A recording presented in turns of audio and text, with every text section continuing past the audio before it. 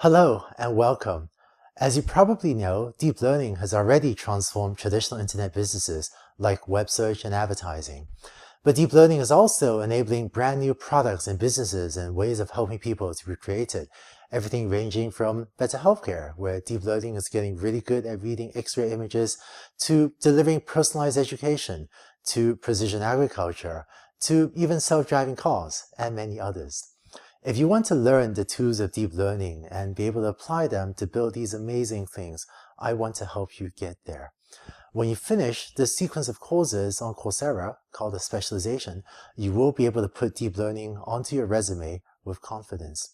Over the next decade, I think all of us have an opportunity to build an amazing world, amazing society that is AI-powered, and I hope that you will play a big role in the creation of this AI-powered society. So let's get started. I think that AI is the new electricity. Starting about 100 years ago, the electrification of our society transformed every major industry, everything ranging from transportation to manufacturing to healthcare to communications and many more. And I think that today we see a surprisingly clear path for AI to bring about an equally big transformation. And of course, the part of AI that is rising rapidly and driving a lot of these developments is deep learning.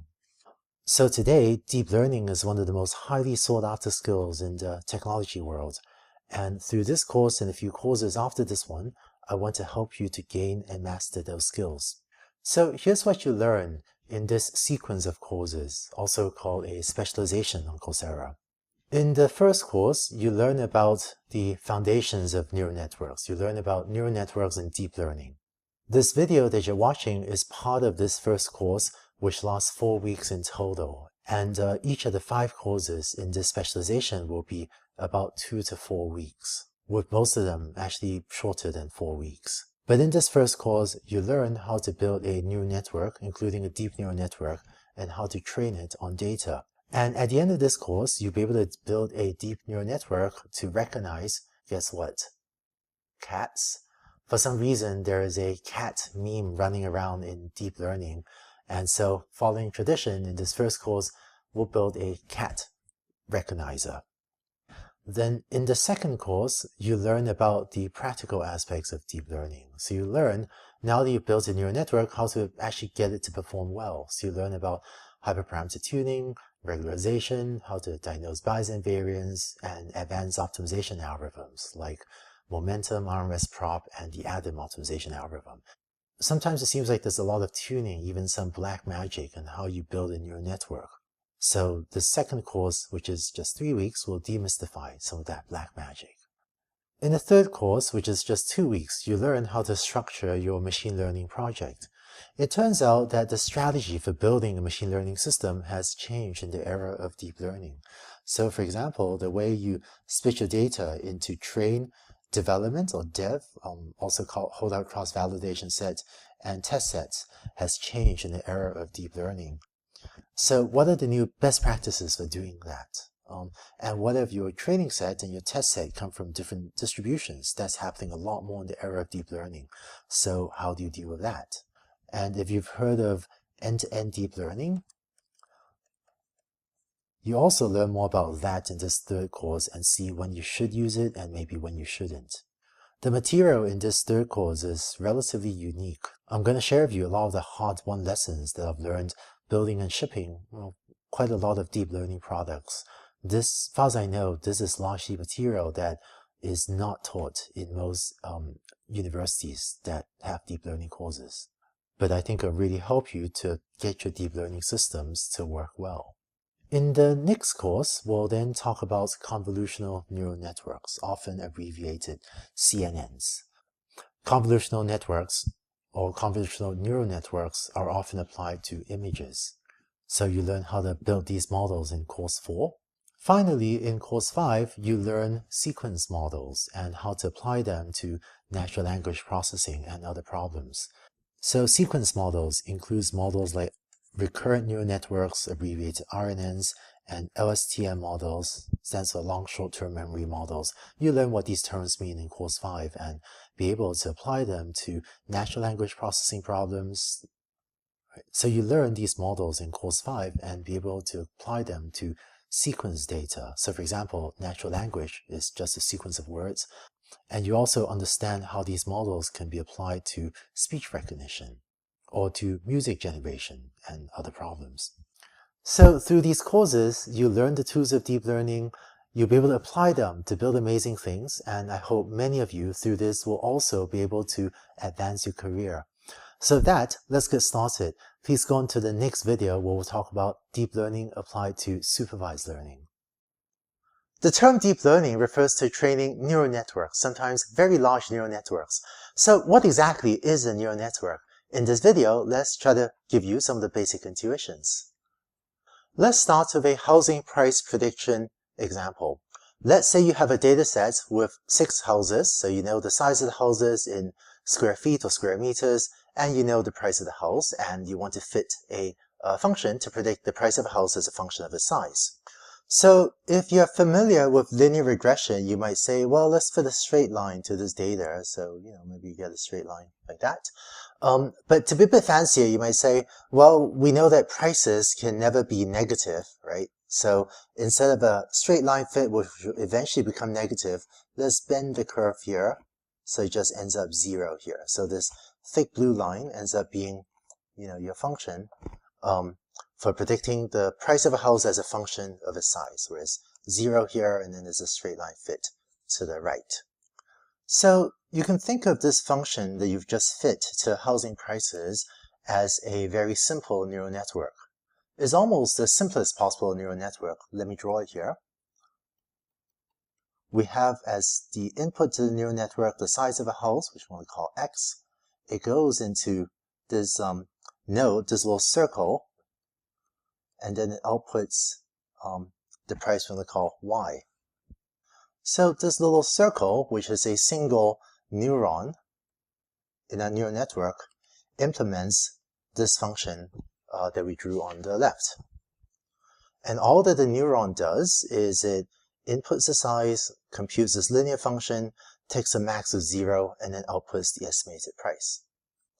And by the way, in the neural network literature, you see this function a lot. This function which goes at 0 at some time and then takes off as a straight line. This function is called a ReLU function, which stands for rectified linear unit. So ReLU. Then rectified just means taking a max of 0, which is why you get a function shape like this. You don't need to worry about ReLU units for now, but it's just something you see again later in this course. So if this is a single neuron neural network, really a tiny little neural network, a larger neural network is then formed by taking many of these single neurons and stacking them together. So if you think of this neuron as being, like a single Lego brick, you then get a bigger neural network by stacking together many of these Lego bricks. Let's see an example. Let's say that instead of predicting the price of a house just from its size, you now have other features. You know other things about the house, such as the number of bedrooms, which we want to write as pound bedrooms. And you might think that, one of the things that really affects the price of a house is family size, right? So, can this house fit your family of 3 or family of 4 or family of 5? And it's really based on the size in square feet or square meters and the number of bedrooms that determines whether or not a house can fit your family's family size. And then maybe the zip code in different countries is called the postal code, right, of the house. And the zip code maybe is a feature that tells you, walkability. So is this neighborhood highly walkable? Can you just walk to the grocery store and walk to school, or do you need to drive? So some people prefer highly walkable neighborhoods. And then the zip code, as well as, the wealth maybe, tells you, right, certainly in the United States, but some other countries as well, tells you how good is the school quality. So each of these little circles I'm drawing can be one of those ReLU, rectified linear units, or some other slightly nonlinear function. so that based on the size and number of bedrooms, you can estimate the family size based on zip code, estimate walkability based on zip code and wealth, you can estimate the school quality. And then finally, you might think that, well, the way people decide how much they're willing to pay for a house is they look at the things that really matter to them, in this case, family size, walkability, and school quality, and that helps you predict the price. So in this example, X is all of these 4 inputs, and Y is the price you're trying to predict. And so by stacking together a few of the single neurons or the simple predictors we had from the previous slide, we now have a slightly larger neural network. Part of the magic of a neural network is that when you implement it, you need to give it just the input X and the output Y for a number of examples in your training set, and then all these things in the middle, it will figure out by itself. So what you actually implement is this, where here you have a neural network with 4 inputs. So the input features might be the size, number of bedrooms, the zip code or postal code, and the wealth of the neighborhood. And so given these input features, the job of the neural network will be to predict the price Y. And notice also that each of these circles, these are called hidden units in the neural network, that each of them takes as input all 4 input features.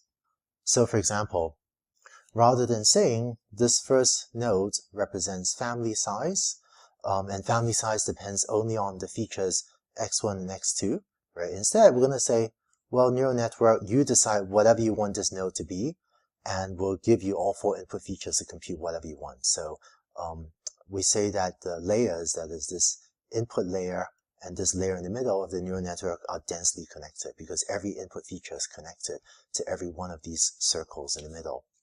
And the remarkable thing about neural networks is that given enough data about X and Y, given enough training examples with both X and Y, neural networks are remarkably good at figuring out functions that accurately map from X to Y. So that's a basic neural network.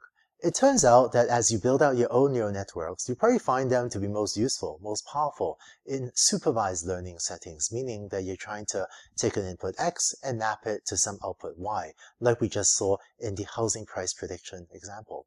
In the next video, let's go over some more examples of supervised learning and some examples of where you might find neural networks to be incredibly helpful for your applications as well.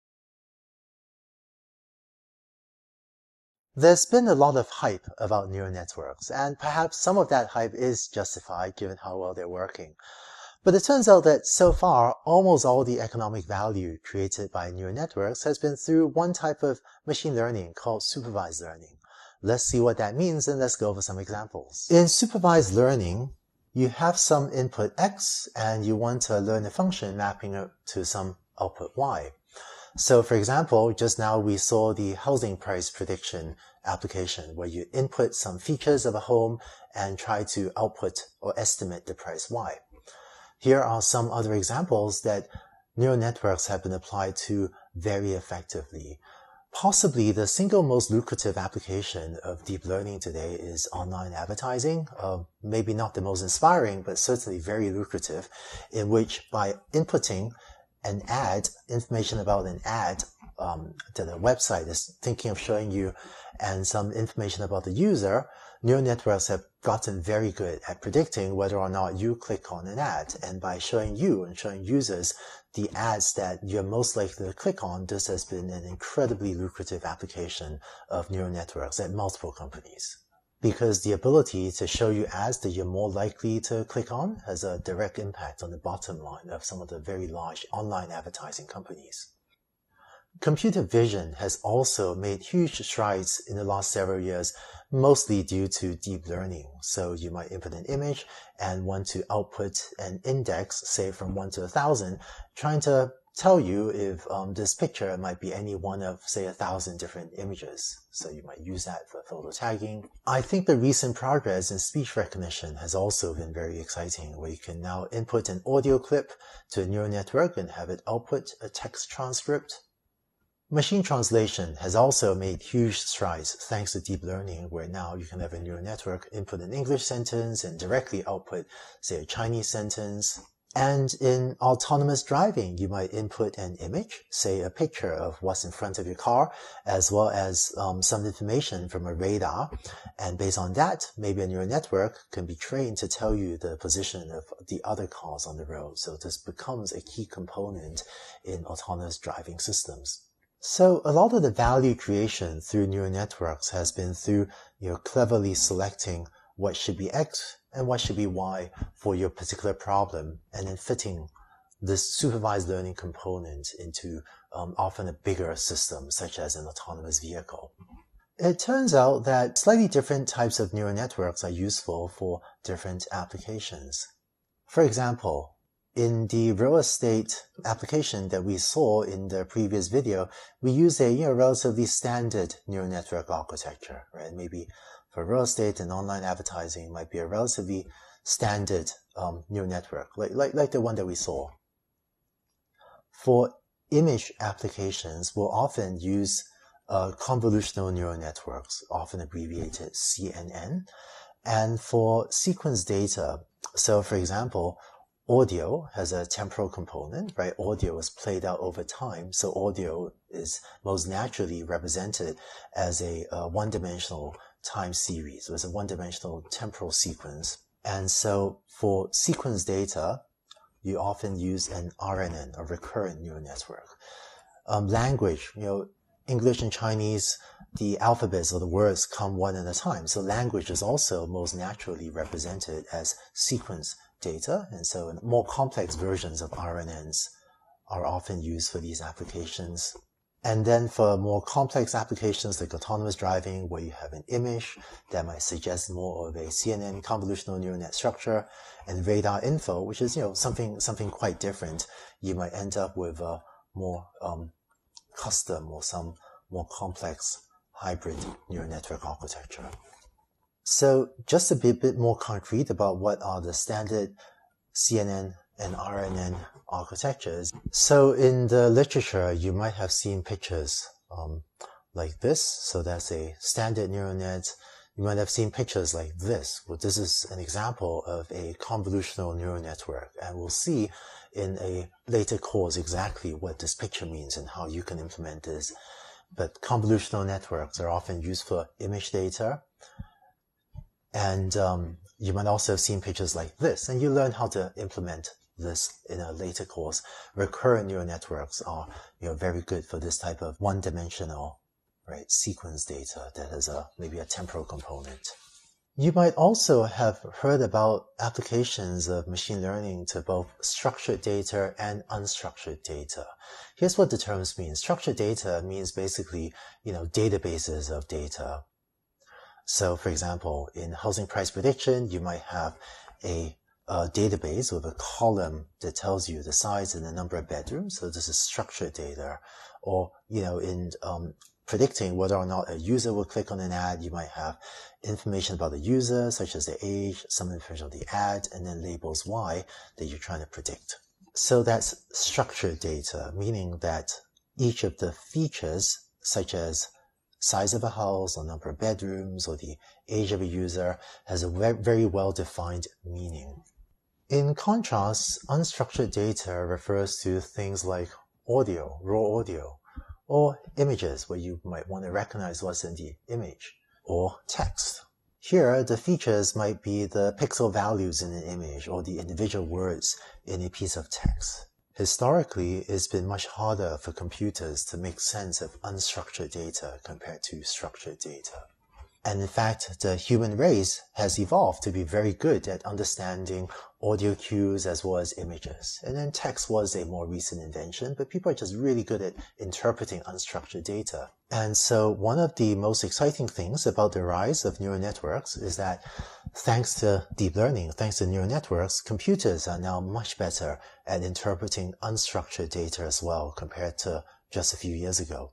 And this creates opportunities for many new exciting applications that use speech recognition, image recognition, natural language processing on text, much more than was possible even just 2 or 3 years ago.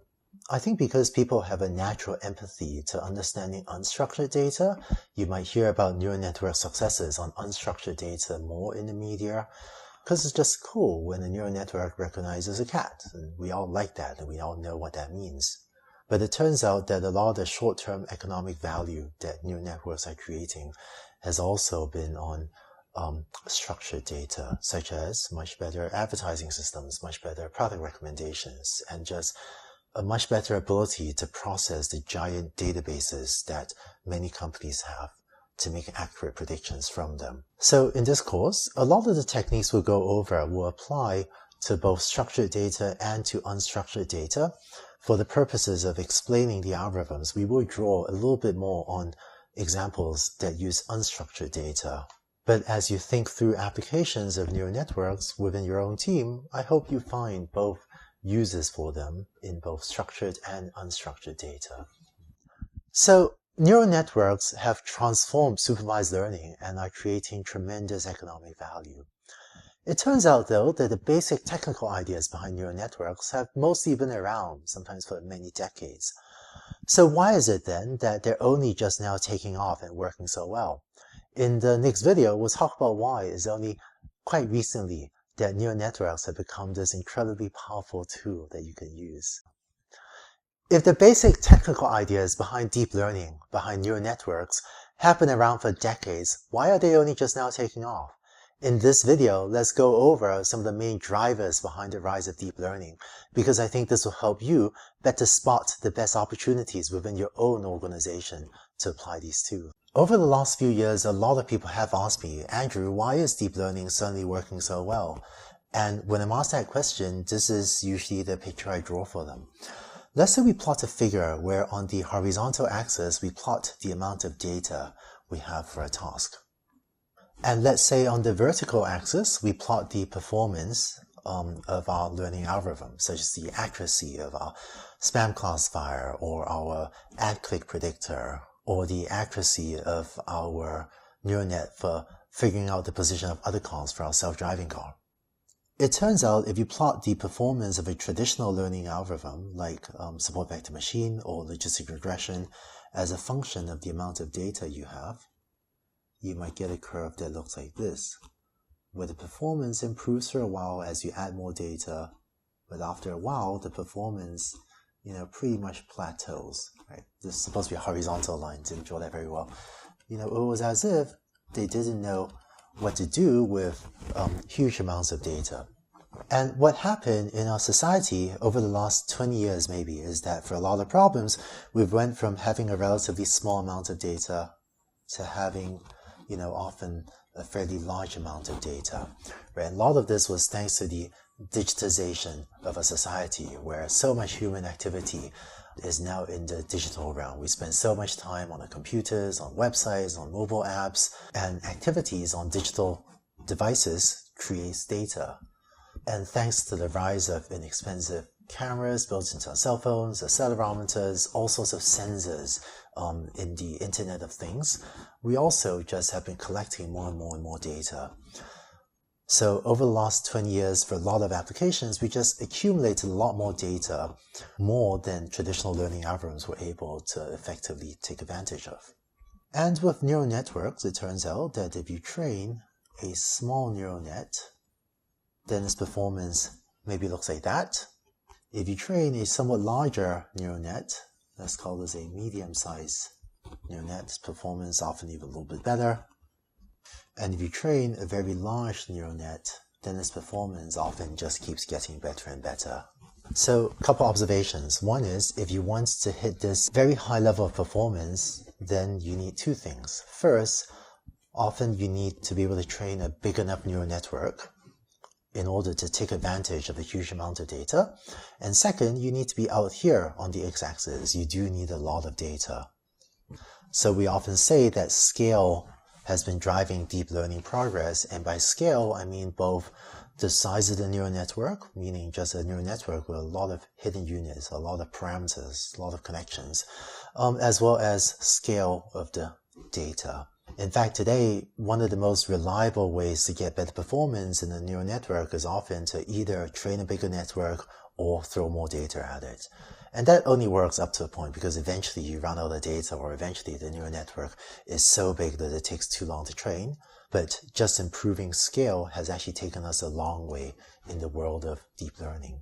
In order to make this diagram a bit more technically precise, let me just add a few more things. I wrote amount of data on the x-axis. Technically, this is amount of labeled data, where by labeled data, I mean training examples, we have both the input x and the label y. Oh, and to introduce a little bit of notation that we'll use later, in this course, we're going to use lowercase alphabet m to denote the size of our training set. So the number of training examples is lowercase m, so that's the horizontal axis. A couple other details to this figure. In this regime of small training sets, the relative ordering of the algorithms is actually not very well defined. So if you don't have a lot of training data, it's often up to your skill at hand engineering features that determines performance. So it's quite possible that if someone training an SVM is more motivated to hand engineer features than someone training even a large neural net, maybe in this small training set regime, the SVM could do better. So, in this region to the left of the figure, the relative ordering between the algorithms is not that well defined. And performance depends much more on your skill at handling features and other little details of the algorithms. And it's only in this big data regime, very large training sets, very large M regime on the right, that we more consistently see large neural nets dominating the other approaches. And so if any of your friends ask you, why are neural nets taking off, I would encourage you to draw this picture for them as well. So I would say that in the early days, in the modern rise of deep learning, it was scale of data and scale of computation. Just our ability to train very large neural networks, either on a CPU or a GPU, that enabled us to make a lot of progress. But increasingly, especially in the last several years, we've been seeing tremendous algorithmic innovation as well. So I also don't want to understate that. Interestingly, many of the algorithmic innovations have been about trying to make neural networks run much faster. So, as a concrete example, one of the huge breakthroughs in neural networks has been switching from a sigmoid function, which looks like this, to a ReLU function, which we talked about briefly in an earlier video, that looks like this. If you don't understand the details of what I'm about to say, don't worry about it. But it turns out that one of the problems of using sigmoid functions in machine learning is that there are these regions here where the slope of the function, where the gradient is nearly zero, and so learning becomes really slow. Because when you implement gradient descent and the gradient is zero, the parameters just change very slowly, and so learning is very slow. Whereas by changing what's called the activation function of a neural network to use this function called the ReLU function, or the rectified linear unit, ReLU, the gradient is equal to 1 for all positive values of input, right? And so the gradient is much less likely to gradually shrink to 0. And the gradient here, the slope of this line is 0 on the left, but it turns out that just by switching to the sigmoid function, to the ReLU function, has made an algorithm called gradient descent work much faster. And so this is an example of maybe a relatively simple algorithmic innovation, but ultimately the impact of this algorithmic innovation was it really helped computation.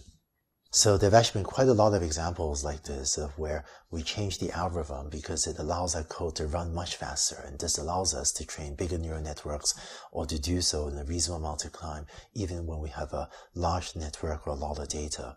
The other reason that fast computation is important is that it turns out the process of training neural network is very iterative. Often you have an idea for a neural network architecture, and so you implement your idea in code. Implementing your idea then lets you run an experiment which tells you how well your neural network does, and then by looking at it, you go back to change the details of your neural network, and then you go around this circle over and over. And when your neural network takes a long time to train, it just takes a long time to go around this cycle.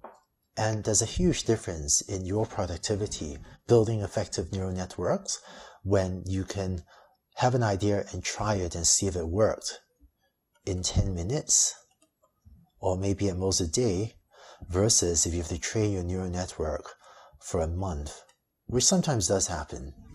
Because when you get a result back, in 10 minutes or maybe in a day, you could just try a lot more ideas and be much more likely to discover a neural network that works well for your application.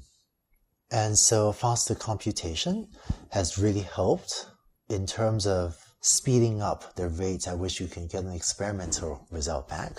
And this has really helped both practitioners of neural networks as well as researchers working in deep learning iterate much faster and improve your ideas much faster.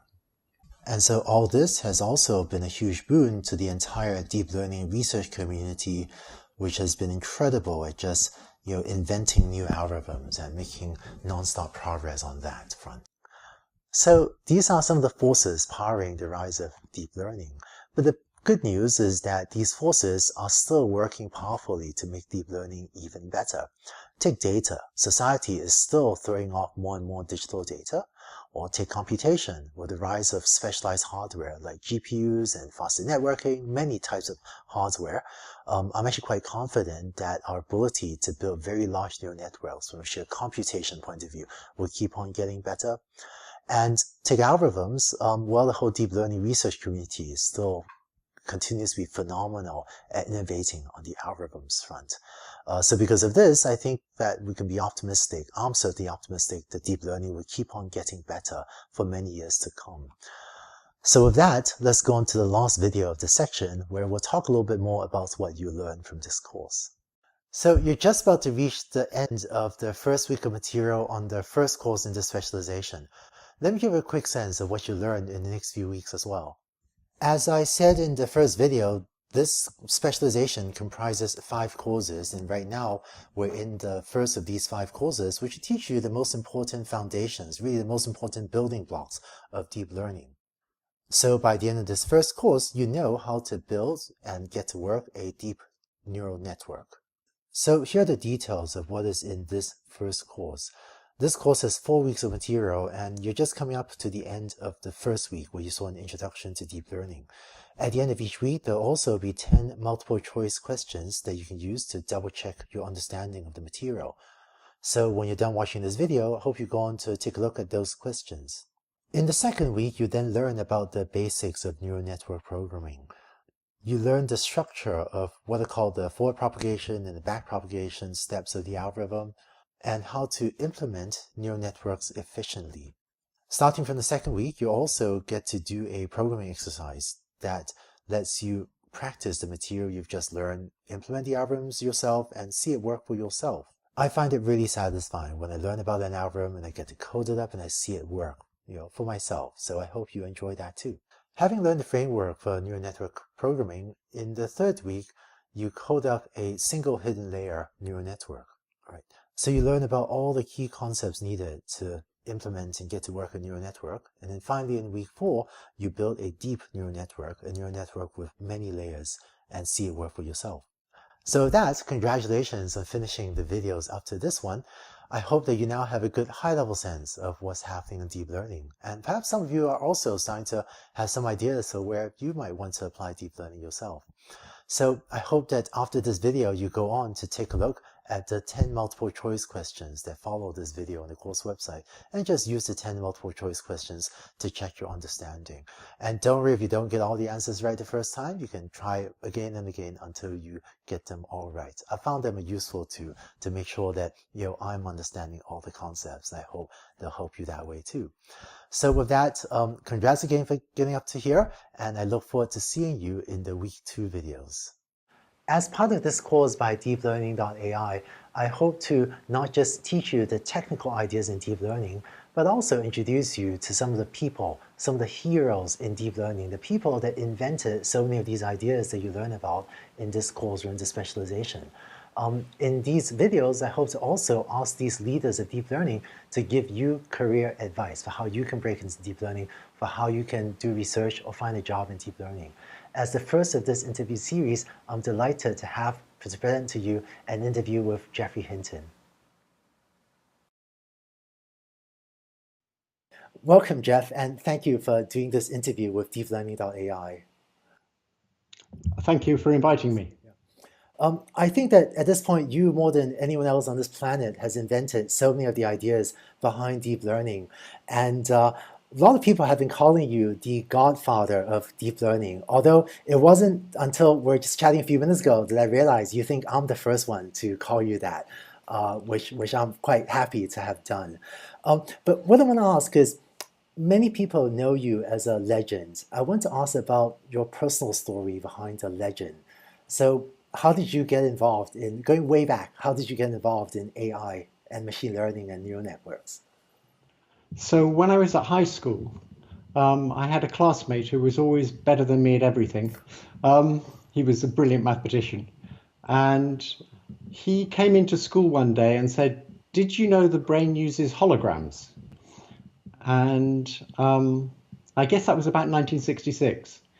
And I said, sort of, what's a hologram? And he explained that in a hologram, you can chop off half of it and you still get the whole picture. And that memories in the brain might be distributed over the whole brain. And so I guess he'd read about Lashley's experiments where you chop out bits of a rat's brain and discover it's very hard to find one bit where it stores one particular memory. So that's what first got me interested in how does the brain store memories. And then when I went to university, I started off studying physiology and physics. I think when I was at Cambridge, I was the only undergraduate doing physiology and physics. And then I gave up on that and tried to do philosophy because I thought that might give me more insight. But that seemed to me actually lacking in ways of distinguishing when they said something false. And so then I switched to psychology.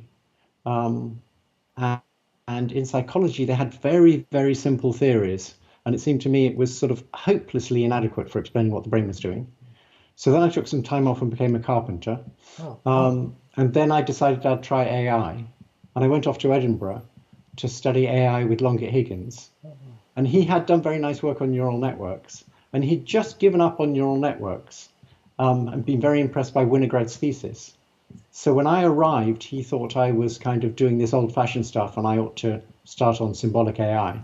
And we had a lot of fights about that, but I just kept on doing what I believed in. And then what? I eventually got a PhD in AI, and then I couldn't get a job in Britain. But I saw this very nice advertisement for Sloan Fellowships in California. And I managed to get one of those. And I went to California, and everything was different there. So in Britain, neural nets was regarded as kind of silly. And in California, Don Norman and David Rumelhart were very open to ideas about neural nets. It was the first time I'd been somewhere where thinking about how the brain works and thinking about how that might relate to psychology was seen as a very positive thing. And it was a lot of fun there. In particular, collaborating with David Rumelhart was great.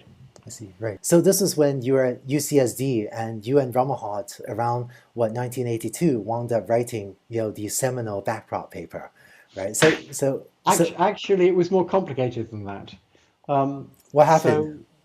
So I think, around early 1982, David Rumelhart and me and Ron Williams, between us, developed the backprop algorithm. It was mainly David Rumelhart's idea. We discovered later that many other people had invented it. David Parker had invented it, probably after us, but before we published. Paul Werbos had published it already quite a few years earlier, but nobody had paid it much attention. And there were other people who developed very similar algorithms. It's not clear what's meant by backprop, but using the chain rule to get derivatives was not a novel idea. Why do you think it was your paper that helped so much the community latch on to backprop? It feels like your paper marked an inflection in the acceptance of this algorithm, whoever accepted it. So we managed to get a paper into Nature in 1986. And I did quite a lot of political work to get the paper accepted. I figured out that one of the referees was probably going to be Stuart Sutherland, who was a well-known psychologist in Britain. And I went and talked to him for a long time and explained to him exactly what was going on. And he was very impressed by the fact that we showed that backprop could learn representations for words, and you could look at those representations, which were little vectors, and you could understand the meaning of the individual features. So we actually trained it on little triples of words about family trees, like Mary has mother Victoria, and you'd give it the first two words and it would have to predict the last word. And after you trained it, you could see all sorts of features in the representations of the individual words, like the nationality of the person and what generation they were, which branch of the family tree they were in, and so on. That was what made Stuart Sutherland really impressed with it, and I think that was why the paper got accepted. Very early word embeddings, and you're already seeing learned features of semantic meanings emerge from the training algorithm. Yes, so from a psychologist's point of view, what was interesting was it unified two completely different strands of ideas about what knowledge was like. So there was the old psychologist's view that a concept is just a big bundle of features, and there's lots of evidence for that. And then there was the AI view of the time, which is a far more structuralist view, which was that a concept is how it relates to other concepts. And to capture a concept, you'd have to do something like a graph structure, or maybe a semantic net. And what this backpropagation example showed was you could give it the information that would go into a graph structure, or in this case, a family tree, and it could convert that information into features in such a way that it could then use the features to derive new consistent information, i.e. generalize. But the crucial thing was this to and fro between the graphical representation, or the tree structured representation of the family tree, and a representation of the people as big feature vectors, and the fact that you could, from the graph-like representation, you could get to the feature vectors, and from the feature vectors, you could get more of the graph-like representation. So this was 1986. In the early 90s, Bengio showed that you could actually take real data, you could take English text, and apply the same techniques there, and get embeddings for real words from English text. And that impressed people a lot. I guess recently we've been talking a lot about how fast computers like GPUs and supercomputers is driving deep learning. I didn't realize that back in between 1986 and the early 90s, it sounds like between you and Bengio, there was already the beginnings of this trend. Yes, there was a huge advance. I mean, in 1986, I was using a Lisp machine which was less than a tenth of a megaflop. And by about 1993 or thereabouts, people were seeing like 10 megaflops. So it was a factor of 100. And that's the point at which it was easy to use because computers were just getting faster. Over the past several decades, you've invented so many pieces of neural networks and deep learning. I'm actually curious, of all of the things you've invented, which are the ones you're still most excited about today? So I think the most beautiful one is the work I did with Terry Sinofsky on Boltzmann machines. Wow. So we discovered there was this really, really simple learning algorithm that applied to great big densely connected nets where you could only see a few of the nodes. So it would learn hidden representations. And it was a very simple algorithm. And it looked like the kind of thing you should be able to get in a brain because each synapse only needed to know about the behavior of the two neurons it was directly connected to. And the information that was propagated was the same. There were two different phases, which we called wake and sleep. But in the two different phases, you're propagating information in just the same way. Whereas in something like backpropagation, there's a forward pass and a backward pass, and they work differently. They're sending different kinds of signals. Right. So I think that's the most beautiful thing. Oh. And for many years, it looked like just like a curiosity because it looked like it was much too slow. But then later on, I got rid of a little bit of the beauty. And instead of letting things settle down, just use one iteration in a somewhat simpler net. And that gave restricted Boltzmann machines, which actually worked effectively in practice. So in the Netflix competition, for example, restricted Boltzmann machines were one of the ingredients of the winning entry. In fact, a lot of the recent resurgence of neural net and deep learning, starting about, I guess, 2007, was the restricted Boltzmann machine and deep restricted Boltzmann machine work that you and your lab did. Yes, so that's another of the pieces of work I'm very happy with. The idea of that you could train a restricted Boltzmann machine, which just had one layer of hidden features, and you could learn one layer of features, and then you could treat those features as data and do it again. And then you could treat the new features you'd learned as data and do it again as many times as you liked. So that was nice. It worked in practice. And then Yi Wei-Tei realized that the whole thing could be treated as a single model, but it was a weird kind of model. It was a model where at the top you had a restricted Boltzmann machine, but below that you had a sigmoid belief net, which was something that Radford Neal had invented many years earlier. So it was a directed model. And what we'd managed to come up with by training these restricted Boltzmann machines was an efficient way of doing inference in sigmoid belief nets. So around that time, there were people doing neural nets who would use densely connected nets, but didn't have any good ways of doing probabilistic inference in them. And you had people doing graphical models, like Mike Jordan, who could do inference properly, but only in sparsely connected nets. And what we managed to show was there's a way of learning these deep belief nets so that there's an approximate form of inference that's very fast. It just happens in a single forward pass. And that was a very beautiful result.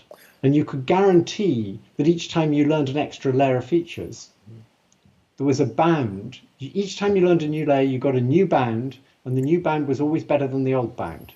Yep. I remember the variational bound showing that as you add layers, Yes. I remember that video. So that was the second thing that I was really excited by. And I guess the third thing was the work I did with Radford Neal on variational methods. It turns out people in statistics had done similar work earlier, but we didn't know about that. So we managed to make EM work a whole lot better by showing you didn't need to do a perfect E step. You could do an approximate E step. And EM was a big algorithm in statistics, and we'd showed a big generalization of it. Yes. And in particular, in 1993, I guess, with Van Kamp, I did a paper that was, I think, the first variational Bayes paper, where we showed that you could actually do a version of Bayesian learning that was far more tractable by approximating the true posterior with a Gaussian. And you could do that in a neural net. And I was very excited by that. I see. Wow. Right. Yep. I think I remember all of these papers, the Neal and Hinton approximate EM paper, right? Spent many hours reading over that. And I think, some of the algorithms you use today, or some of the algorithms that lots of people use almost every day are things like dropouts or I guess ReLU activations came from your group? Yes and no. So other people had thought about rectified linear units, and we actually did some work with restricted Boltzmann machines showing that a ReLU was almost exactly equivalent to a whole stack of logistic units. And that's one of the things that helped ReLUs catch on. I was really curious about that. The ReLU paper had a lot of math showing that this function can be approximated to this really complicated formula. Did you do that math so your paper would get acceptance in academic conference, or did all that math really influence the development of max of 0 and x? That was one of the cases where actually the math was important to the development of the idea. So I knew about rectified linear units, obviously, and I knew about logistic units. And because of the work on Boltzmann machines, all of the basic work was done using logistic units. And so the question was, could the learning algorithm work in something with rectified linear units? And by showing that rectified linear units were almost exactly equivalent to a stack of logistic units, we showed that all the math would go through. I see. And it provided the inspiration, but today tons of people use ReLU and it just works without necessarily needing to understand the same motivation. Yeah, one thing I noticed later when I went to Google, I guess in 2014, I gave a talk at Google about using ReLUs, and initializing with the identity matrix. Because the nice thing about ReLUs is if you keep replicating the hidden layers and you initialize with the identity, it just copies the pattern in the layer below. And so I was showing that you could train networks with 300 hidden layers, and you could train them really efficiently if you initialize with the identity. But I didn't pursue that any further, and I really regret not pursuing that. We published one paper with Kwok Lee showing you could initialize and Navdeep Jetli, showing you could initialize recurrent nets like that. But I should have pursued it further because later on, these residual networks were really that kind of thing. Over the years, I've heard you talk a lot about the brain. I've heard you talk about the relationship between backprop and the brain. What are your current thoughts on that? I'm actually working on a paper on that right now. I guess my main thought is this. If it turns out that backprop is a really good algorithm for doing learning, then for sure, evolution could have figured out how to implement it. I mean, you have cells that can turn into either eyeballs or teeth. Now, if cells can do that, they can for sure implement backpropagation, and presumably there's huge selective pressure for it.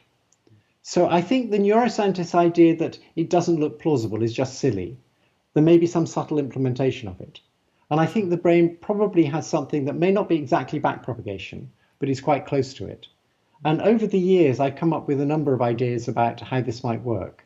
So in 1987, working with Jay McClelland, I came up with the recirculation algorithm, where the idea is you send information round a loop and you try to make it so that things don't change as information goes around this loop. So the simplest version would be you have input units and hidden units, and you send information from the input to the hidden and then back to the input, and then back to the hidden, and then back to the input, and so on. And what you want to train an autoencoder, but you want to train it without having to do backpropagation.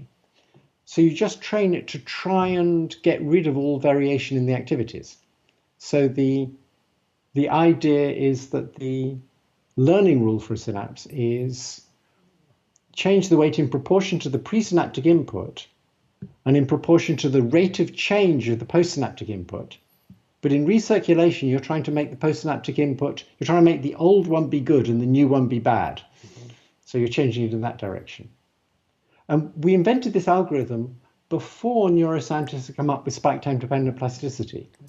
Spike time dependent plasticity is actually the same algorithm, but the other way around, where the new thing is good and the old thing is bad in the learning rule.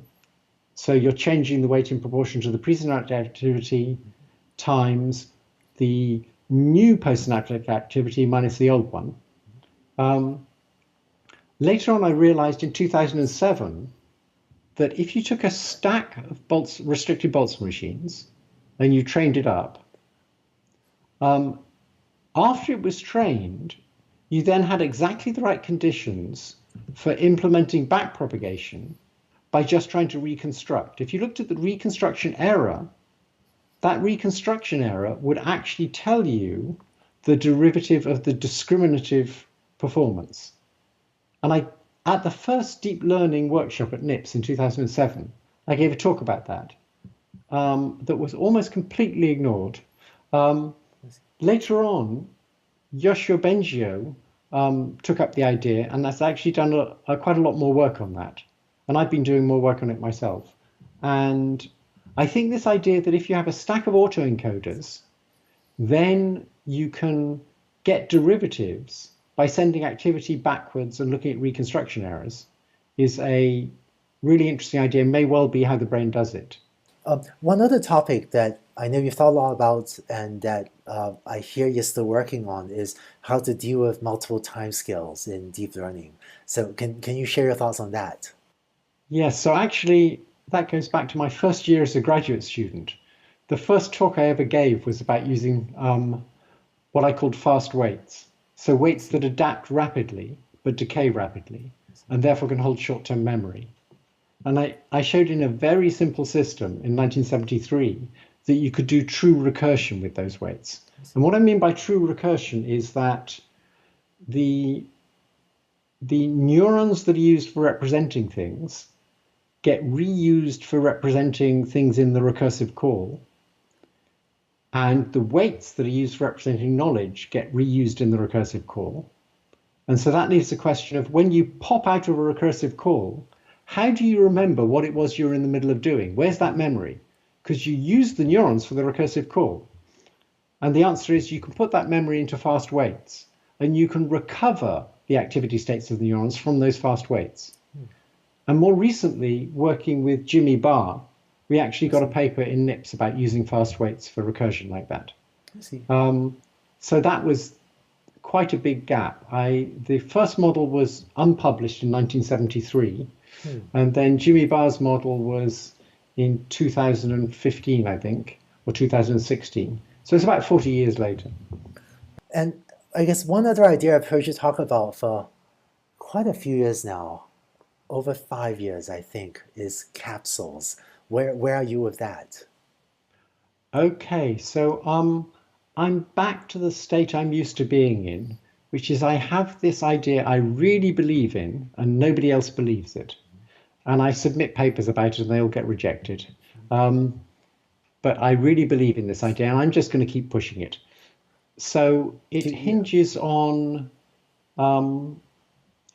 there's a couple of key ideas.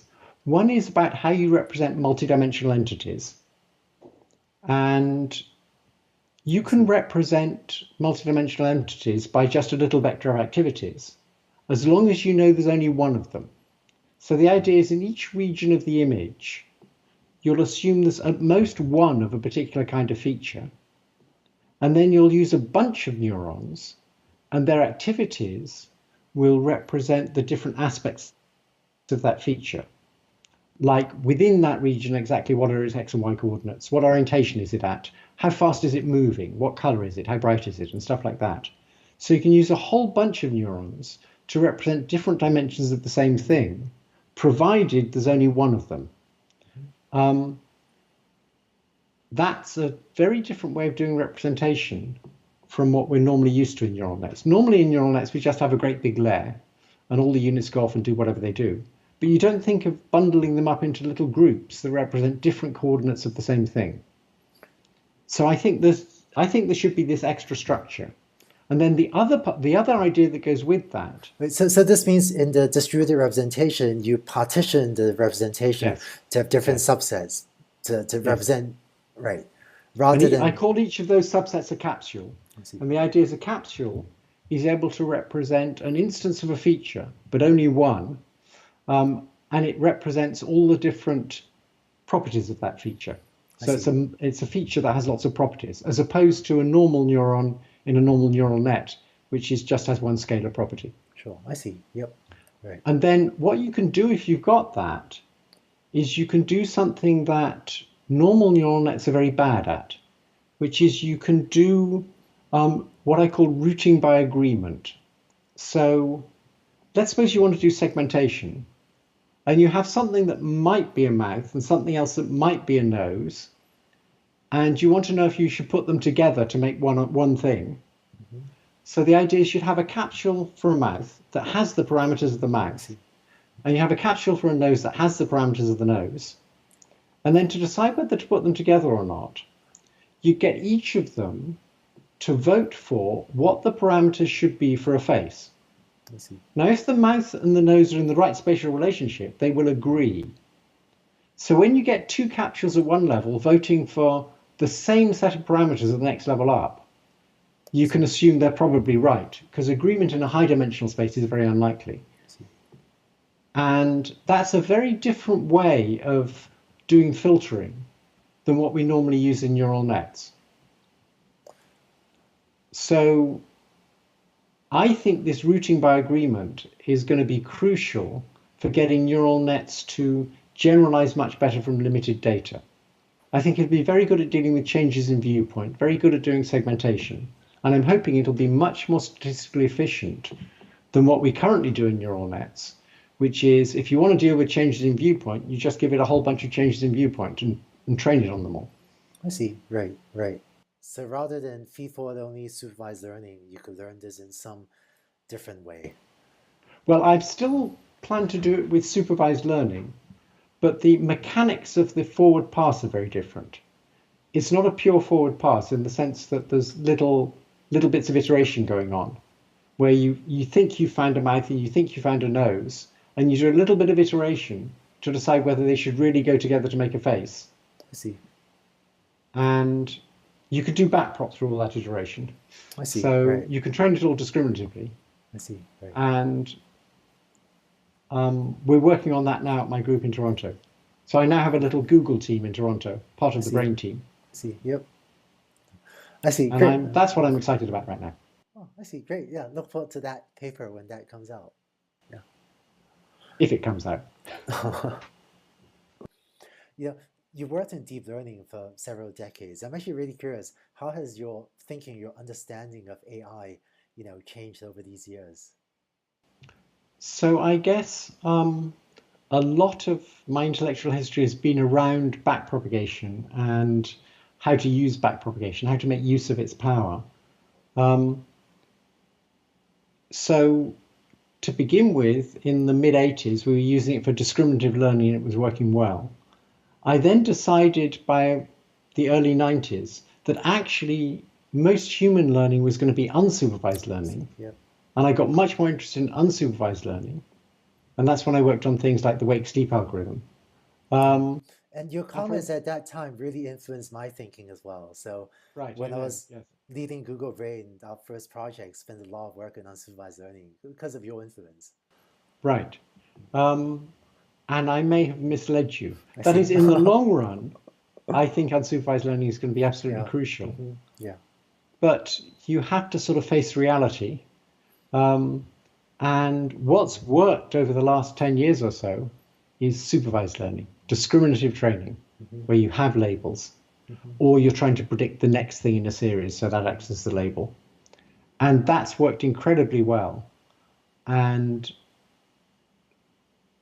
I still believe that unsupervised learning is going to be crucial, and things will work incredibly much better than they do now when we get that working properly. But we haven't yet. Yeah, yep. I think many of the senior people in deep learning, including myself, remain very excited about it. It's just none of us really have almost any idea how to do it yet. Maybe you do. I don't feel like I do. Well, variational autoencoders where you use the reparameterization trick seem to be a really nice idea. And generative adversarial nets also seem to me to be a really nice idea. I think generative adversarial nets are one of the sort of biggest ideas in deep learning that's really new. I see, yeah. I'm hoping I can make capsules that successful, but right now generative adversarial nets, I think, have been a big breakthrough. What happened to sparsity and slow features, which were two of the other principles for building unsupervised models? I was never as big on sparsity as you were. I see, okay.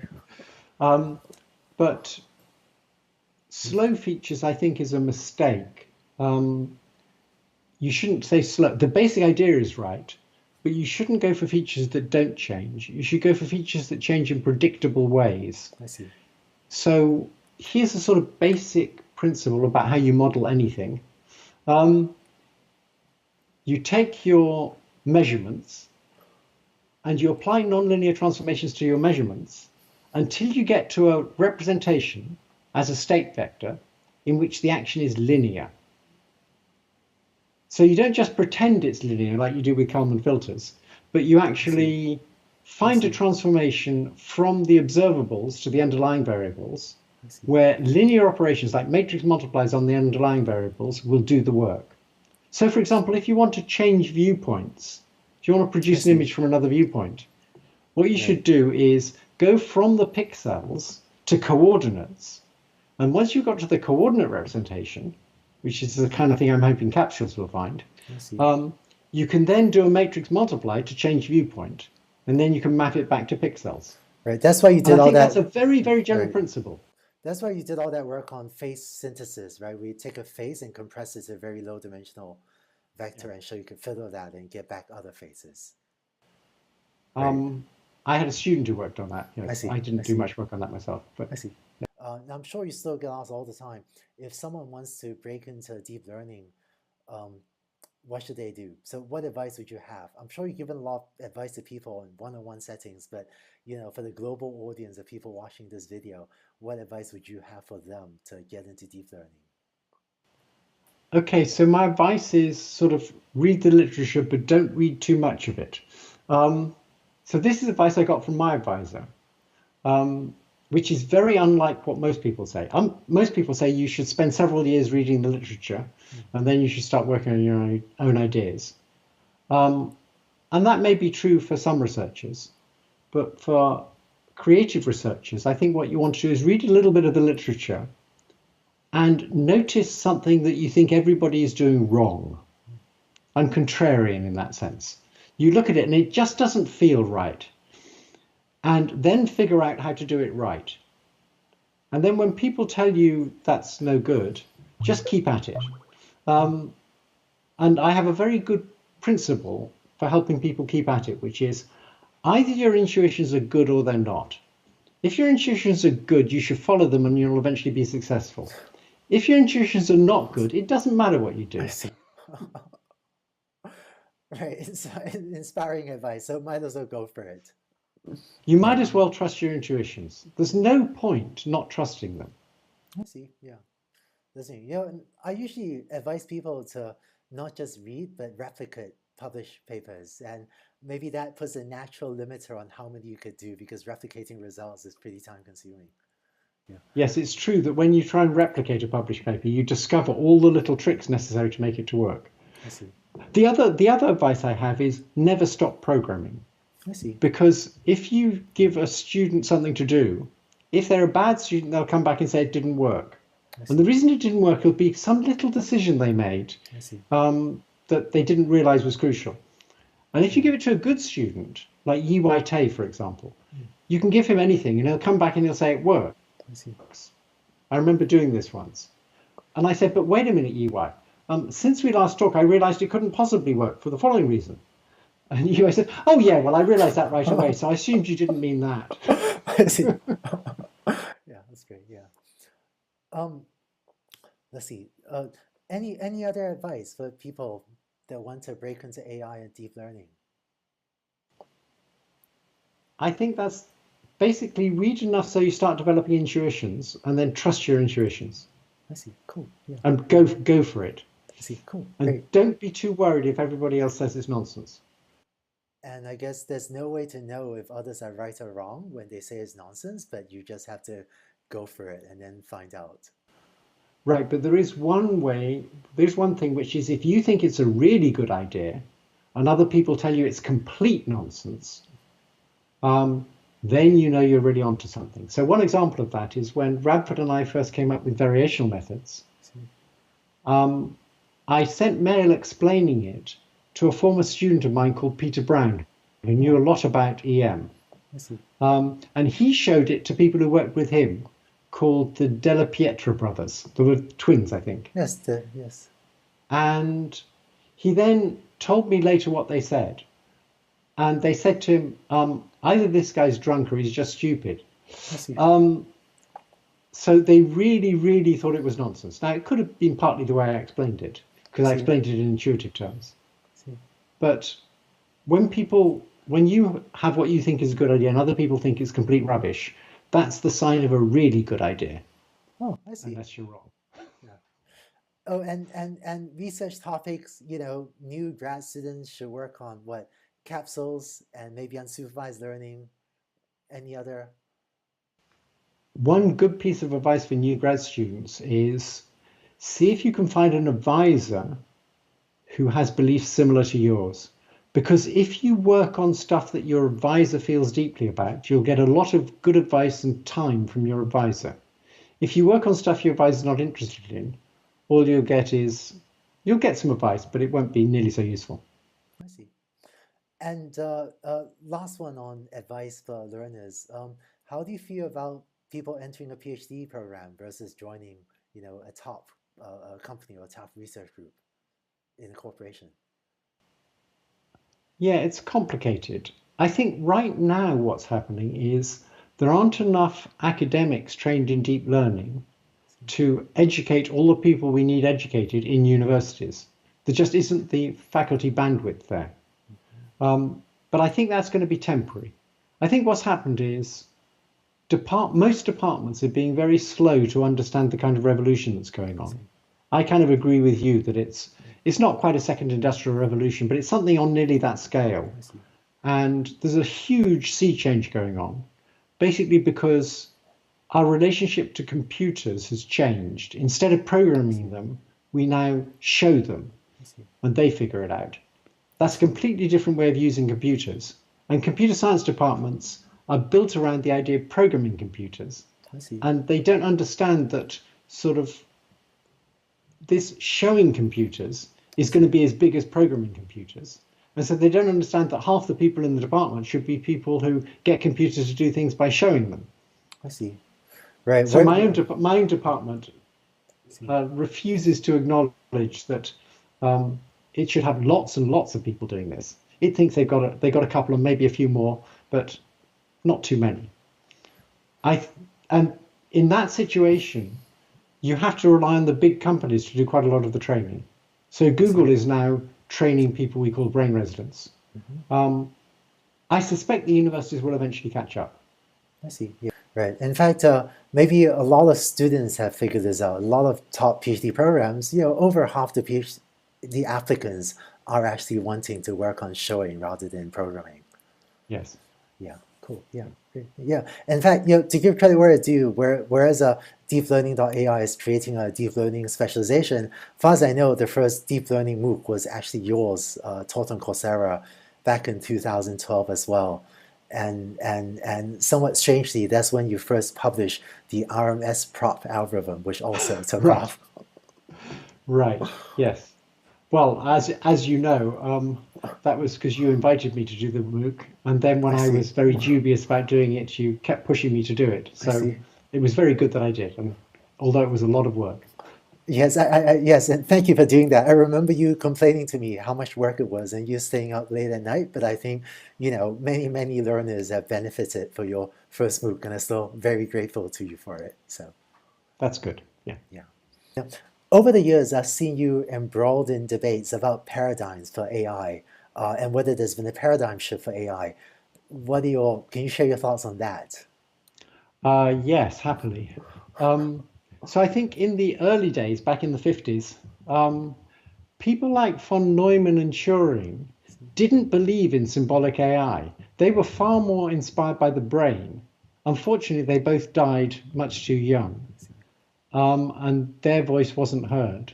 And in the early days of AI, people were completely convinced that the representations you needed for intelligence were symbolic expressions of some kind, sort of cleaned up logic. Where you could do non-monotonic things and not quite logic, but something like logic, and that the essence of intelligence was reasoning. What's happened now is there's a completely different view, which is that what a thought is just a great big vector of neural activity. So contrast that with a thought being a symbolic expression. And I think the people who thought that thoughts were symbolic expressions just made a huge mistake. What comes in is a string of words, and what comes out is a string of words. And because of that, strings of words are the obvious way to represent things. So they thought what must be in between was a string of words, or something like a string of words. And I think what's in between is nothing like a string of words. I think the idea that thoughts must be in some kind of language is as silly as the idea that understanding the layout of a spatial scene must be in pixels. Pixels come in, and if we had a dot matrix printer attached to us, then pixels would come out. But what's in between isn't pixels. And so I think thoughts are just these great big vectors, and the big vectors have causal powers. They cause other big vectors.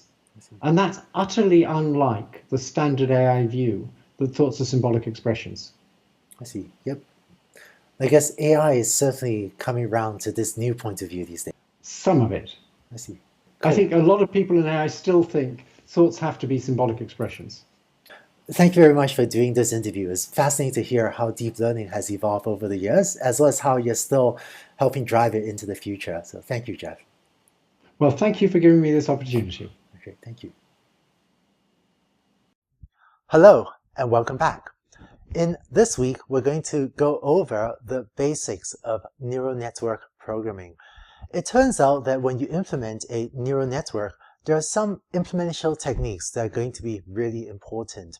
For example, if you have a training set of M training examples, you might be used to processing the training set by having a for loop step through your M training examples. But it turns out that when you implement a neural network, you usually want to process your entire training set without using an explicit for loop to loop over your entire training set. So you'll see how to do that in this week's materials. Another idea, when you organize the computation of a neural network, usually you have what's called a forward pass or forward propagation step, followed by a backward pass or what's called a backward propagation step. And so in this week's materials, you also get an intuition about why the computations in learning in a neural network can be organized in this forward propagation and a separate backward propagation. For this week's materials, I want to convey these ideas using logistic regression in order to make the ideas easier to understand. But even if you've seen logistic regression before, I think that there'll be some new and interesting ideas for you to pick up in this week's materials. So with that, let's get started. Logistic regression is an algorithm for binary classification. So let's start by setting up the problem. Here's an example of a binary classification problem. You might have an input of an image like that and want to output a label to recognize this image as being either a cat, in which case you output 1, or non-cat, in which case you output 0. And we're going to use Y to denote the output label. Let's look at how an image is represented in a computer. To store an image, your computer stores 3 separate matrices corresponding to the red, green, and blue color channels of this image. So if your input image is 64 pixels by 64 pixels, then you would have 3 64 by 64 matrices corresponding to the red, green, and blue pixel intensity values for your image. Although to make these fit on the slide, I drew these as much smaller matrices. So these are actually 5 by 4 matrices rather than 64 by 64. So to turn these pixel intensity values into a feature vector, what we're going to do is unrow all of these pixel values into a input feature vector X. So to unrow all of these pixel intensity values into a feature vector, what we're going to do is define a feature vector X corresponding to this image as follows. We're just going to take all the pixel values, 255, 231, and so on, 255, 231, and so on, until we've listed all the red pixels, and then eventually 255, 134, 255, 134, and so on, until we get a very long feature vector listing out all the red, green, and blue pixel intensity values of this image. So if this image is a 64 by 64 image, the total dimension of this vector X will be 64 by 64 by 3, because that's the total numbers we have in all of these matrices, which in this case turns out to be 12288. That's what you get if you multiply out those numbers. And so we're going to use nx equals 12288 to represent the dimension of the input features X. And sometimes for brevity, I might also just use lowercase n to represent the dimension of this input feature vector. So in binary classification, our goal is to learn a classifier that can input an image represented by its feature vector X and predict whether the corresponding label Y is 1 or 0. That is, whether this is a cat image or a non-cat image. Let's now lay out some of the notation that we'll use throughout the rest of this course.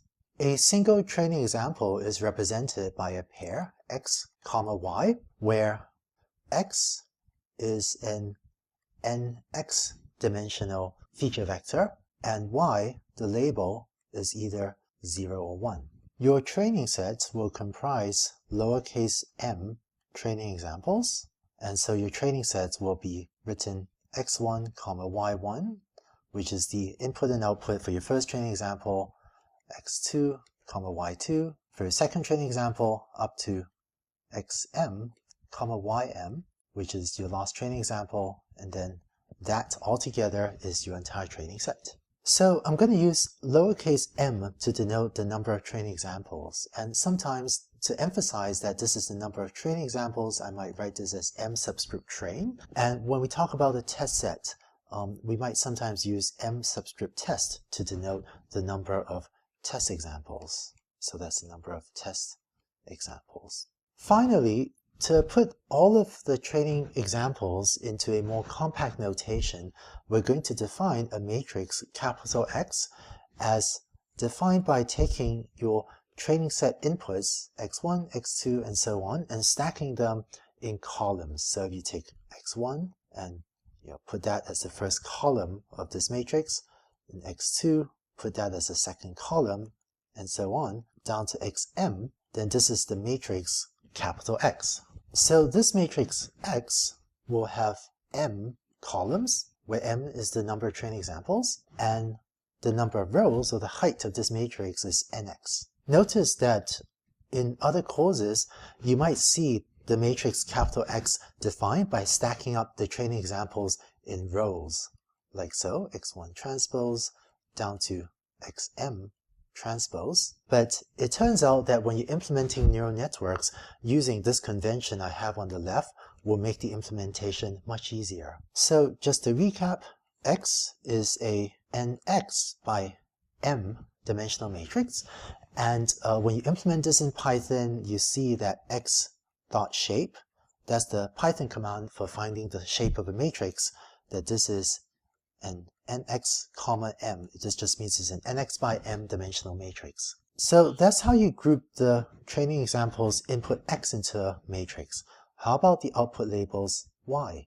It turns out that to make your implementation of a neural network easier, it will be convenient to also stack y in columns. So we're going to define capital Y to be equal to y1, y2, up to ym, like so. So y here will be a 1 by m dimensional matrix. And again, to use the Python notation, the shape of y will be 1 comma m, which just means this is a 1 by m matrix. And as you implement your neural network later in this course, you find that a useful convention will be to take the data associated with different training examples, and by data I mean either x or y or other quantities you see later, but to take the stuff or the data associated with different training examples and to stack them in different columns, like we've done here for both x and y.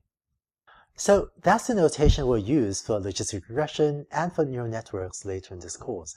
If you ever forget what a piece of notation means, like what is m or what is n or what is something else, we've also posted on the course website a notation guide that you can use to quickly look up what any particular piece of notation means. So with that, let's go on to the next video where we'll start to flesh out logistic regression using this notation. In this video, we'll go over logistic regression. This is a learning algorithm that you use when the output labels y in a supervised learning problem are all either 0 or 1, so for binary classification problems. Given an input feature vector x may be corresponding to an image that you want to recognize as either a cat picture or not a cat picture, you want an algorithm that can output a prediction, which we call y hat, which is your estimate of y. More formally, you want y hat to be the probability or the chance that y is equal to 1 given the input features x. So in other words, if x is a picture, as we saw in the last video, you want y hat to tell you what is the chance that this is a cat picture. So x, as we said in the previous video, is a nx dimensional vector. Given that, the parameters of logistic regression will be w, which is also an nx dimensional vector, together with b, which is just a real number. So given an input x and the parameters w and b, how do we generate the output y hat? Well, one thing you could try that doesn't work would be to have y hat be w transpose x plus b, kind of a linear function of the input x. And in fact, this is what you use if you were doing linear regression. But this isn't a very good algorithm for binary classification because you want y hat to be the chance that y is equal to 1. So y hat should really be between 0 and 1. And it's difficult to enforce that because W transpose X plus B can be much bigger than 1 or it can even be negative, which doesn't make sense for a probability that you want to be between 0 and 1. So in logistic regression, our output is instead going to be y hat equals the sigmoid function applied to this quantity. This is what the sigmoid function looks like. If on the horizontal axis I plot z, then the function sigmoid of z looks like this. So it goes smoothly from 0 up to 1. Let me label my axes here. This is 0. And it crosses the vertical axis at 0.5. So this is what sigmoid of z looks like, and we're going to use z to denote this quantity W transpose X plus B. Here's the formula for the sigmoid function. Sigmoid of z, where z is a real number, is 1 over 1 plus e to the negative z. So notice a couple things. If z is very large, then e to the negative z will be close to 0, so then sigmoid of z will be approximately 1 over 1 plus something very close to 0, because e to the negative of a very large number will be close to 0, so this is close to 1. And indeed, if you look on the plot on the left, if z is very large, then sigmoid of z is very close to 1. Conversely, if z is very small, or if it's a very large negative number, then sigmoid of z becomes 1 over 1 plus e to the negative z, and this becomes e to a huge number, so this becomes, think of it as 1 over 1 plus a number that is very, very big.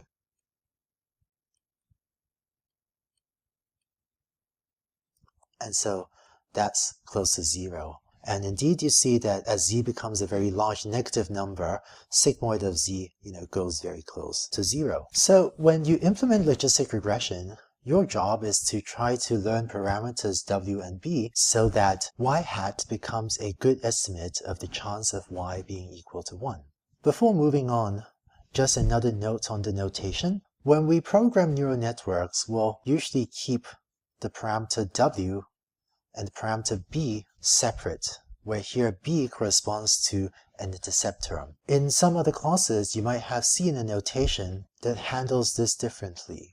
In some conventions, you define an extra feature called x0 and make that equal to 1, so that now x is in R of nx plus 1, and then you define y hat to be equal to sigma of theta transpose x.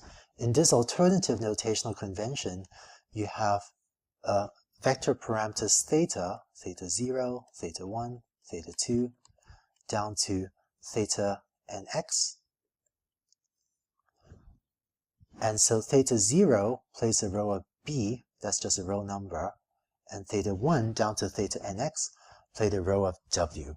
It turns out when you implement your neural network, it'll be easier to just keep b and w as separate parameters. And so in this class, we will not use any of this notational convention that I just wrote in red. If you've not seen this notation before in other classes, don't worry about it. It's just that for those of you that have seen this notation, I wanted to mention explicitly that we're not using that notation in this course. But if you've not seen this before, it's not important and you don't need to worry about it. So you've now seen what the logistic regression model looks like. Next, to train the parameters w and b, you need to define a cost function. Let's do that in the next video. In the previous video, you saw the logistic regression model.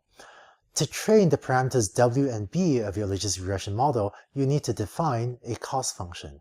Let's take a look at a cost function you can use to train logistic regression. To recap, this is what we had defined from the previous slide. So your output y hat is sigmoid of w transpose x plus b, where sigmoid of z is as defined here. So to learn parameters for your model, you're given a training set of m training examples, and it seems natural that you want to find parameters W and B so that at least on the training set, the outputs you have, the predictions you have on the training set, which I'm going to write as y hat I, that will be close to the ground truth labels yi that you got in the training set.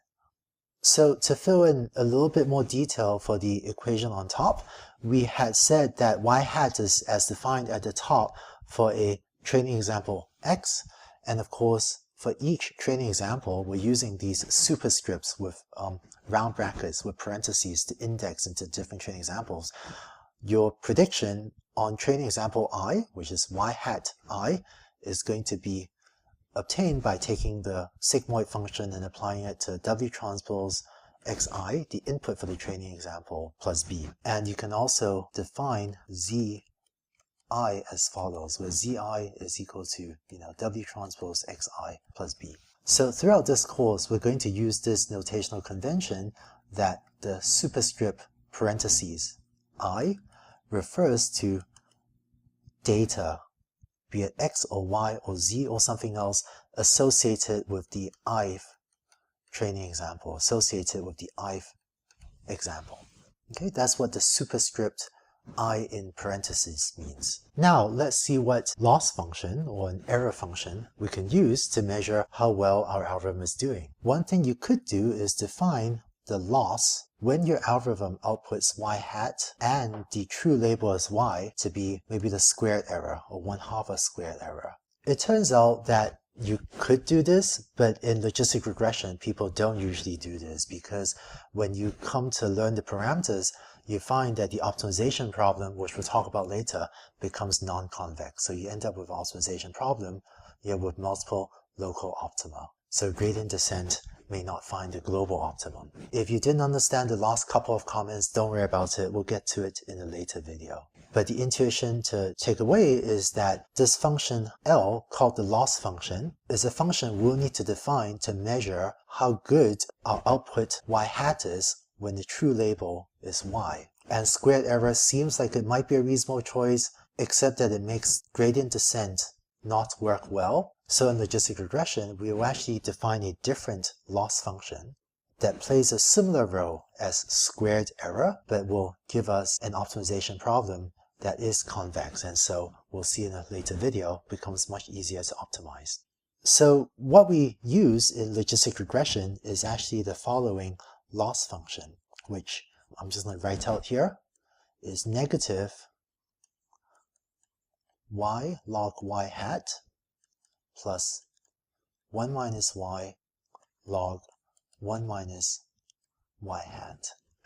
Here's some intuition for why this loss function makes sense. Keep in mind that if we're using squared error, then you want this squared error to be as small as possible. And with this logistic regression loss function, we'll also want this to be as small as possible. To understand why this makes sense, let's look at the two cases. In the first case, let's say y is equal to 1, then the loss function y hat comma y is just this first term, right? And there's a negative sign, so it's negative log y hat if y is equal to 1, because if y equals 1, then the second term 1 minus y is equal to 0.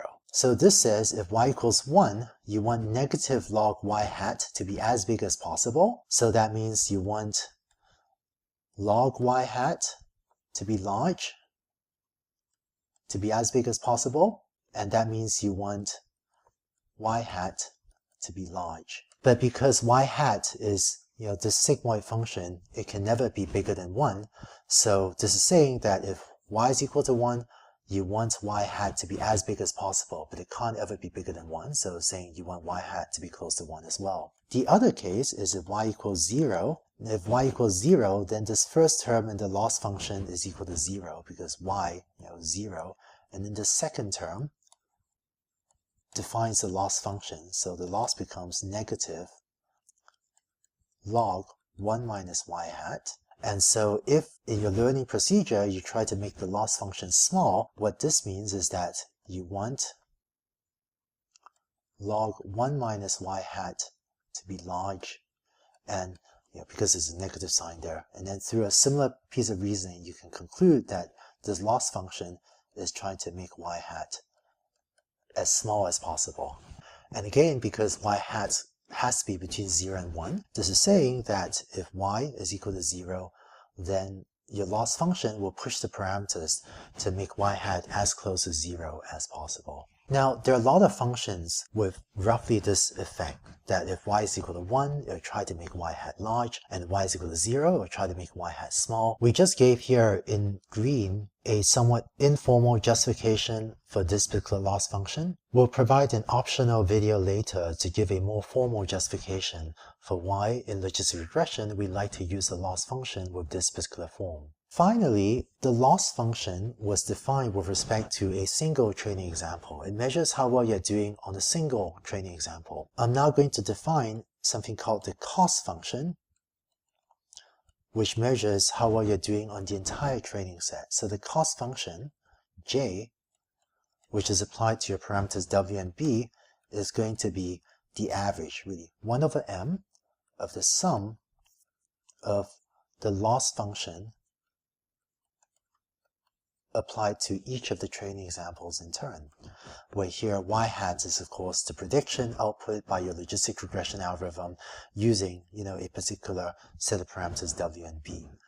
And so just to expand this out, this is equal to negative 1 over m sum from I equals 1 through m of the definition of the loss function above. So this is yi log y hat I plus 1 minus yi log 1 minus y hat I. I guess I can put square brackets here. So the minus sign is outside everything else. So the terminology I'm going to use is that the loss function is applied to just a single training example, like so, and the cost function is the cost of your parameters. So in training your logistic regression model, we're going to try to find parameters w and b that minimize the overall cost function j written at the bottom.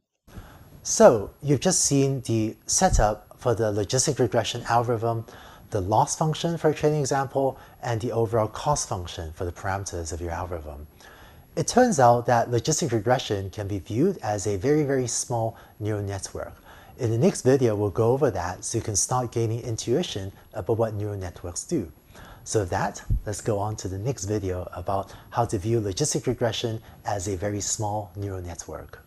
You've seen the logistic regression model. You've seen the loss function that measures how well you're doing on a single training example. You've also seen the cost function that measures how well your parameters w and b are doing on your entire training set. Now, let's talk about how you can use the gradient descent algorithm to train or to learn the parameters w on your training set. To recap, here is the familiar logistic regression algorithm, and we have on the second line the cost function j, which is a function of your parameters w and b, and that's defined as the average, so it's 1 over m times the sum of this loss function.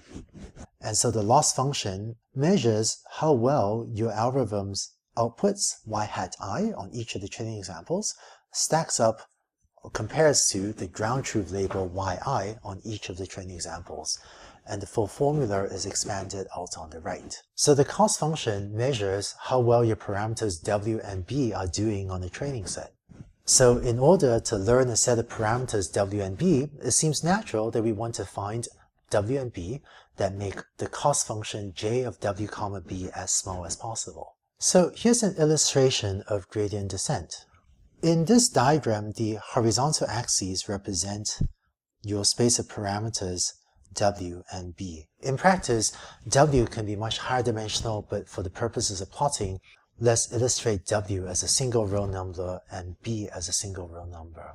The cost function j of wb is then some surface above these horizontal axes w and b. So the height of this surface represents the value of j comma b at a certain point. And what we want to do is really to find the value of w and b that corresponds to the minimum of the cost function j. It turns out that this particular cost function j is a convex function, so it's just a single big bow, so this is a convex function, and this is as opposed to functions that look like this, which are non-convex and has lots of different local optima. So the fact that our cost function j of wb as defined here is convex is one of the huge reasons why we use this particular cost function j for logistic regression. So to find a good value for the parameters, what we'll do is initialize w and b to some initial value, maybe denoted by that little red dot. And for logistic regression, almost any initialization method works. Usually you initialize the values to 0. Random initialization also works, but people don't usually do that for logistic regression.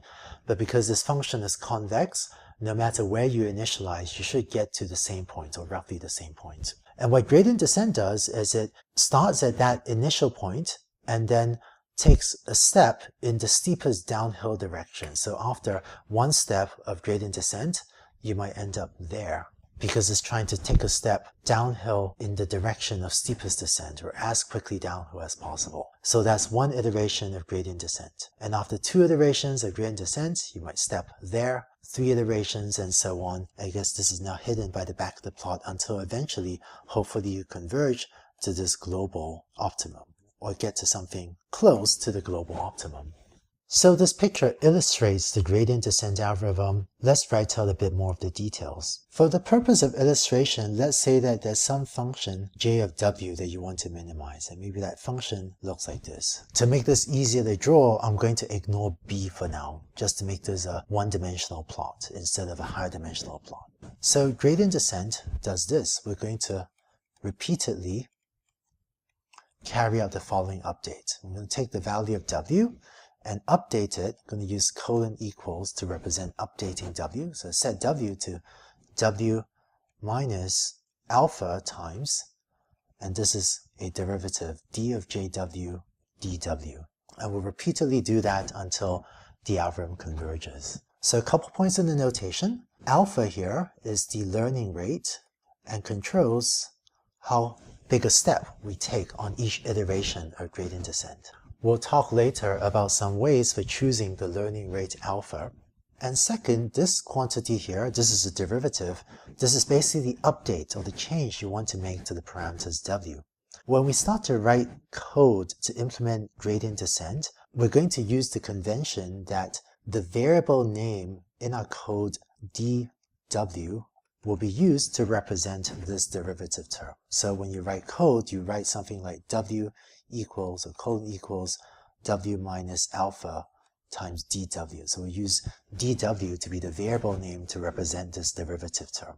Now let's just make sure that this gradient descent update makes sense. Let's say that w was over here, so you're at this point on the cost function j of w. Remember that the definition of a derivative is the slope of a function at the point. So the slope of a function is really, the height divided by the width, right, of a little triangle here, this tangent to j of w at that point. And so here, the derivative is positive. W gets updated as w minus a learning rate times the derivative. The derivative is positive, and so you end up subtracting from w. So you end up taking a step to the left. And so gradient descent would make your algorithm slowly decrease the parameter if you had started off with this large value of w. As another example, if w was over here, then at this point, the slope here, or dj dw, will be negative. And so the gradient descent update would subtract alpha times a negative number, and so end up slowly increasing w. So you end up making w bigger and bigger with successive iterations of gradient descent, so that hopefully, whether you initialize on the left or on the right, gradient descent will move you towards this global minimum here. If you're not familiar with derivatives or with calculus and what this term dj of w dw means, don't worry too much about it. We'll talk some more about derivatives in the next video. If you have a deep knowledge of calculus, you might be able to have a deeper intuitions about how neural networks work. But even if you're not that familiar with calculus, in the next few videos we'll give you enough intuitions about derivatives and about calculus that you'll be able to effectively use neural networks. But the overall intuition for now is that this term represents the slope of the function. And we want to know the slope of the function at the current setting of the parameters so that we can take these steps of steepest descent, so that we know what direction to step in order to go downhill on the cost function j. So we wrote our gradient descent for j of w if only w was your parameter. In logistic regression, your cost function is a function of both w and b. So in that case, the inner loop of gradient descent, that is this thing here, the thing you have to repeat, becomes as follows. You end up updating w as w minus the learning rate times the derivative of j of wb with respect to w, and you update b as b minus the learning rate times the derivative of the cost function with respect to b. So these two equations at the bottom are the actual update you implement. As an aside, I just want to mention one notational convention in calculus that is a bit confusing to some people. I don't think it's super important that you understand calculus, but in case you see this, I want to make sure that you don't think too much of this, which is that in calculus, this term here, we actually write as follows with that funny squiggle symbol. So this symbol, this is actually just a lowercase d in a fancy font, in a stylized font. But when you see this expression, all this means is this is the derivative of j of w comma b, or really the slope of the function j of w comma b, how much that function slopes in the w direction. And the rule of the notation in calculus, which I think isn't totally logical, but the rule in the notation for calculus, which I think just makes things much more complicated than they need to be, is that if j is a function of two or more variables, then instead of using lowercase d, you use this funny symbol. This is called a partial derivative symbol. But don't worry about this. And if j is a function of only one variable, then you use lowercase d. So the only difference between whether you use this funny partial derivative symbol or lowercase d as we did on top is whether j is a function of two or more variables, in which case you use this symbol, the partial derivative symbol, or if j is only a function of one variable, then you use lowercase d. This is one of those funny rules of notation in calculus that I think just make things more complicated than they need to be. But if you see this partial derivative symbol, all it means is you're measuring the slope of the function with respect to one of the variables. And similarly, to adhere to the formally correct mathematical notation in calculus, because here j has two inputs, not just one, this thing at the bottom should be written with this partial derivative symbol. But it really means the same thing as, almost the same thing as lowercase d. Finally, when you implement this in code, we're going to use the convention that this quantity, really the amount by which you update w, will denote as the variable dw in your code. And this quantity, right, the amount by which you want to update b, will denote via the variable db in your code. Alright, so that's how you can implement gradient descent. Now, if you haven't seen calculus for a few years, I know that might seem like a lot more derivatives in calculus than you might be comfortable with so far. But if you're feeling that way, don't worry about it. In the next video, we'll give you better intuition about derivatives. And even without a deep mathematical understanding of calculus, with just an intuitive understanding of calculus, you will be able to make neural networks work effectively. So with that, let's go on to the next video where we'll talk a little bit more about derivatives. In this video, I want to help you gain an intuitive understanding of calculus and of derivatives. Now, maybe you're thinking that you haven't seen calculus since your college days, and depending on when you graduated, maybe that was quite some time back. Now, if that's what you're thinking, don't worry. You don't need a deep understanding of calculus in order to apply neural networks and deep learning very effectively. So if you're watching this video or some of the later videos and you're wondering, wow, is this stuff really for me? This calculus looks really complicated. My advice to you is the following, which is that watch the videos, and then if you could do the homework and complete the programming homework successfully, then you can apply deep learning. In fact, what you see later is that in week 4, we'll define a couple of types of functions that will enable enable you to encapsulate everything that needs to be done with respect to calculus. There are these functions called forward functions and backward functions that you learn about that lets you put everything you need to know about calculus into these functions so that you don't need to worry about them anymore beyond that. But I thought that in this foray into deep learning, that this week we should open up the box and peer a little bit further into the details of calculus. But really all you need is an intuitive understanding of this in order to build and successfully apply these algorithms. Oh, and finally, if you are among that maybe smaller group of people that are experts in calculus, if you're very familiar with calculus or derivatives, it's probably okay for you to skip this video. But for everyone else, let's dive in and try to gain an intuitive understanding of derivatives. I've plotted here the function f of a equals 3/8, so it's just a straight line. To gain intuition about derivatives, let's look at a few points on this function. Let's say that a is equal to 2. In that case, f of a, which is equal to 3 times a, is equal to 6. So if a is equal to 2, then f of a will be equal to 6. Let's say we give the value of a, just a little bit of a nudge. I'm going to just bump up a little bit, so that is now 2.001, right? So I'm going to give a like a tiny little nudge to the right. So now is, let's say, 2.001. And this plot isn't to scale. 2.001, the 0.001 difference is too small to show in this plot. Just give a little nudge to the right. Now, f of a is equal to 3 times that, so 6.003. So then plot this over here. This is not to scale. This is 6.003. So if you look at this little triangle here that I'm highlighting in green, what we see is that if I nudge a 0.001 to the right, then f of a goes up by 0.003. The amount that f of a went up is 3 times as big as the amount that I nudged a to the right.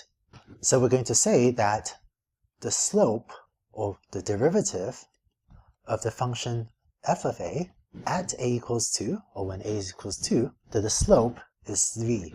And the term derivative basically means slope. It's just that derivative sounds like a scarier, more intimidating word, whereas slope is a friendlier way to describe the concept of derivative. So whenever you hear derivative, just think slope of the function. And more formally, the slope is defined as the height divided by the width of this little triangle that we have in green. So this is 0.003 over 0.001, and the fact that the slope is equal to 3, or the derivative is equal to 3, just represents the fact that when you nudge a to the right by 0.001 by a tiny amount, the amount that f of a goes up is 3 times as big as the amount that you nudged a in the horizontal direction. So that's all that the slope of a line is. Now let's look at this function at a different point. Let's say that a is now equal to 5. In that case, f of a, 3 times a, is equal to 15. So let's say I again give a nudge to the right. A tiny little nudge, so it's now bumped up to 5.001. F of a is 3 times that, so f of a is equal to 15.003. And so once again, when I bump a to the right, nudge a to the right by 0.001, f of a goes up 3 times as much. So the slope, again, at a equals 5, is also 3. So the way we write this, that the slope of the function f is equal to 3, we say d f of a dA, and this just means the slope of the function f of a, when you nudge the variable a tiny little amount, this is equal to 3. And an alternative way to write this derivative formula is as follows. You can also write this as d dA of f of a. So whether you put the f of a on top or whether you write it, down here, it doesn't matter. But all this equation means is that if I nudge a to the right a little bit, I expect f of a to go up by 3 times as much as I nudged the value of little a. Now, for this video, I explained derivatives talking about what happens if we nudge the variable a by 0.001. If you want the formal mathematical definition of derivatives, derivatives are defined with an even smaller value of how much you nudge a to the right. So it's not 0.001, it's not 0.00001, it's not 0.00000, and so on 1. It's sort of even smaller than that. And the formal definition of a derivative says whatever you nudge a to the right by an infinitesimal amount, basically an infinitely tiny amount. If you do that, does f of a go up 3 times as much as whatever was the tiny amount that you nudged a to the right. So that's actually the formal definition of a derivative. But for the purposes of our intuitive understanding, we're just going to talk about nudging a to the right by this small amount, 0.001, even if it's 0.001 isn't exactly, tiny infinitesimal. Now, one property of the derivative is that no matter where you take the slope of this function, it is equal to 3. Whether a is equal to 2 or a is equal to 5, the slope of this function is equal to 3, meaning that whatever is the value of a, if you increase it by 0.001, the value of f of a goes up by 3 times as much. So this function has the same slope everywhere. And one way to see that is that wherever you draw this little triangle, right, the height divided by the width always has a ratio of 3 to 1. So I hope this gives you a sense of what the slope or the derivative of a function means for a straight line, where in this example, the slope of the function was 3 everywhere. In the next video, let's take a look at a slightly more complex example where the slope of the function can be different at different points on the function. In this video, I want to show you a slightly more complex example where the slope of the function can be different at different points in the function. Let's start with an example. Here I plotted the function f of a equals a squared. Let's again look at the point a equals 2. So a squared, or f of a, is equal to 4. Let's nudge a slightly to the right. So now a is equal to 2.001. F of a, which is a squared, is going to be approximately 4.004. It turns out that the exact value, if you pull out a calculator and figure this out, is actually 4.004001. But I'm just going to say 4.004 is close enough. So what this means is that when a is equal to 2, let's draw this on the plot. So what we're saying is that if a is equal to 2, then f of a is equal to 4. And here the x and y axes are not drawn to scale. Technically, this vertical height should be much higher than this horizontal height. So the x and y axes are not on the same scale.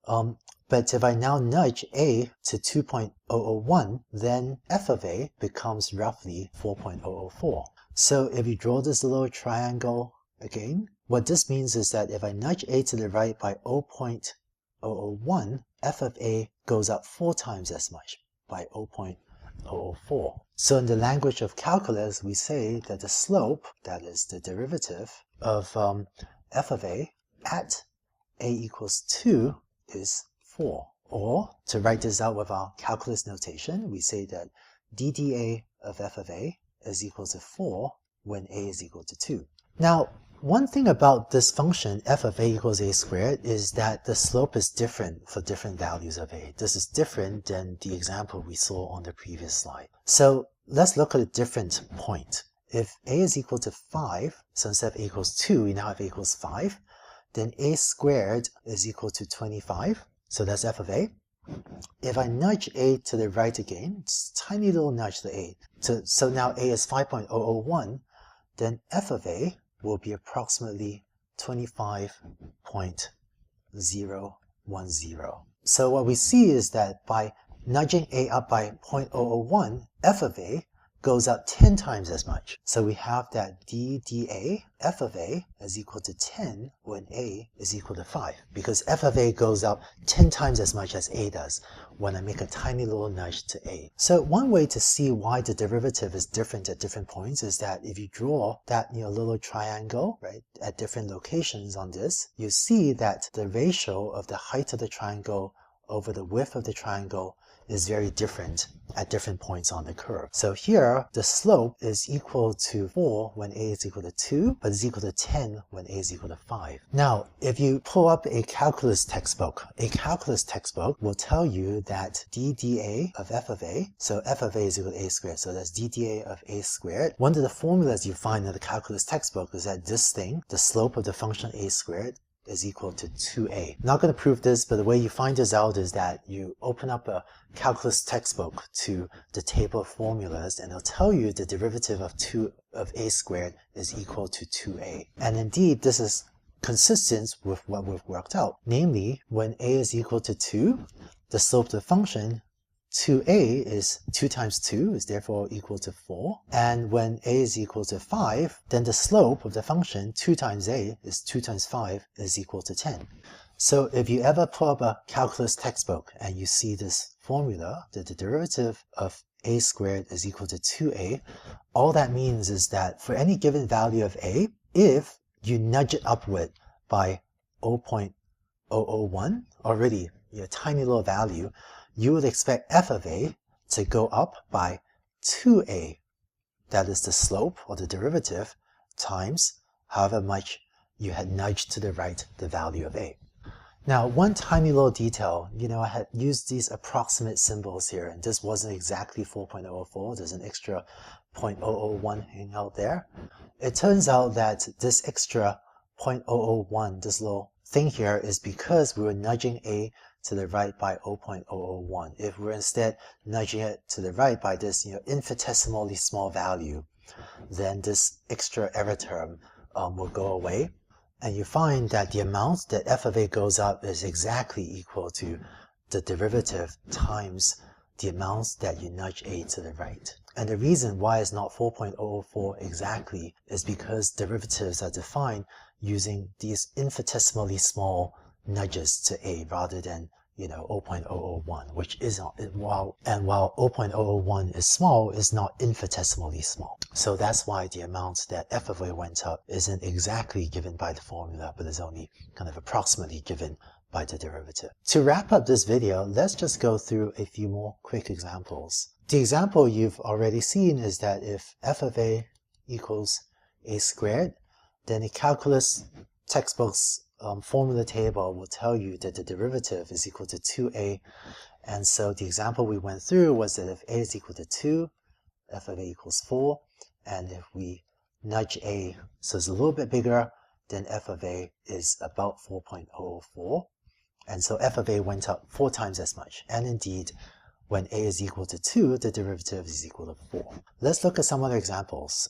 Let's say instead that f of a is equal to a cubed. If you go to a calculus textbook and look up the table of formulas, you see that the slope of this function, again, the derivative of this function, is equal to 3a squared. So you can get this formula out of a calculus textbook.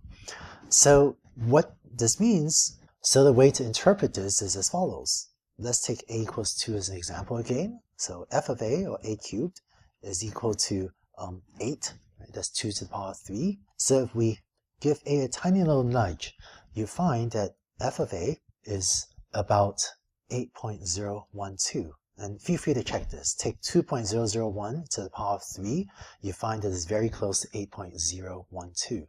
And indeed, when a is equal to 2, that's 3 times 2 squared. That's equal to 3 times 4, which is equal to 12. So the derivative formula predicts that if you nudge a to the right by a tiny little bit, f of a should go up 12 times as much. And indeed, this is true. When a went up by 0.001, f of a went up 12 times as much by 0.012. Just one last example, and then we'll wrap up. Let's say that f of a is equal to the log function, right? So I'm going to write log of a. And I'm going to use this as the base e logarithm. So some people write that as ln of a. So if you go to a calculus textbook, you find that when you take the derivative of log of a, right, so this is a function that I guess looks like that. The slope of this function is given by 1 over a. So the way to interpret this is that if a is any value, and again, let's just keep using a equals 2 as an example, and you nudge a to the right by 0.001, you would expect f of a to go up by 1 over a, that is by the derivative, times the amount that you increased a. So in fact, if you pull up a calculator, you find that if a is equal to 2, f of a is about 0.69315. And if you increase f, and if you increase a to 2.001, then f of a is about 0.69365. So it's gone up by 0.0005. And indeed, if you look at the formula for the derivative, when a is equal to 2, dda f of a is equal to 1/2. So this derivative formula predicts that if you bump up a by 0.001, you would expect f of a to go up by only 1/2 as much, and 1/2 of 0.001 is 0.0005, which is exactly what we got, right? That when a goes up by 0.001, going from a equals 2 to a equals 2.001, f of a goes up by half as much. So it ends up going up by approximately 0.0005. So if you draw that little triangle, if you will, is that if on the horizontal axis this goes up by 0.001, on the vertical axis log of a goes up by half of that, so 0.0005. And so that 1 over a, or 1/2 in this case, when a is equal to 2, that's just the slope of this line when a is equal to 2. So that's it for derivatives. There are just two take-home messages from this video. First is that the derivative of a function just means the slope of a function. And the slope of a function can be different at different points on the function. In our first example, where f of a equals 3a, that was a straight line, the derivative was the same everywhere. It was 3 everywhere. But for other functions like f of a equals a squared or f of a equals log of a, the slope of the line varies. And so the slope or the derivative can be different at different points on the curve. So that's the first takeaway. Derivative just means slope of a line. Second takeaway is that if you want to look up the derivative of a function, you can flip open calculus textbook or look up Wikipedia and often get a formula for the slope of these functions at different points. So with that, I hope you have an intuitive understanding of derivatives or of slopes of lines.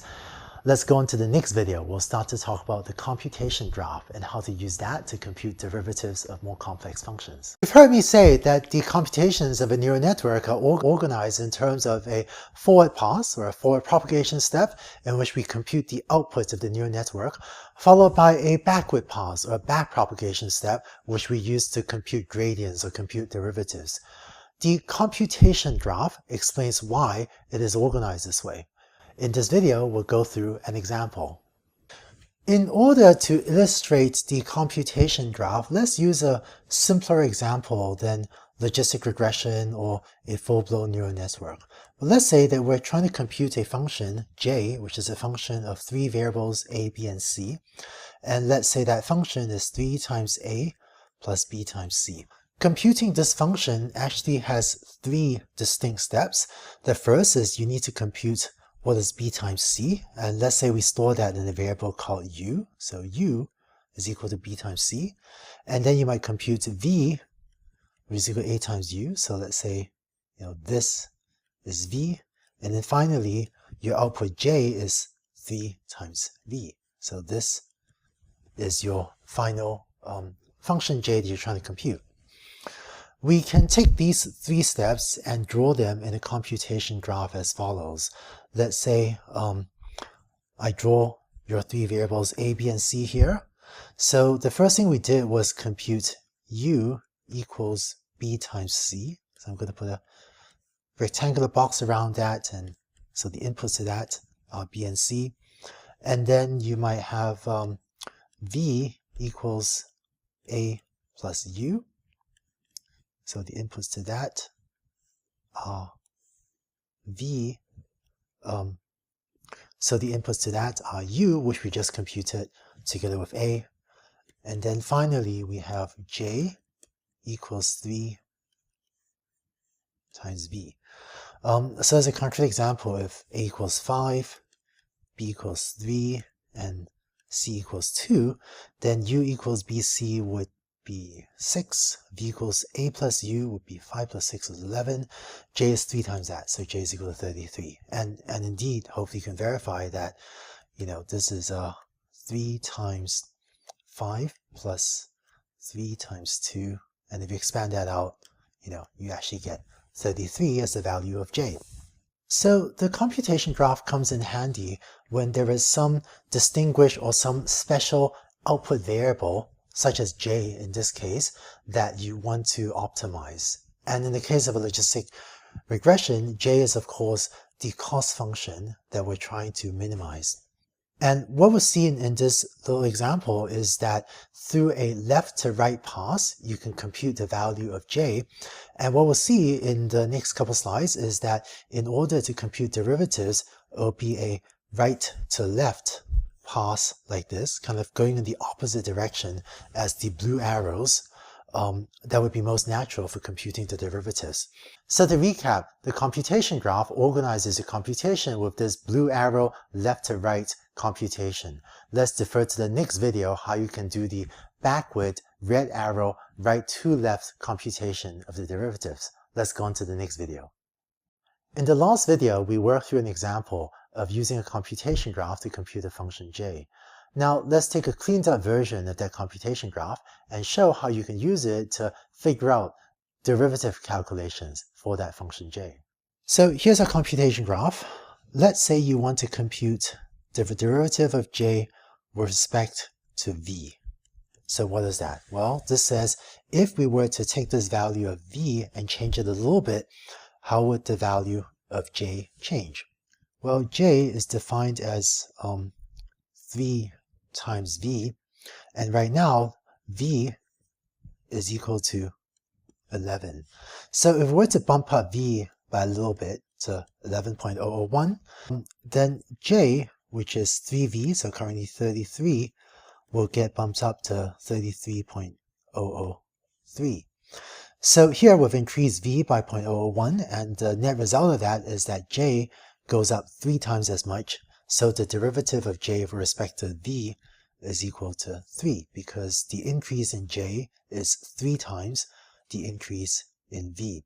And in fact, this is very analogous to the example we had in the previous video, where we had f of a equals 3a, and so we then derived that df dA, which with slightly simplified, a slightly sloppy notation, you can write as df dA was equal to 3, right? So instead, here we have j equals 3v, and so dj dv is equal to 3, with here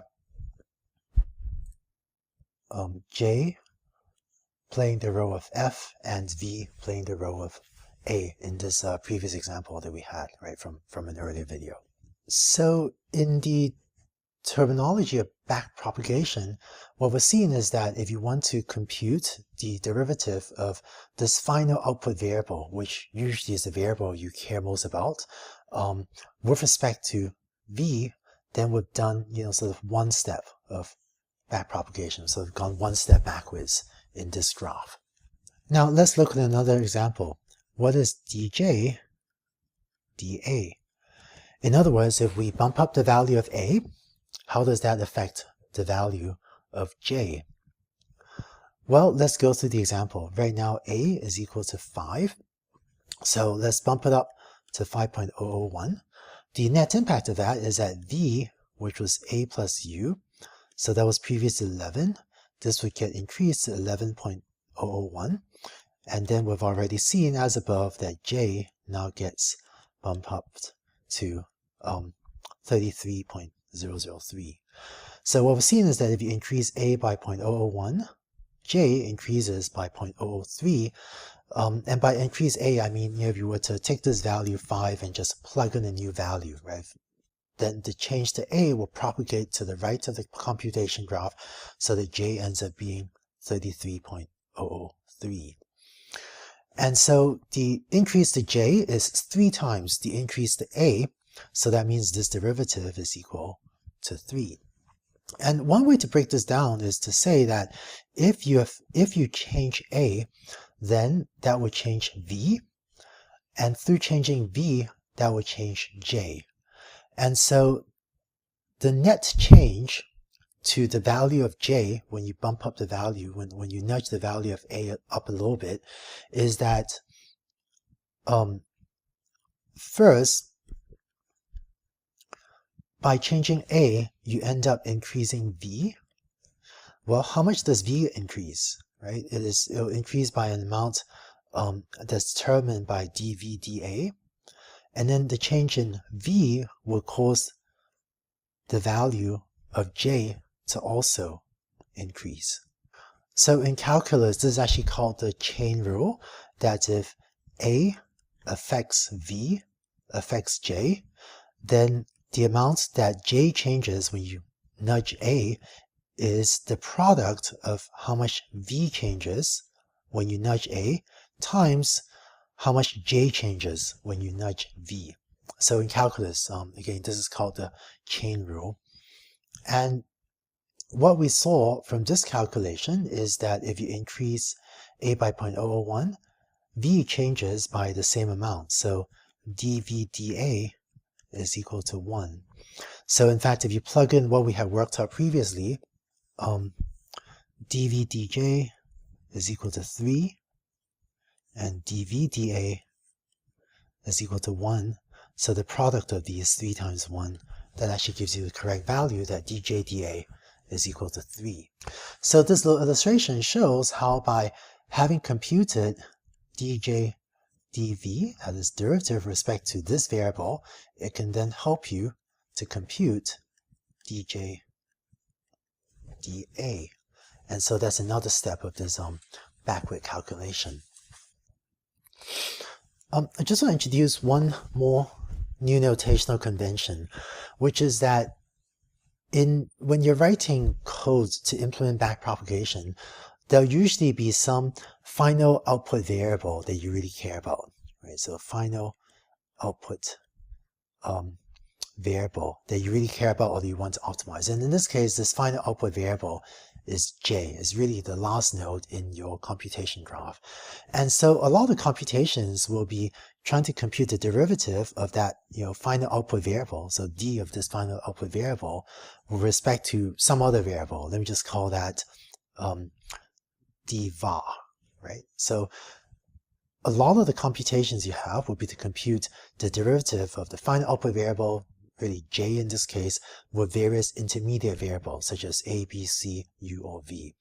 And when you implement this in software, what do you call this variable name, right? One thing you could do is in Python, you could write, give us a very long variable name, like D final output var over D var. But that's a very long variable name. You could call this, I guess, DJ D var. But because you're always taking derivatives with respect to DJ, with respect to this final output variable, I'm going to introduce a new notation where in code, when you're computing this thing, in the code you write, we're just going to use the variable name dvar in order to represent that quantity. Okay, so dvar in the code you write will represent the derivative of the final output variable you care about, such as J, or sometimes the loss L, with respect to the various intermediate quantities you're computing in your code. So this thing here in your code, you use dv to denote this value. So dv would be equal to 3. And in your code, you represent this as a dA, right? Which is, we also figured out to be equal to 3. Okay. So we've done backpropagation partially through this computation graph. Let's go through the rest of this example on the next slide. So let's go to a cleaned up copy of the computation graph.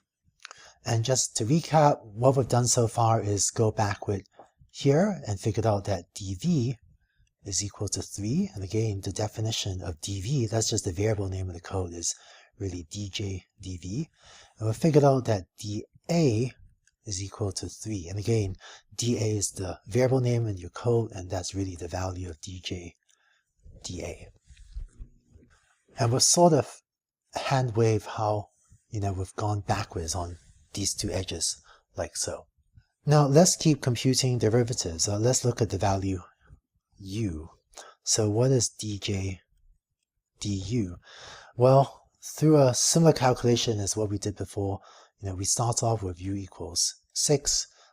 If you bump up u to 6.001, then v, which is previous 11, goes up to 11.001, and so j goes from 33 to 33.003, and so the increase in j is 3x, so this is equal. And the analysis for u is very similar to the analysis we did for a. This is actually computed as dj dv times dv du, where this we had already figured out was 3, and this turns out to be equal to 1. So with kind of one more step of backpropagation, we end up computing that du is also equal to 3, and du is of course just this dj du. Now we just stepped through one last example in detail. So what is dj db, right? So imagine if you are allowed to change the value of b and you want to tweak b a little bit in order to minimize or maximize the value of j, right? So what is the derivative, or what's the slope of this function j when you change the value of b a little bit? It turns out that using the chain rule for calculus, this can be written as the product of two things. It's dj du times du db. And the reasoning is if you change b a little bit, so b goes from 3 to say 3.001, the way it'll affect j is it will first affect u. So how much does it affect u? Well, u is defined as b times c, right? So this will go from 6 when b is equal to 3 to now 6.002, right? Because c is equal to 2 in our example here. And so this tells us that du db is equal to 2, because when you bump up b by 0.001, u increases twice as much. So du db, this is equal to 2. And now we know that u has gone up twice as much as b has gone up. Well, what is dj du? We've already figured out that this is equal to 3. And so by multiplying these two out, we find that dj db is equal to 6. And again, here's the reasoning for the second part of the argument, which is we want to know when u goes up by 0.002, how does that affect j? The fact that dj du is equal to 3, that tells us that when u goes up by 0.002, j goes up 3 times as much. So j should go up by 0.006, right? So that comes from the fact that dj du is equal to 3. And if you check the math in detail, you will find that if b becomes 3.001, then u becomes 6.002, v becomes 11.002, right? So that's a plus u, so that's 5 plus u, and then j, which is equal to 3 times v, that ends up being equal to 33.006, right? And so that's how you get that dj db is equal to 6. And to fill that in, this is, if we go backwards, so this is db is equal to 6. And db really is the Python covariable name for dj db.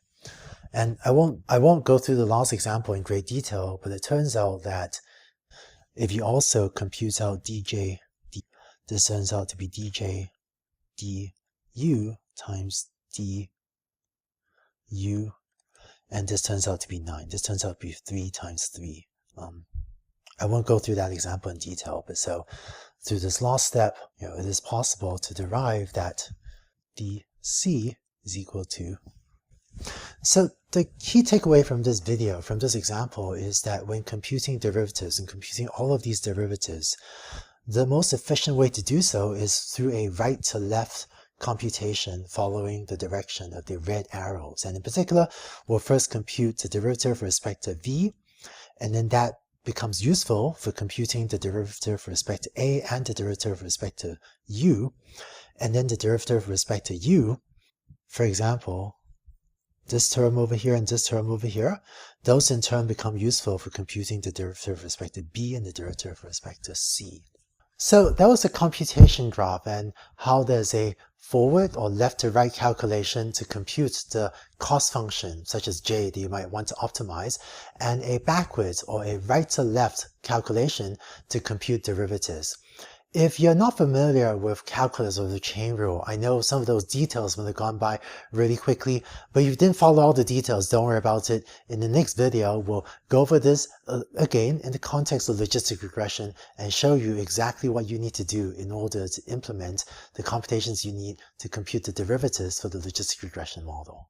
Welcome back. In this video, we'll talk about how to compute derivatives for you to implement gradient descent for logistic regression. The key takeaways will be what you need to implement, that is the key equations you need in order to implement gradient descent for logistic regression. But in this video, I want to do this computation using the computation graph. I have to admit, using the computation graph is a little bit of an overkill for deriving gradient descent for logistic regression, but I want to start explaining things this way to get you familiar with these ideas so that hopefully it'll make a bit more sense when we talk about full-fledged neural networks. But so with that, let's dive into gradient descent for logistic regression. To recap, we had set up logistic regression as follows. Your predictions y hat is defined as follows, where z is that. And if we focus on just one example for now, then the loss with respect to that one example is defined as follows, where a is the output of logistic regression and y is the ground truth label.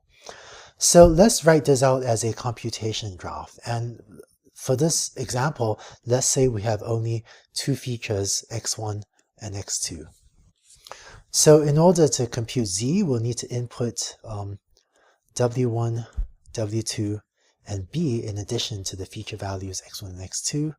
So these things in our computation graph get used to compute z, which is w1, x1 plus w2, x2 plus b.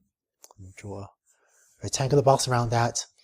And then we compute y hat, or a, equals sigma of z. That's the next step in a computation graph. And then finally we compute l, ay, and I won't copy the formula again.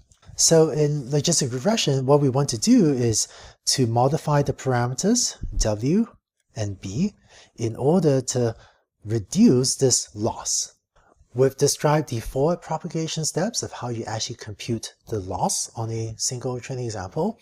Now let's talk about how you can go backwards to compute the derivatives. Here's a cleaned up version of the diagram. Because what we want to do is compute derivatives with respect to this loss, the first thing we want to do, maybe going backwards, is to compute the derivative of this loss with respect to, so script over there, with respect to this variable a. And so in the code, you just use dA, right, to denote this variable.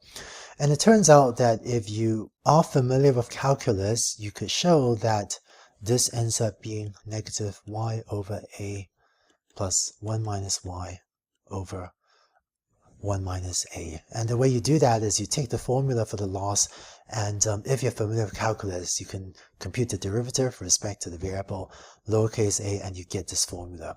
But if you're not familiar with calculus, don't worry about it. We'll provide the derivative formulas you need throughout this course. So if you're an expert in calculus, I'd encourage you to look up the formula for the loss from the previous slide and try taking the derivative with respect to a using calculus. But if you don't know enough calculus to do that, don't worry about it. Now, having computed this quantity, or dA, the derivative of your final output variable with respect to a, you can then go backwards.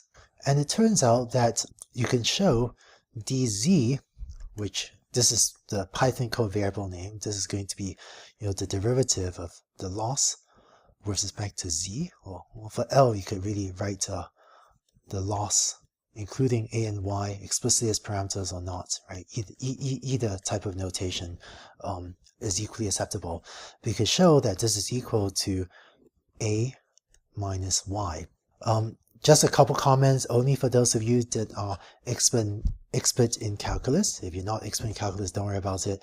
But it turns out that this, right, dl dz, this can be expressed as dl dA times dA dz.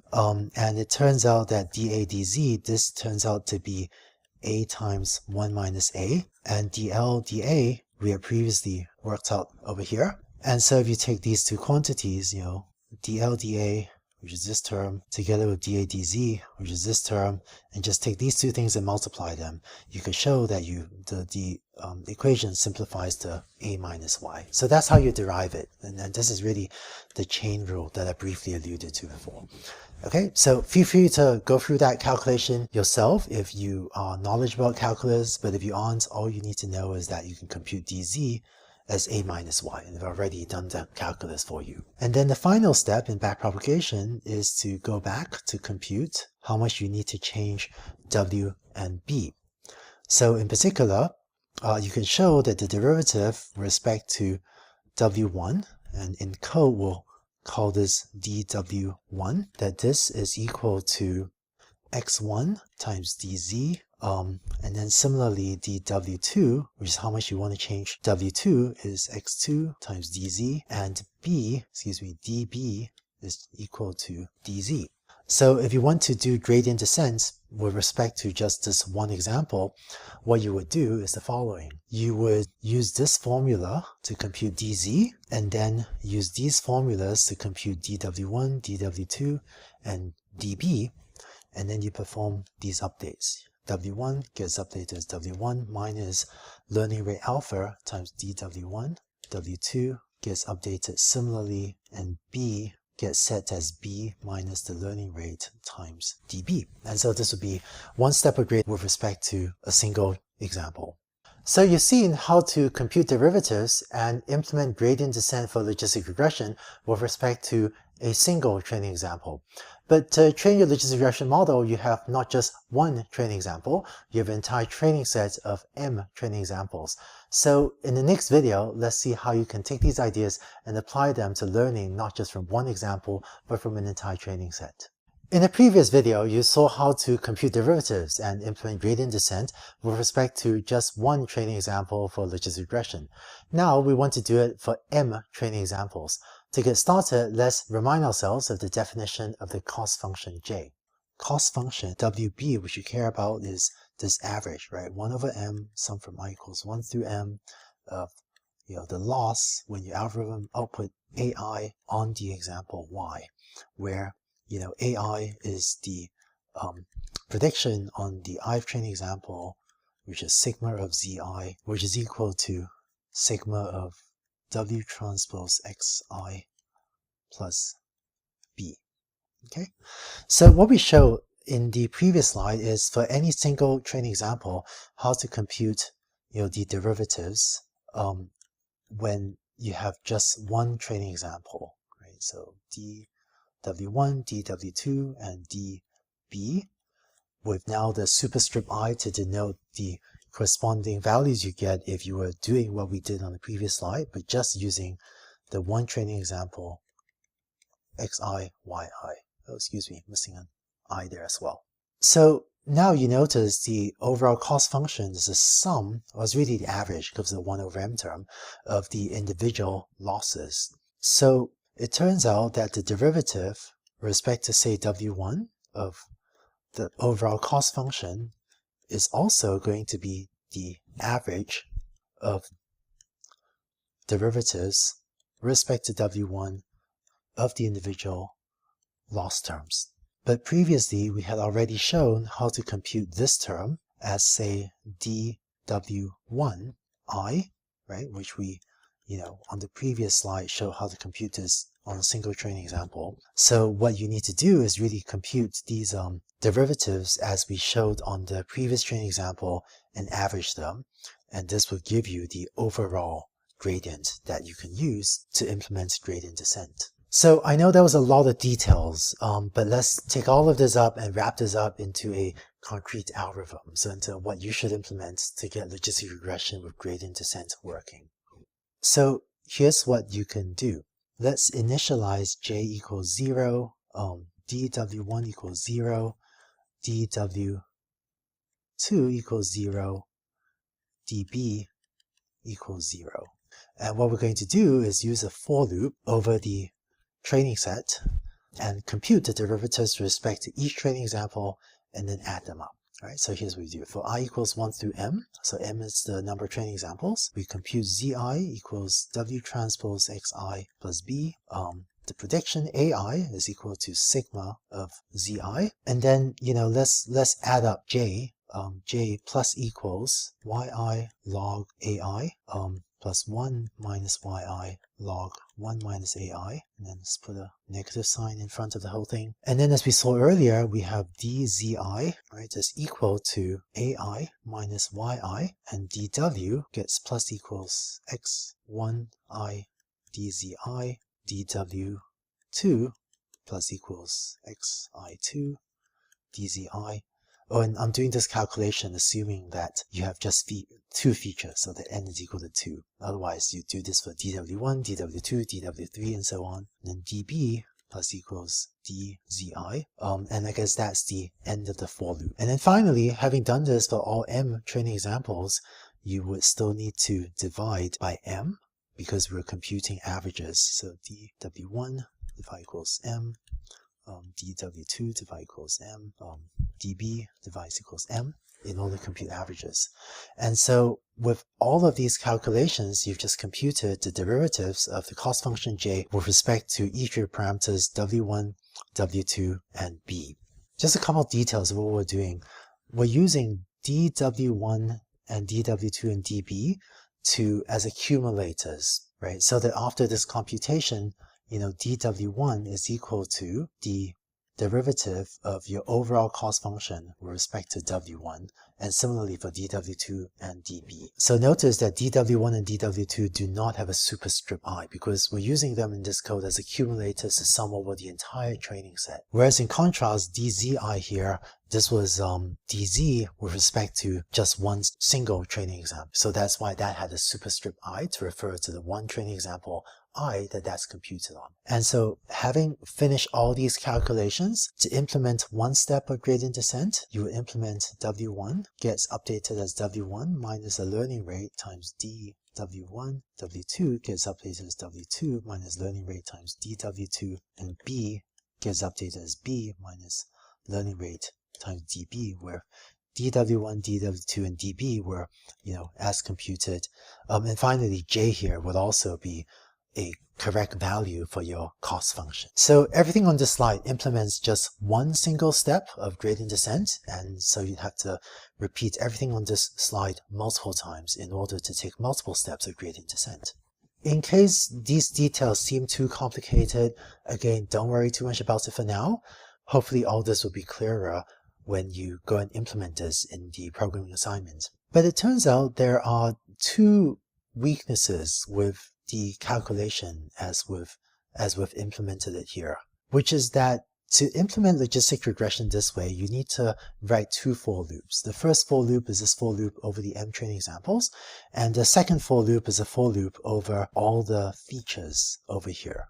Right, so in this example, we just had two features, so n is equal to 2, or nx equals 2. But if you have more features, you end up writing dw1, dw2, and you get similar computations for dw3, and so on down to dwn. So it seems like you need to have a for loop over the features, over all n features. When you're implementing deep learning algorithms, you find that having explicit for loops in your code makes your algorithm run less efficiently. And so in the deep learning era, we've moved to bigger and bigger data sets. And so being able to implement your algorithms without using explicit for loops is really important and will help you to scale to much bigger data sets. So it turns out that there are a set of techniques called vectorization techniques that allow you to get rid of these explicit for loops in your code. I think in the pre-deep learning era, that is before the rise of deep learning, vectorization was a nice to have. So you could sometimes do it to speed up your code and sometimes not. But in the deep learning era, vectorization, that is getting rid of for loops like this and like this, has become really important because we're more and more training on very large data sets, and so you really need your code to be very efficient. So in the next few videos, we'll talk about vectorization and how to implement all this without using even a single for loop. So with this, I hope you have a sense of how to implement logistic regression or gradient descent for logistic regression. Things will be clearer when you implement the programming exercise. But before actually doing the programming exercise, let's first talk about vectorization so that you can implement this whole thing, implement a single iteration of gradient descent without using any for loops. Welcome back. Vectorization is basically the art of getting rid of explicit for loops in your code. In the deep learning era, certainly in deep learning in practice, you often find yourself training on relatively large datasets because that's when deep learning algorithms tend to shine. And so it's important that your code run quickly because otherwise, if you're training on a big dataset, your code might take a long time to run and you just find yourself waiting a very long time to get a result. So in the deep learning era, I think the ability to perform vectorization has become a key skill. Let's start with an example. So what is vectorization? In logistic regression, you needed to compute z equals w transpose x plus b, where w was this column vector and x is also this vector. Maybe they're very large vectors if you have a lot of features. So w and x were both these Rn or Rnx dimensional vectors. So to compute W transpose X, if you had a non-vectorized implementation, you would do something like z equals 0, and then for I in range of nx, so for I equals 1 to nx, z plus equals wi, times xi. And then maybe you do z plus equals b at the end. So that's a non-vectorized implementation. And you find that that's going to be really slow. In contrast, a vectorized implementation would just compute w transpose x directly. In Python or in NumPy, the command you use for that is z equals np dot w comma x. So this computes W transpose X, and you can also just add B to that directly. And you find that this is much faster. Let's actually illustrate this with a little demo.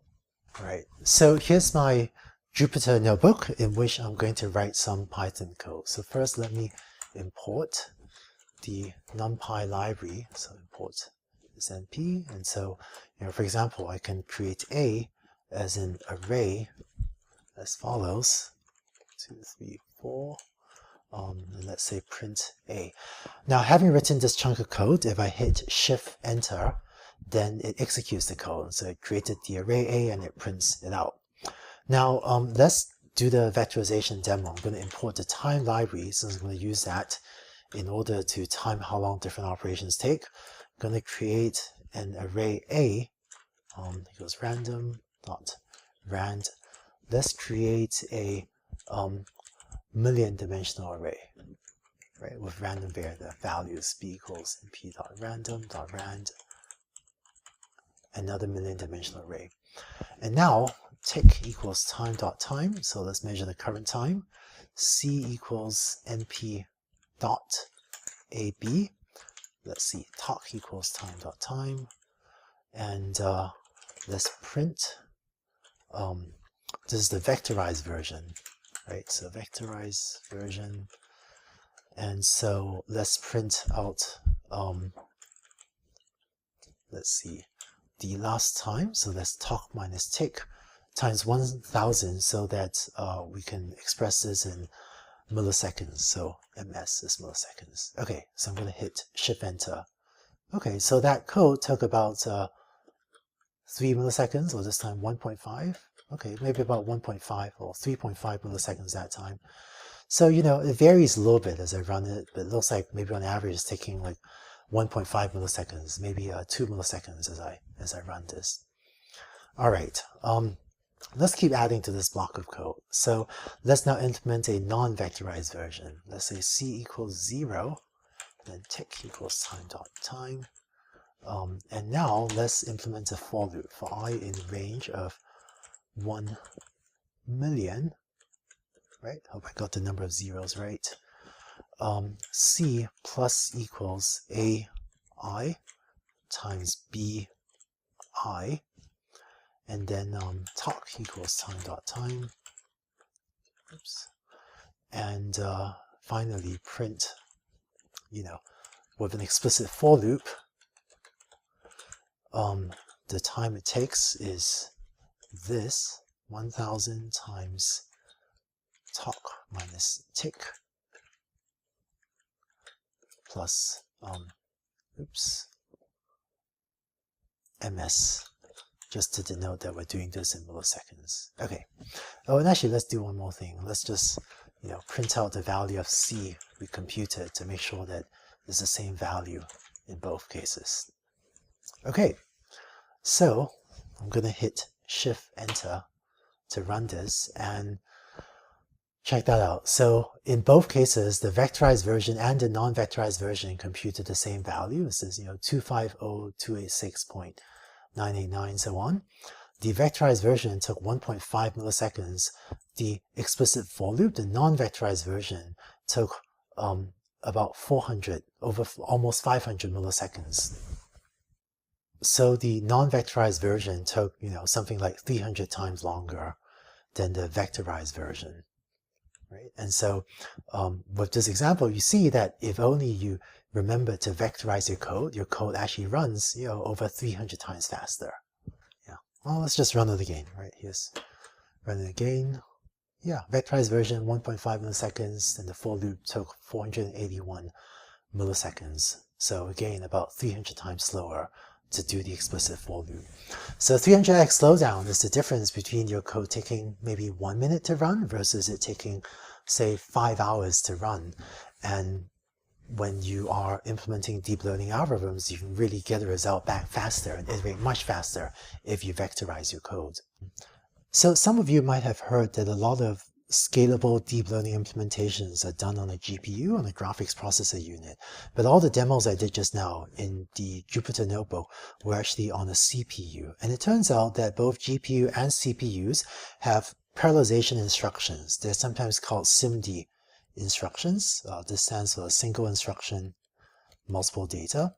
But what this basically means is that if you use built-in functions, such as this np.dot function, or other functions that don't require you explicitly implementing a for loop, it enables Python and NumPy to take much better advantage of parallelism to do your computations much faster. And this is true both for computations on CPUs and computations on GPUs. It's just that GPUs are remarkably good at these SIMD calculations, but CPUs are actually also not too bad at them, maybe just not as good as GPUs. So you've seen how vectorization can significantly speed up your code. The rule of thumb to remember is, whenever possible, avoid using explicit for loops. Let's go on to the next video to see some more examples of vectorization and also start to vectorize logistic regression. In the previous video, you saw a few examples of how vectorization, by using built-in functions and by avoiding explicit for loops, allows you to speed up your code significantly. Let's take a look at a few more examples. The rule of thumb to keep in mind is, when you're programming your neural networks or when you're programming logistic regression, whenever possible, avoid explicit for loops. And it's not always possible to never use a for loop, but when you can use a built-in function or find some other way to compute whatever you need, it will often go faster than if you had an explicit for loop. Let's look at another example. If ever you want to compute a vector u as the product of a matrix A and another vector v, then the definition of a matrix multiply is that ui is equal to sum over j, aij, bj, right? That's how you define ui. And so the non-vectorized implementation of this would be, to set u equals np dot zeros, maybe n by 1, and then, for I, and so on, for j, and so on, right? And then ui plus equals, aij times bj. So now this has two for loops looping over both I and j. So that's the non-vectorized version. The vectorized implementation would be to say u equals np dot A, comma V. And the implementation on the right, the vectorized version, now eliminates 2 different for loops, and it's going to be way faster. Let's go through one more example.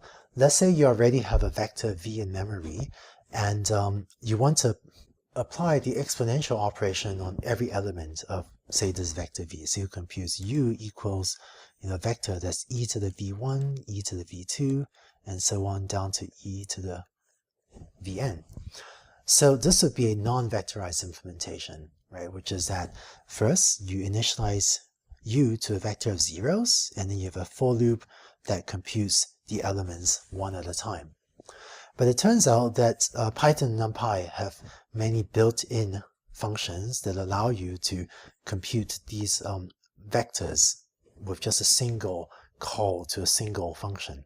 So what I would do to implement this is import NumPy as np, and then you can just call U equals np dot e to the v. And so notice that whereas previously you had an explicit for loop with just one line of code here, this v is an input vector, u is an output vector, you've gotten rid of the explicit for loop, and the implementation on the right will be much faster than the one needing an explicit for loop. In fact, the NumPy library has many other vector value functions. So np.log of v will compute the element-wise log, np.abs computes the absolute value, np.maximum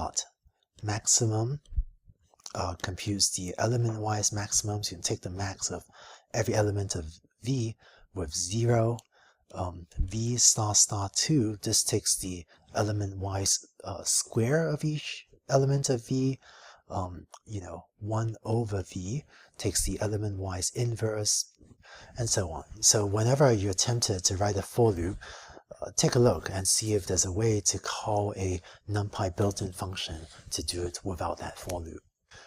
So let's take all of these learnings and apply it to our logistic regression gradient descent implementation and see if we can at least get rid of one of the 2 for loops we had. So here's our code for computing the derivatives for logistic regression. And we had 2 for loops. One was this one up here, and the second one was this one, right? So in our example, we had n or nx equals 2, but if you had more features than just 2 features, then you need to have a for loop over dw1, dw2, dw3, and so on. So it's as if there's actually a for j equals 1 to nx, dwj gets updated, right? So we like to eliminate this second for loop. That's what we'll do on the slide. So the way we'll do so is that instead of explicitly initializing dw1, dw2, and so on to zeros, we're going to get rid of this and instead make dw a vector. So we're going to set dw equals np.zeros, and let's make this a nx by 1 dimensional vector. Then here, instead of this for loop over the individual components, we just use this vector value operation, dw plus equals xi times dzi. And then finally, instead of this, we will just have dw device equals m. So now we've gone from having 2 for loops to just 1 for loop. We still have this 1 for loop that loops over the individual training examples. So I hope this video gave you a sense of vectorization, and by getting rid of 1 for loop, your code will already run faster. But it turns out we could do even better. So in the next video, we'll talk about how to vectorize logistic regression even further, and you'll see a pretty surprising result that without using any for loops, without needing a for loop over the training examples, you could write code to process the entire training set. So pretty much all at the same time. So let's see that in the next video. We've talked about how vectorization lets you speed up your code significantly. In this video, we'll talk about how you can vectorize your implementation of logistic regression so that you can process an entire training set, that is, implement a single iteration of gradient descent with respect to an entire training set without using even a single explicit for loop. I'm super excited about this technique, and when we talk about neural networks later, without using even a single explicit for loop. Let's get started. Let's first examine the forward propagation step of logistic regression. So if you have m training examples, then to make a prediction on the first example, you need to compute that, right? Compute z using this familiar formula, then compute the activation, let's compute y hat on the first example. Then to make a prediction on the second training example, you need to compute that. Then to make a prediction on the third example, you need to compute that, and so on. And you might need to do this m times if you have m training examples. So it turns out that in order to carry out the forward propagation step, that is to compute these predictions on all m training examples, there is a way to do so without needing an explicit for loop. Let's see how you can do it. First, remember that we defined the matrix capital X to be your training inputs, stacked together in different columns like this, right? So this is a matrix that is a nx by m matrix. So I'm writing this as a Python NumPy shape, but this just means that x is a nx by m dimensional matrix. Now, the first thing I want to do is show how you can compute z1, z2, z3, and so on, all in one step. In fact, with one line of code. So I'm going to construct a 1 by m matrix. This is really a row vector, where I'm going to compute z1, z2, and so on, down to zm, all at the same time.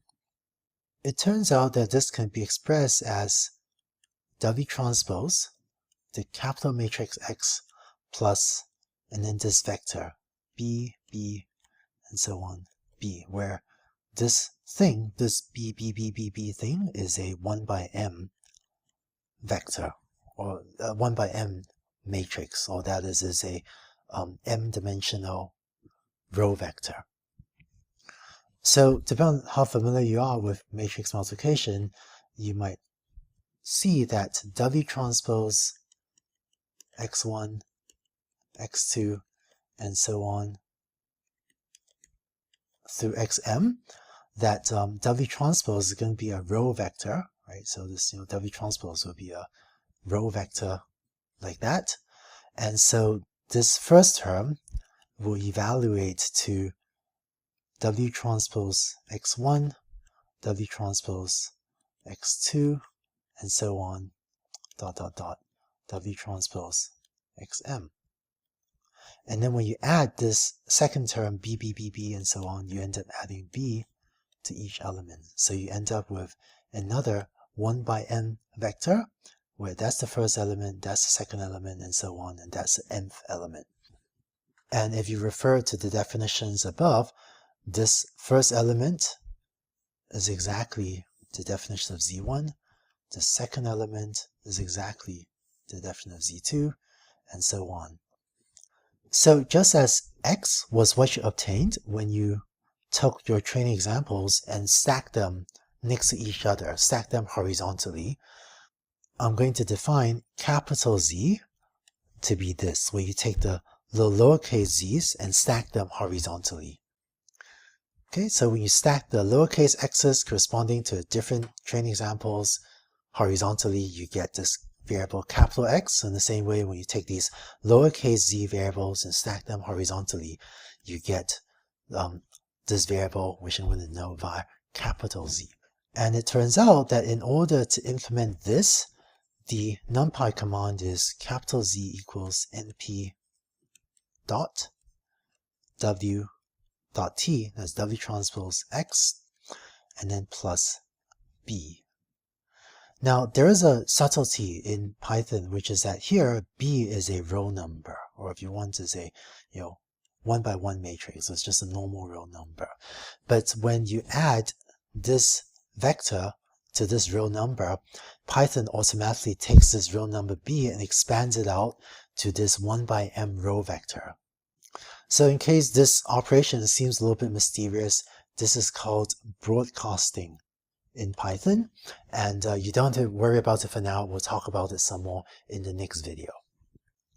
But the takeaway is that with just one line of code, with this line of code, you can calculate capital Z, and capital Z is going to be a 1 by m matrix that contains all of the lowercase z's, lowercase z1 through lowercase zm. So that was Z. How about these values, A, right? What we'd like to do next is find a way to compute A1, A2, and so on through AM all at the same time. And just as stacking lowercase x's resulted in capital X, and stacking means stacking horizontally, lowercase z's results in capital Z, stacking lowercase a's is going to result in a new variable which we're going to define as capital A. And in the program assignment, you see how to implement a vector-valued sigmoid function so that the sigmoid function inputs this capital Z as a variable and very efficiently outputs capital A. So you see the details of that in the programming assignment. So just to recap, what we've seen on this slide is that instead of needing to loop over m training examples to compute lowercase z and lowercase a one at a time, you can implement this one line of code to compute all the z's at the same time, and then this one line of code with appropriate implementation of lowercase sigma to compute all the lowercase a's all at the same time. So this is how you implement a vectorized implementation of the forward propagation for all m training examples at the same time. So to summarize, you've just seen how you can use vectorization to very efficiently compute all the activations, all the lowercase a's sort of at the same time. Next, it turns out you can also use vectorization to very efficiently compute the backward propagation, to compute the gradients. Let's see how you can do that in the next video. In the previous video, you saw how you can use vectorization to compute the predictions, the lowercase a's, for an entire training set all sort of at the same time. In this video, you see how you can use vectorization to also perform the gradient computations for all m training examples, again all sort of at the same time.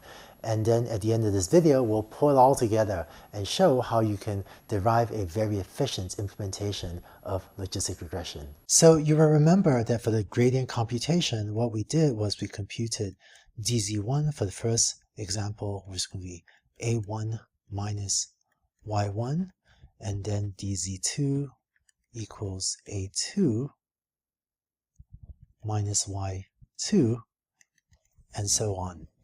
So and so on for all m training examples. So what we're going to do is define a new variable d capital Z, which is going to be dz1, dz2, right, dzm. Again, all the d lowercase z variables stacked horizontally, so this would be a 1 by m matrix, or alternatively a m-dimensional row vector.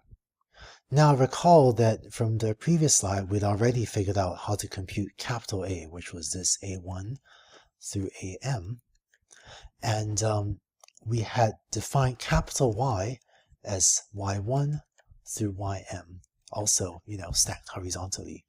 So based on these definitions, maybe you can see for yourself that dz can be computed as just a minus y, because this is going to be equal to a1 minus y1 is going to be the first element, a2 minus y2 is going to be the second element, and so on.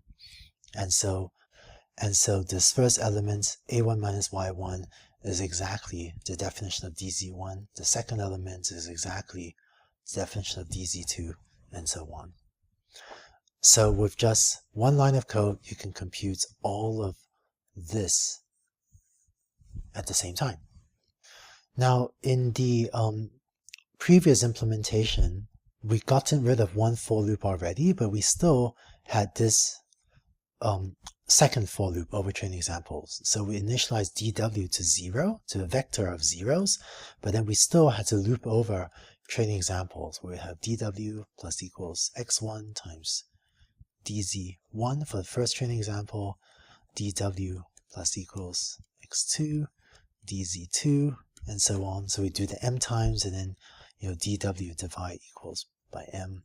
And similarly for b, right? db was initialized as 0, and then db plus equals dz1, db plus equals dz2, down to, dzm, and then db divide equals m. So that's what we had in the previous implementation. We'd already gotten rid of one for loop, so at least now dw is a vector, and we weren't separately updating dw1, dw2, and so on. So we've gotten rid of that already, but we still had a for loop over the m examples in the training set. So let's take these operations and vectorize them. Here's what we can do. For the vectorized implementation of db, what it's doing is basically summing up all of these dz's and then dividing by m. So db is basically 1 over m, sum from I equals 1 through m of dzi, and all the dz's are in that row vector.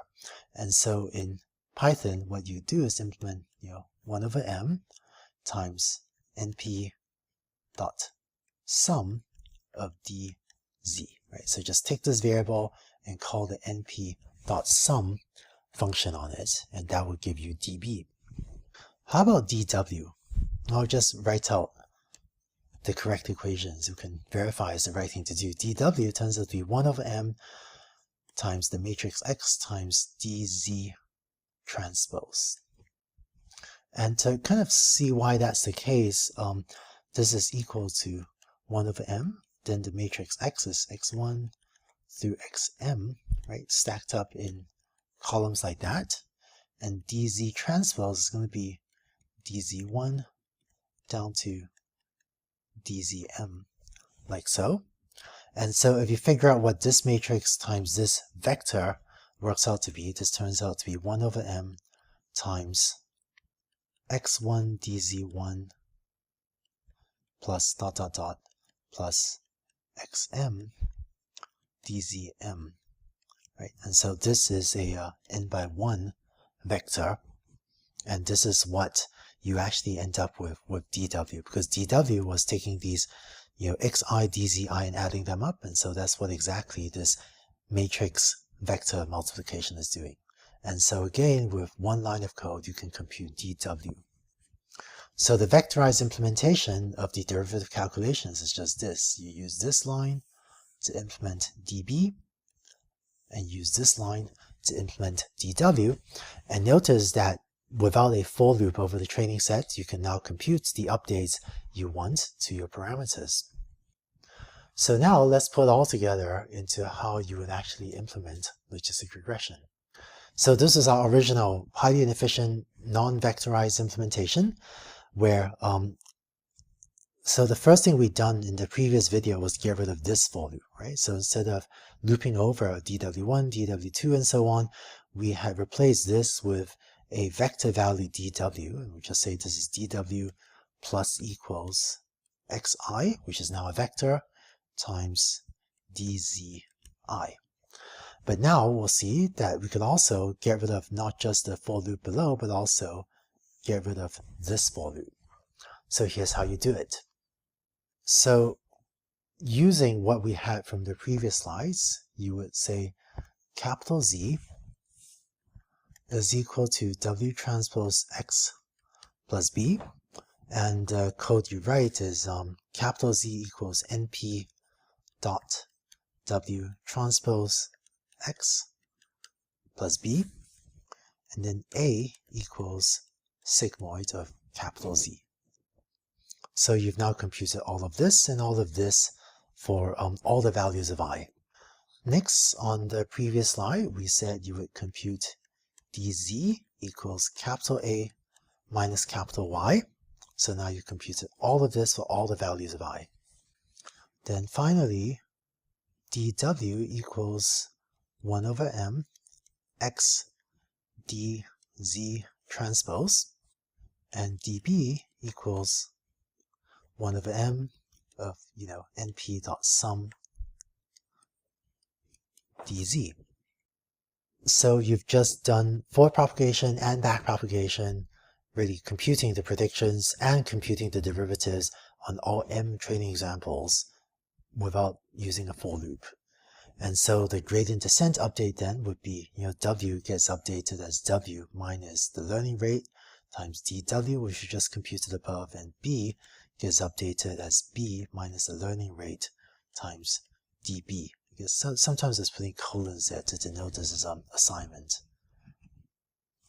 But I guess I haven't been totally consistent with that notation. But with this, you've just implemented a single iteration of gradient descent for logistic regression.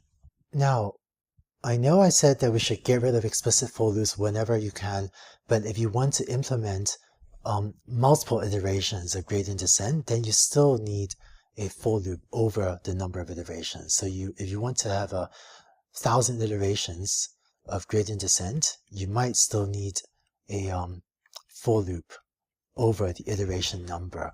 There's an outermost for loop like that, and I don't think there's any way to get rid of that for loop.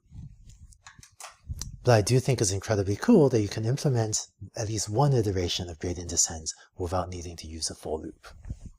So that's it. You now have a highly vectorized and highly efficient implementation of gradient descent for logistic regression. There's just one more detail that I want to talk about in the next video, which is in our description here, I briefly alluded to this technique called broadcasting. Broadcasting turns out to be a technique that Python and NumPy allows you to use to make certain parts of your code also much more efficient. So let's see some more details of broadcasting in the next video. In the previous video, I mentioned that broadcasting is another technique that you can use to make your Python code run faster. In this video, let's delve into how broadcasting in Python actually works.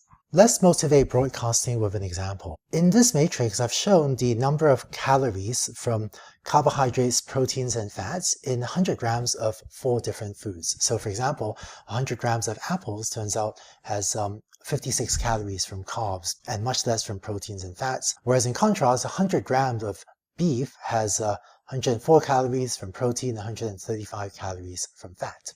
Now, let's say your goal is to calculate the percentage of calories from carbs, proteins, and fats for each of the 4 foods. So for example, if you look at this column and add up the numbers in that column, you get that 100 grams of apple has, 56 plus 1.2 plus 1.8, so that's 59 calories.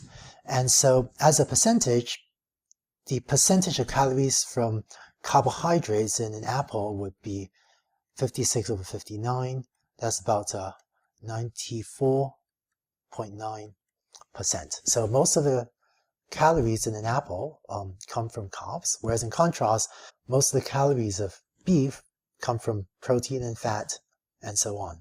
So the calculation you want is really to sum up each of the 4 columns of this matrix to get the total number of calories in 100 grams of apple, beef, eggs, or potatoes, and then to divide throughout the matrix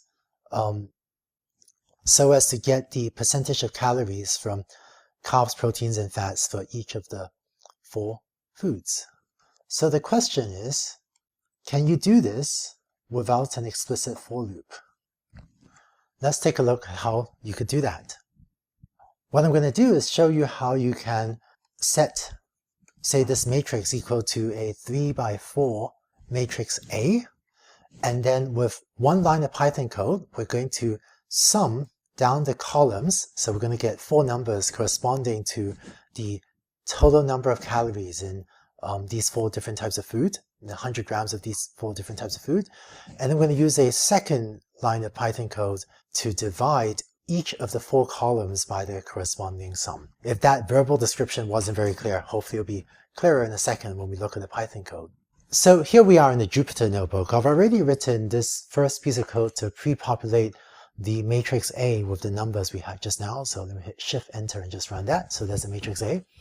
And now here are the two lines of Python code. First, I'm going to compute cal equals A dot sum, and axis equals 0 means to sum vertically. Say more about that in a little bit. And then let's print cal. So with sum vertically, so as we say just now, 59 is the total number of calories in the apple. 239 was the total number of calories in the beef and eggs and potato and so on. And then we're going to compute percentage equals A over cal dot reshape 1 by 4. Actually, we want percentages, multiply by 100 here. And then let's print percentage. Let's run that. And so with that command, we've taken the matrix A and divided it by this 1 by 4 matrix, and this gives us the matrix of percentages. So as we worked out kind of by hand just now, in the apple, that was the first column, 94.9% of the calories are from carbs. Let's go back to the slides.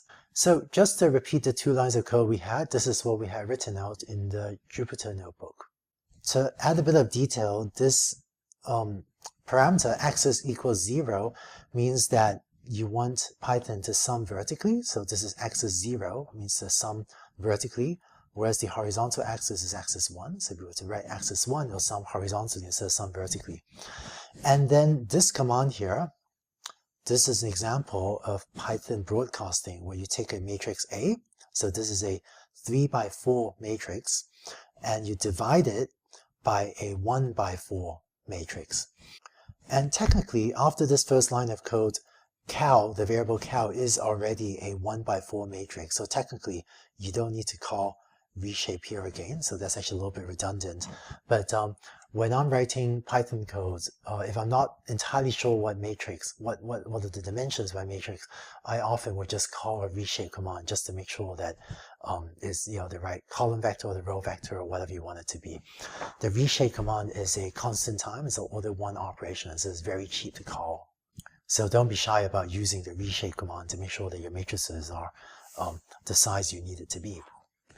Now, let's explain in greater detail how this type of operation works, right? We had a 3 by 4 matrix and we divided it by a 1 by 4 matrix. So how can you divide a 3 by 4 matrix by a 1 by 4 matrix or by 1 by 4 vector?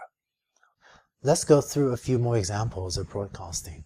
If you take a 4 by 1 vector and add it to a number, what Python will do is take this number and auto-expand it into a 4 by 1 vector as well, as follows.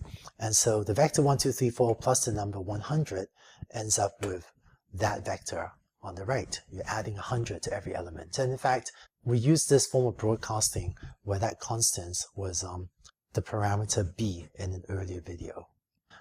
And this type of broadcasting works with both column vectors and row vectors. And in fact, we used a similar form of broadcasting earlier with the constant we're adding to a vector being the parameter b in logistic regression.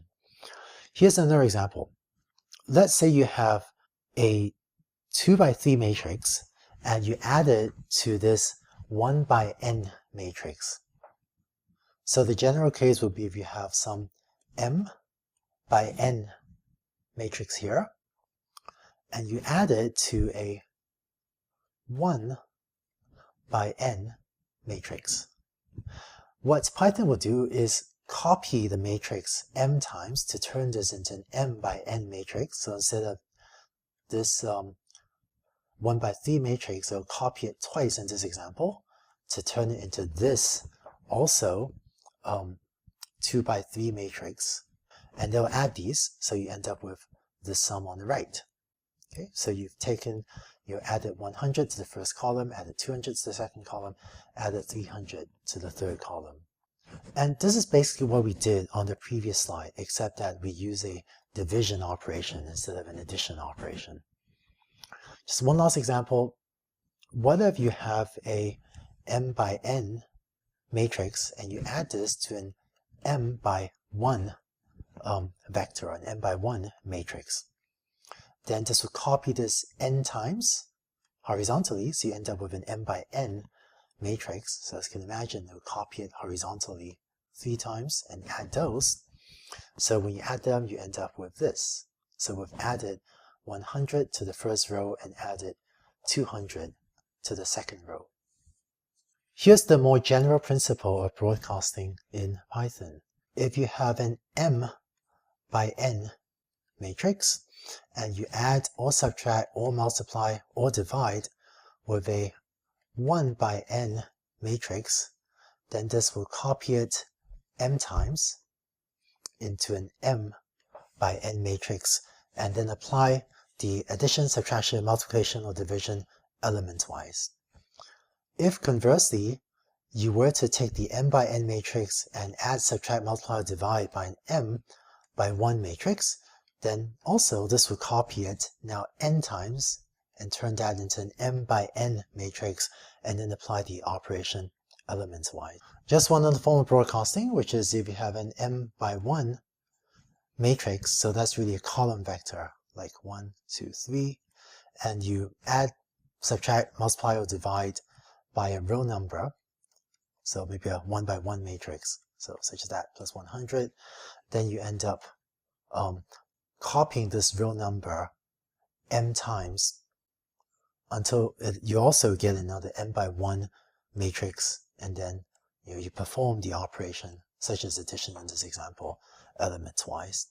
And something similar also works for row vectors.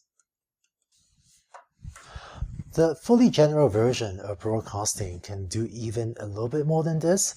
If you're interested, you can read the documentation for NumPy and look up broadcasting in that documentation. That gives an even slightly more general definition of broadcasting, but the ones on this slide are the main forms of broadcasting that you end up needing to use when you implement a neural network.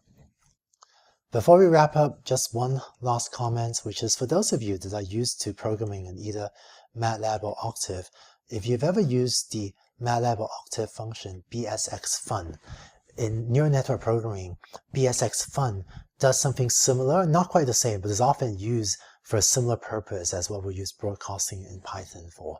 But this is really only for very advanced MATLAB and Octave users. If you've not heard of this, don't worry about it. You don't need to know it when you're coding up neural networks in Python. So that was broadcasting in Python. I hope that when you do the programming homeworks, that broadcasting will allow you to not only make your code run faster, but also help you get what you want done with fewer lines of code. Before you dive into the programming exercise, I want to share with you just one more set of ideas, which is that there's some tips and tricks that I found reduces the number of bugs in my Python code, and that I hope will help you too. So let's talk about that in the next video. The ability of Python to allow you to use broadcasting operations, and more generally, the great flexibility of the Python NumPy programming language is, I think, both a strength as well as a weakness of the programming language. I think it's a strength because the great expressivity of the language, the great flexibility of the language lets you get a lot done, with even just a single line of code.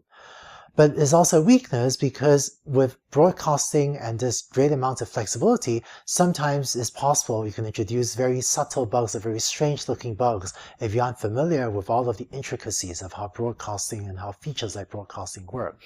For example, if you take a column vector and add it to a row vector, you might expect it to throw up a dimension mismatch or a type error or something. But you might actually get back a matrix as a sum of a row vector and a column vector.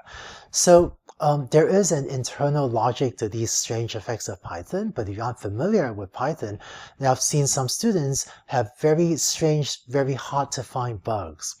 So what I want to do in this video is share with you a couple of tips and tricks that have been very useful for me to eliminate or simplify and eliminate a lot of the strange looking bugs in my own code. And I hope that with these tips and tricks, you also be able to much more easily write bug-free Python and NumPy code. To illustrate one of the less intuitive effects of Python NumPy, especially how you construct vectors in Python NumPy, let me do a quick demo. Let's say I set a equals np.random.randn5. So this creates a 5 random Gaussian variables stored in an array A. And so let's print A. And now it turns out that the shape of A, when you do this, is this 5 comma structure. And so this is called a rank 1 array in Python, and it's neither a row vector nor a column vector. And this leads it to have some slightly non-intuitive effects. So for example, if I print A transpose, it ends up looking the same as A. So A and A transpose end up looking the same. And if I print the inner product between A and A transpose, you might think A times A transpose is maybe the outer product, should give you a matrix maybe. But if I do that, you instead get back a number. So what I would recommend is that when you're coding neural networks, that you just not use data structures where the shape is this 5 comma or n comma rank 1 array. Instead, if you set A to be this 5 by 1, then this commits A to be a 5 by 1 column vector. And whereas previously A and A transpose look the same, if you now print A transpose, now A transpose is a row vector. Notice one subtle difference. In this data structure, there are 2 square brackets when you print A transpose, whereas previously there was 1 square bracket. So that's the difference between this is really a 1 by 5 matrix versus one of these are rank 1 arrays. And if you print, say, the product between A and A transpose, then this gives you the outer product of a vector, right? And so the outer product of a vector gives you a matrix. So let's look in greater detail at what we just saw here.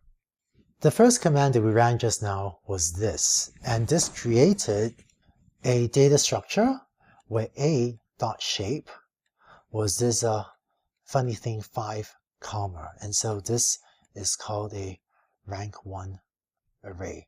And this is a very funny data structure. It doesn't behave consistently as either a row vector nor a column vector, which makes some of its effects non-intuitive. So what I'm going to recommend is that when you're doing your program exercises, or in fact when you're implementing logistic regression or neural networks, that you just do not use these rank 1 arrays. Instead, if every time you create an array, you commit to making it either a column vector, so this creates a 5 by 1 vector, or commit to making it a row vector, then the behavior of your vectors will maybe be easier to understand.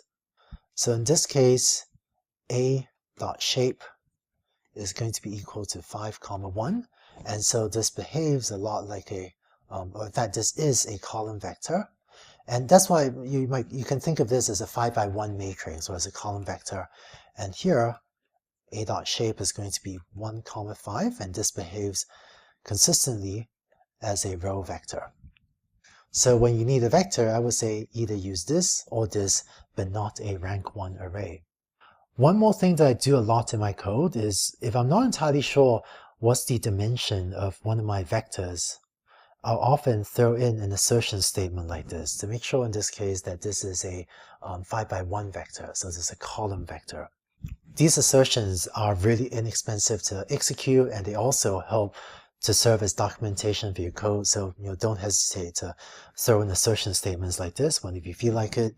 And then finally, if for some reason you do end up with a rank 1 array, you can reshape this A equals A.reshape into say a 5 by 1 array or a 1 by 5 array, so that it behaves more consistently as either a column vector or a row vector.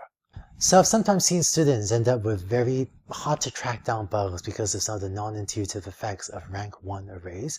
By eliminating rank 1 arrays in my own code, I think my code became simpler, and I did not actually find it restrictive in terms of things I could express in code to just never use a rank 1 array.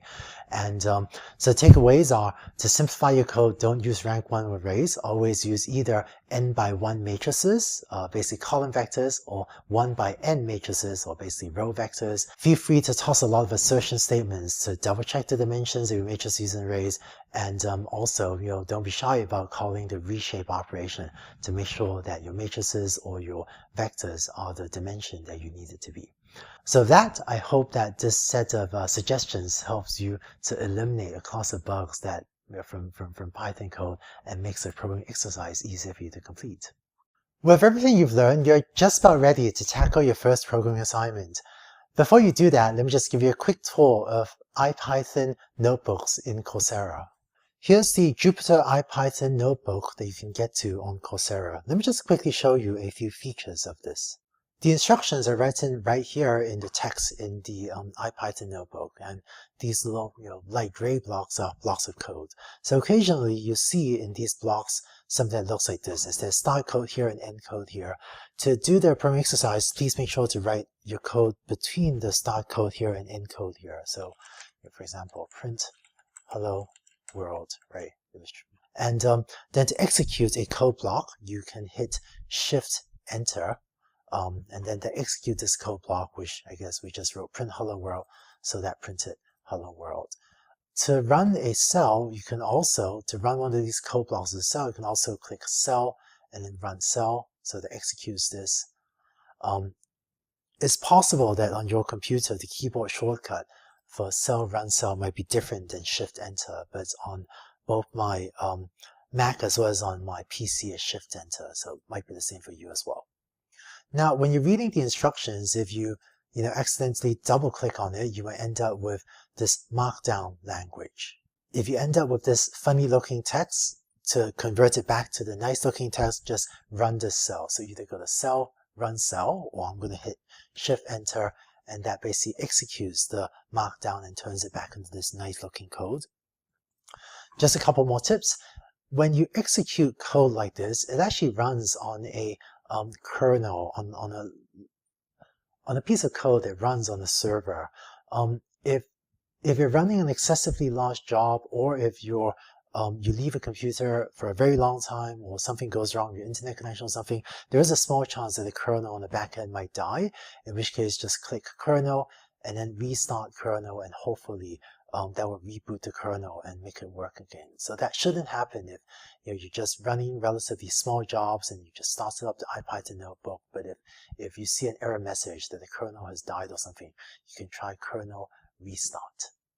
Finally, in an IPython notebook like this, there may be multiple blocks of code. So even if an earlier block of code doesn't have any graded code, be sure to execute this block of code, because in this example, it imports NumPy as NP and so on, and sets up some of the variables that you might need in order to execute the lower down blocks of code. So be sure to execute the ones on top, even if you aren't asked to write any code in them. And finally, when you're done implementing your solutions, there's this blue Submit Assignment button here on the upper right, and we click that, it will submit your solutions for grading. I found that the interactive command shell nature of IPython notebooks to be very useful for letting you quickly implement a few lines of code, see an outcome, learn and iterate quickly. And so I hope that the programming exercises in the Coursera Jupyter IPython notebooks will help you quickly learn and experiment and see how to implement these learning algorithms.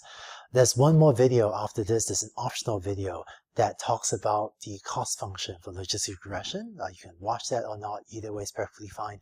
But either way, best of luck with the week 2 programming assignment.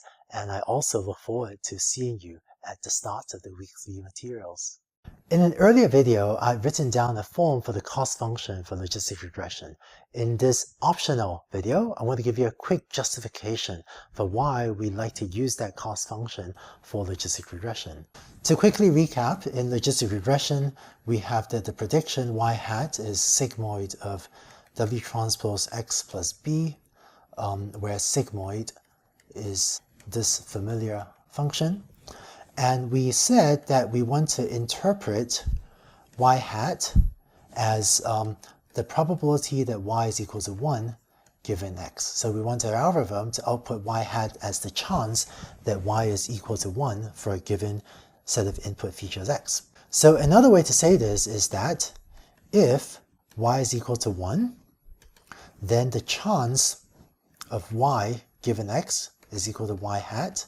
And conversely, if y is equal to 0, then the chance that y was 0 was 1 minus y hat, right? So if y hat was the chance that y is equal to 1, then 1 minus y hat is the chance that y is equal to 0. So let me take these last two equations and just copy them to the next slide. So what I'm going to do is take these two equations, which basically define p of y given x, for the two cases of y equals 0 or y equals 1. And I'm going to take these two equations and summarize them into a single equation.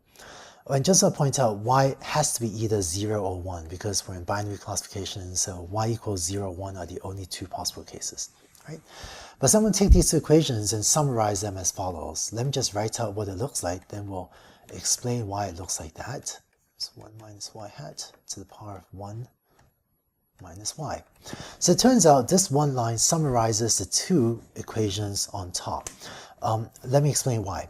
So in the first case, suppose y is equal to 1, right? So if y is equal to 1, then this term ends up being y hat, because that's y hat to the power of 1. This term ends up being 1 minus y hat to the power of 1 minus 1, so that's the power of 0. But anything to the power of 0 is equal to 1, so that goes away. And so this equation just says p of y given x equals y hat when y is equal to 1. So, that's exactly what we wanted. Now, how about the second case? What if y equals 0? If y is equal to 0, then this equation above is p of y given x equals y hat to the 0, but anything to the power of 0 is equal to 1, so that's just equal to 1 times 1 minus y hat to the power of 1 minus y. So 1 minus y is 1 minus 0, so this is just 1. And so this is equal to 1 times 1 minus y hat, which is just equal to 1 minus y hat. And so here we have that if y equals 0, p of y given x is equal to 1 minus y hat, which is exactly what we wanted above. So what we've just shown is that this equation is a correct definition for p of y given x. Now, finally, because the log function is a strictly monotonically increasing function, maximizing log of p of y given x should give you a similar result as optimizing p of y given x. And if you compute log of p of y given x, that's equal to log of y hat to the power of y, 1 minus y hat to the power of 1 minus y. And so that simplifies to y log y hat plus 1 minus y times log 1 minus y hat, right? And so this is actually negative of the loss function that we had defined previously. And there's a negative sign there because usually if you're training a learning algorithm, you want to make probabilities large, whereas in logistic regression, we're expressing this, we want to minimize the loss function. So minimizing the loss corresponds to maximizing the log of the probability. So this is what the loss function on a single example looks like. How about the cost function, the overall cost function on the entire training set on m examples? Let's figure that out. So the probability of all the labels in the training set, right, I'm writing this out a little bit informally, is if you assume that the training examples are drawn independently or drawn IID, identically independently distributed, then the probability of the examples is the product of probabilities. So the product from I equals 1 through m of p of yi given xi. And so if you want to carry out maximum likelihood estimation, right, then you want to find the parameters that maximizes the chance of your observations in the training set. But maximizing this is the same as maximizing the log, so I'm just put logs on both sides. So log of the probability of the labels in the training set is equal to log of a product is the sum of a log, so that's sum from I equals 1 through m of log p of yi given xi. And we had previously figured out on the previous slide that this is negative L of y hat I, yi. And so in statistics, there's a principle called the principle of maximum likelihood estimation, which just means to choose the parameters that maximizes this thing, or in other words, that maximizes, this thing, right? Negative sum from I equals 1 through m, L of y hat I, yi. And I just moved the negative sign outside the summation. So this justifies the cost we had for logistic regression, which was J of WB of this. And because we now want to minimize the cost, instead of maximize the likelihood, we've gotten rid of the minus sign. And then finally, for convenience, or to make sure that our quantities are better scaled, we just add a 1 over m extra scaling factor there. But so to summarize, by minimizing this cost function J of WB, we're really carrying out maximum likelihood estimation with the logistic regression model under the assumption that our training examples were IID, or identically and independently distributed.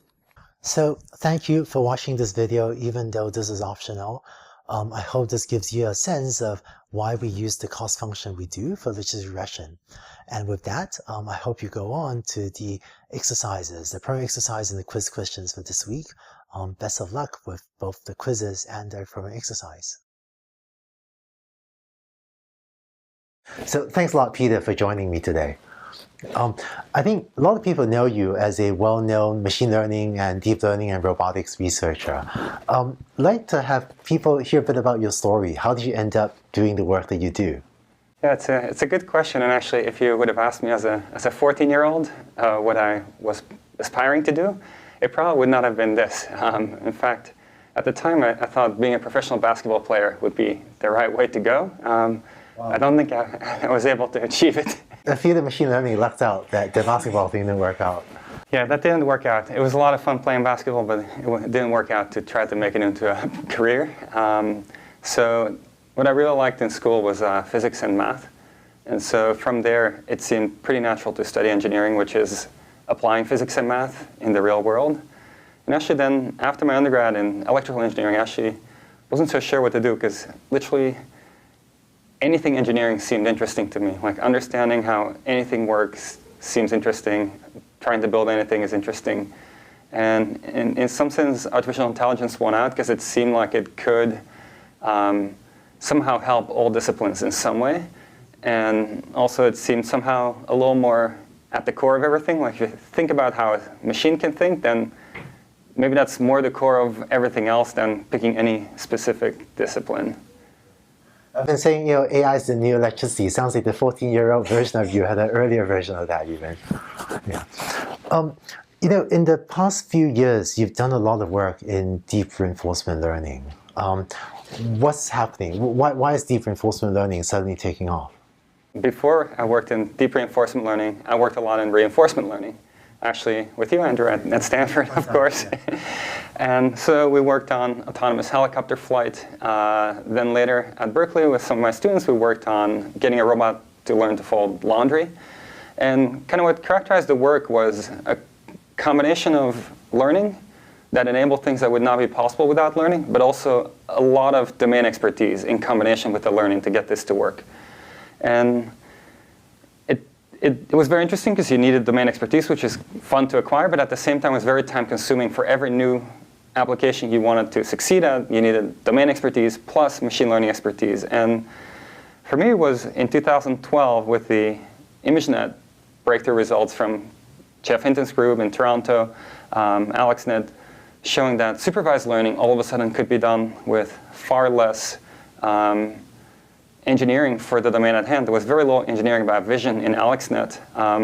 Made me think we really should revisit reinforcement learning under the same kind of viewpoint and see if we can get the deep version of reinforcement learning to work and do equally interesting things as had just happened in deep supervised learning. And so, sounds like you saw earlier than most people the potential of deep reinforcement learning. So now looking into the future, what do you see next? What are your predictions for the next several ways to come in deep reinforcement learning. So I think what's interesting about deep reinforcement learning is that in some sense there is many more questions than in supervised learning. In supervised learning, it's about learning an input-output mapping. But in reinforcement learning, there is the notion of where does the data even come from? So that's the exploration problem. When you have data, how do you do credit assignment? How do you understand what actions you took early on got you the reward later? And then there's issues of safety. When you have a system autonomously collecting data, it's actually rather dangerous in most situations. Imagine a self-driving car company that says, we're just going to run deep reinforcement learning. It's pretty likely that car would get into a lot of accidents before it does anything useful. You need the negative examples to learn from, right? You do need some negative examples somehow, yeah. And positive ones, hopefully.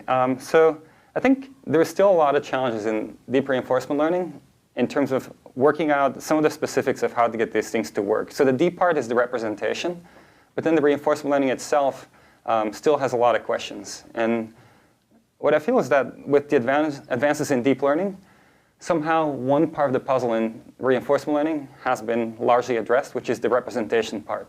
So if there is a pattern, we can probably represent it with a deep network and capture that pattern. But then how to tease apart the pattern is still a big challenge in reinforcement learning. So I think big challenges are how to get systems to reason over long time horizons. So right now, a lot of the successes in deep reinforcement learning are very short horizon. There are problems where if you act well over a 5-second horizon, you act well over the entire problem. And so a 5-second skill is something very different from a day-long skill or the ability to live a life as a robot or some software agent. And so I think there's a lot of challenges there.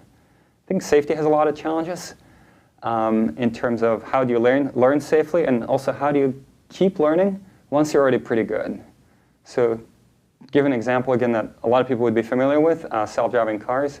For a self-driving car to be better than a human driver, actually that human drivers maybe get into accidents, bad accidents every 3 million miles or something. And so that takes a long time to see the negative data once you're as good as a human driver, but you want your self-driving car to be better than a human driver. And so at that point, the data collection becomes really, really difficult to get that interesting data that makes your system improve. So there's a lot of challenges related to exploration that tie into that. But one of the things I'm actually most excited about right now is seeing if we can actually take a step back and also learn the reinforcement learning algorithm. So reinforcement learning is very complex, credit assignment is very complex, exploration is very complex. And so maybe just like how deep learning for supervised learning was able to replace a lot of domain expertise, maybe we can have programs that are learned, that are reinforcement learning programs, and that do all this instead of us designing the details. You learn the reward function or learn the whole program? So this would be learning the entire reinforcement learning program. So it would be, imagine you have a reinforcement learning program, whatever it is, and you throw it at some problem, and then you see how long it takes to learn. And then you say, well, that took a while. Now let another program modify this reinforcement learning program. After the modification, see how fast it learns. If it learns more quickly, that was a good modification, and maybe keep it and improve from there. Wow, I see, right. Yeah, ambitious direction. Yeah. I think it has a lot to do with maybe the amount of compute that's becoming available. So this would be running reinforcement learning in the inner loop, whereas right now we run reinforcement learning as the final thing. And so the more compute we get, the more it becomes possible to maybe run something like reinforcement learning in the inner loop of a bigger algorithm. Yep, right, that makes sense. So, starting from the 14-year-old you've worked in AI for maybe some 20 plus years now. So tell me a bit about how your understanding of AI has evolved over this time. Yeah, so when I started looking at AI, it's very interesting because it really coincided with coming to Stanford to do my master's degree there. And there were some icons there like John McCarthy, who I got to talk with, but who had a very different approach to, in the year 2000, for what most people were doing at the time, but also talking with Daphne Koller.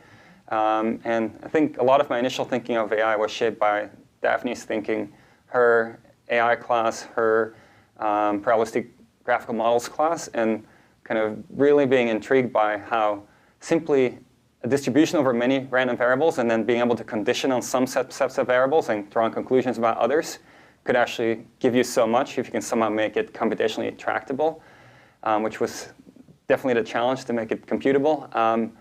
And then from there, when I started my PhD, Andrew, you arrived at Stanford, and I think you gave me a really good reality check. That's not the right metric to evaluate your work by, and to really try to see the connection from what you're working on to what impact it can really have, like what change it can make, rather than what's the math that happened to be in your work. Right, that's amazing. I did not realize I'd forgotten that. Yeah, it's actually one of the things I cite most often. People ask, if you're going to cite only one thing that has stuck with you from Andrew's advice, it's making sure you can see the connection to where it's actually going to do something. You've had and you're continuing to have an amazing career in AI. So for some of the people listening to you on video now, if they want to also enter or pursue a career in AI, what advice do you have for them? I think it's a really good time to get into artificial intelligence. It's if you look at the demand for people, it's so high. There are so many job opportunities, so many things you can do research-wise, build new companies and so forth. So I would say yes, it's definitely a smart decision in terms of actually getting going. A lot of it you can self-study, whether you're in school or not. There is a lot of online courses. There is your machine learning course. There is also, for example, Andrea Karpathy's deep learning course, which has videos online, which is a great way to get started. At Berkeley, there's the deep reinforcement learning course, which is all the lectures online. So those are all good places to get started. I think a big part of what's important is to make sure you try things yourself. So not just read things or watch videos, but try things out. With frameworks like TensorFlow, Chainer, Theano, PyTorch, and so forth. I mean, whatever is your favorite, it's very easy to get going and get something up and running very quickly. Right. To get the practice yourself, right, with implementing and seeing what works and seeing what doesn't work. So this past week, there was an article in Mashable about a 16-year-old in the United Kingdom who is one of the leaders on Kaggle competitions.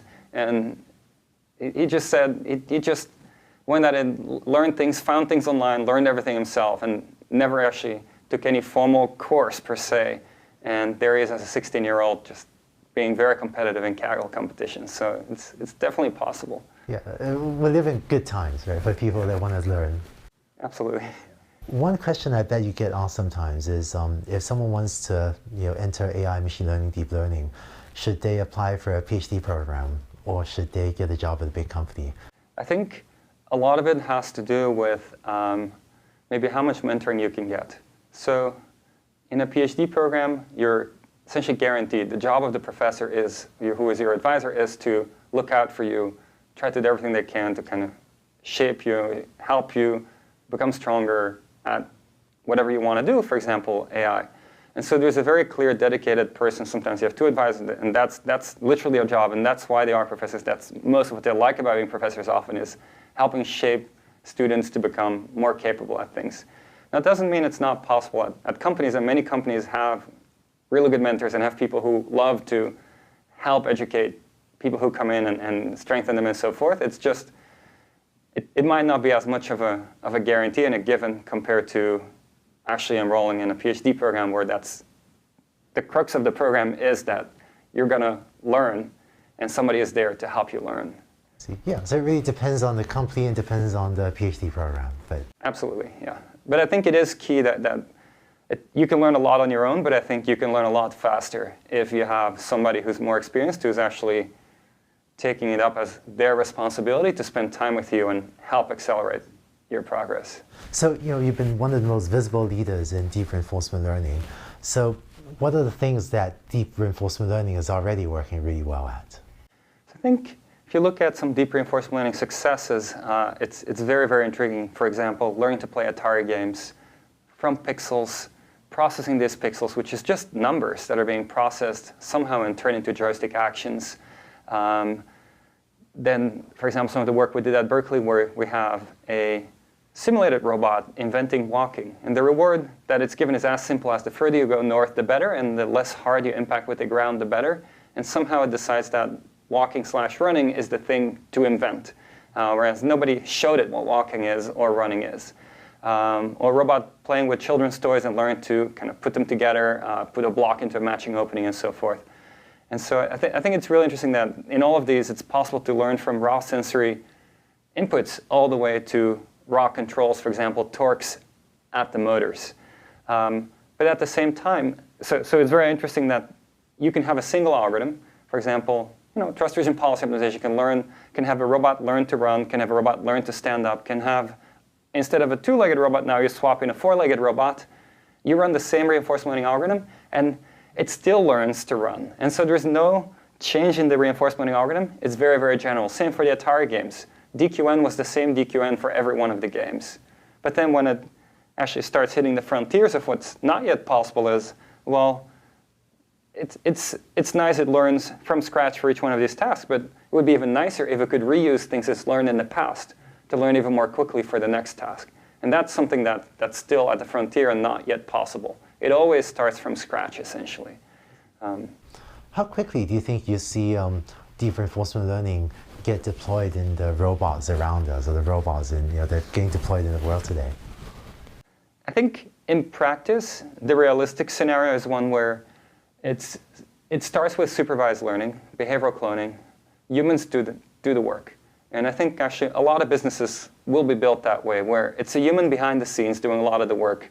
Imagine Facebook Messenger assistant. A system like that could be built with a human behind the curtains doing a lot of the work. Machine learning matches up with what the human does and starts making suggestions to the human, so the human has a small number of options available and can just click and select.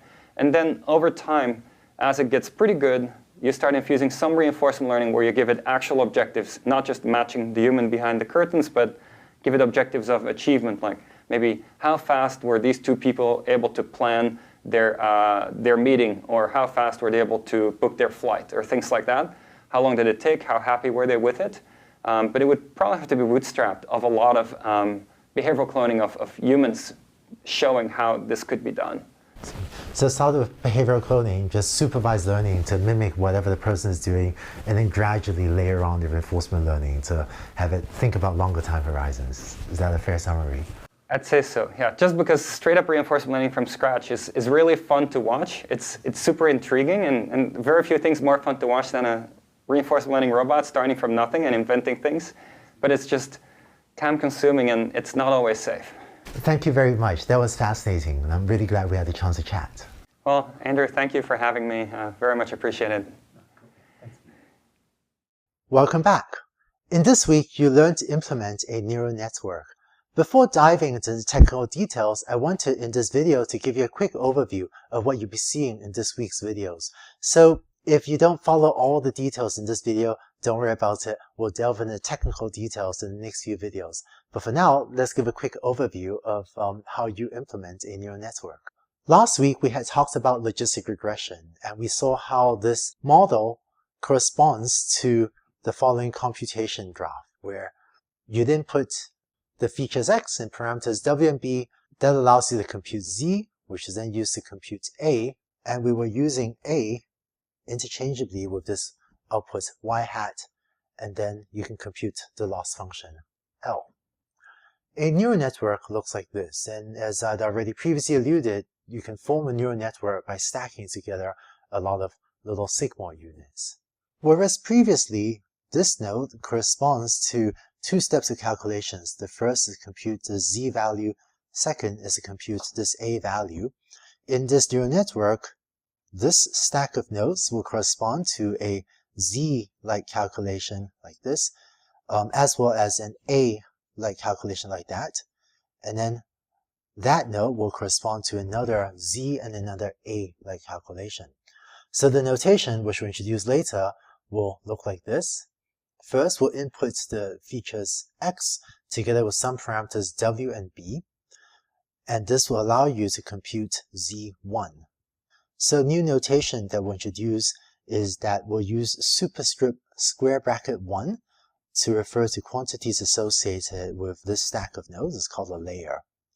And then later we'll use superscript square bracket 2 to refer to quantities associated with that node. Really, that's called another layer of the neural network.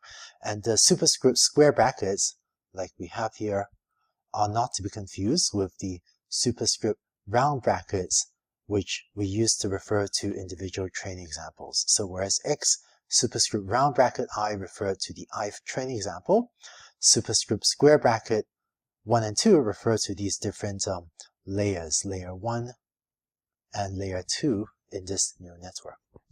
But so going on, after computing Z1, similar to logistic regression, there'll be a computation to compute A1, and that's just sigmoid of Z1, and then you compute Z2 using another sort of linear equation, and then compute A2, and A2 is the final output of the neural network and will also be used interchangeably with y-hat. So I know that was a lot of details, but the key intuition to take away is that whereas for logistic regression, we had this z followed by a calculation, in this neural network here we just do it multiple times. There's a z followed by an a calculation and a z followed by an a calculation, and then you finally compute the loss at the end. And you will remember that for logistic regression, we had this backward calculation in order to compute derivatives, right? So computing dA, dz, and so on. So in the same way, in a neural network, we'll end up doing a backward calculation that looks like this, in which you end up computing dA2, dz2, that allows you to compute dw2, db2, and so on, in this sort of a right to left backward calculation that is denoting with the red arrows. So that gives you a quick overview of what a neural network looks like. It's basically taking logistic regression and repeating it twice. I know there was a lot of new notation, a lot of new details. Don't worry about it if you didn't follow everything. We'll go into the details more slowly in the next few videos. So let's go on to the next video. We'll start to talk about the neural network representation. See me draw a few pictures of neural networks. In this video, we'll talk about exactly what those pictures means. In other words, exactly what those little neural networks we've been drawing represent.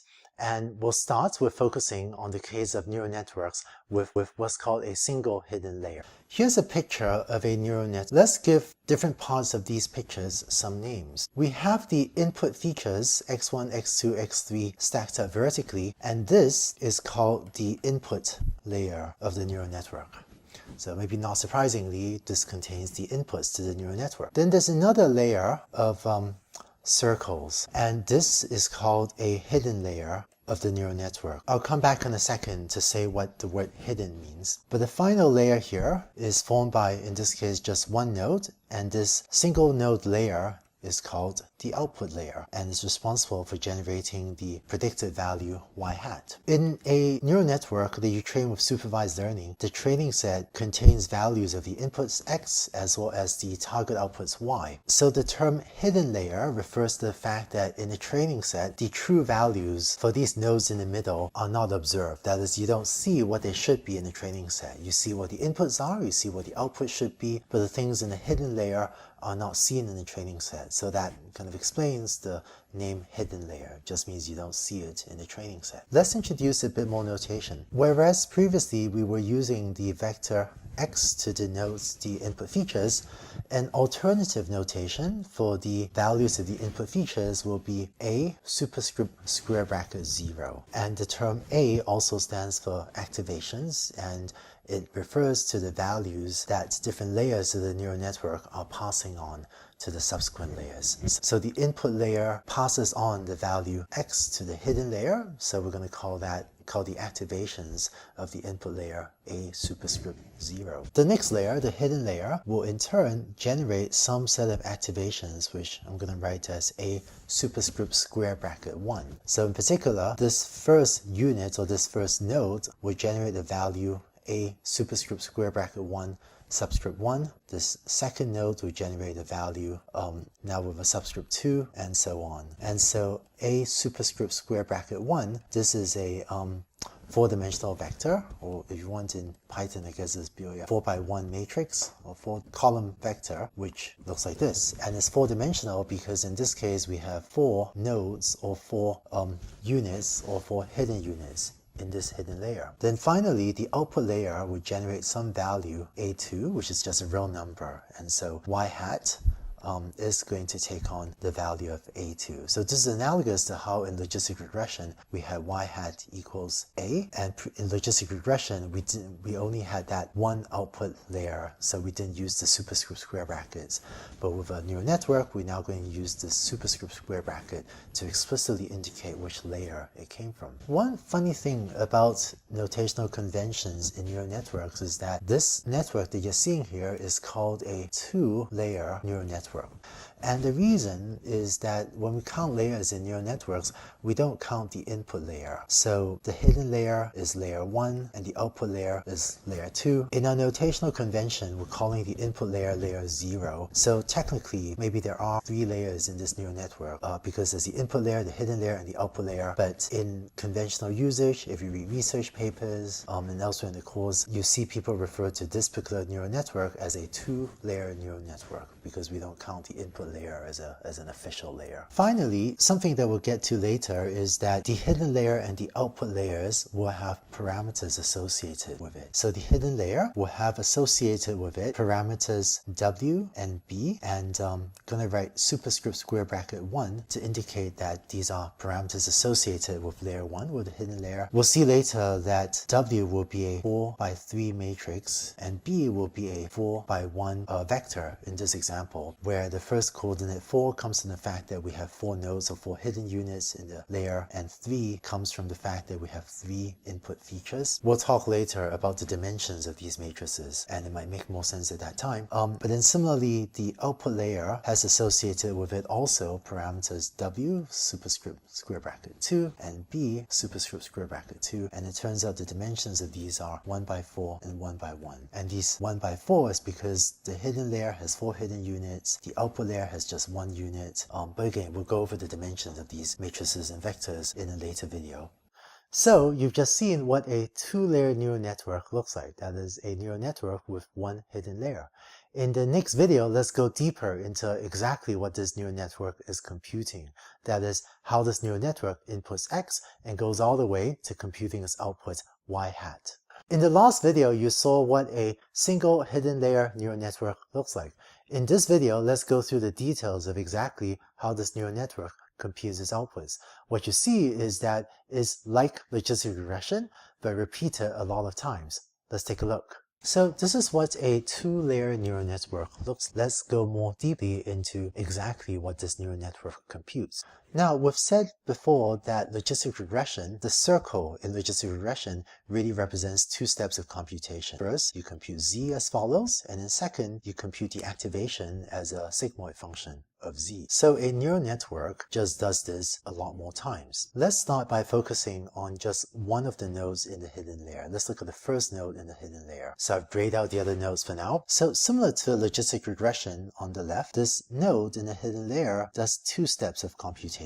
Right? The first step, and think of as the left half of this node, it computes Z equals W transpose X plus B. And the notation we'll use is these are all quantities associated with the first hidden layer. So that's why we have a bunch of square brackets there. And this is the first node in the hidden layer. So that's why we'll have a subscript 1 over there. So first it does that. And then the second step is it computes A11 equals sigmoid of Z11.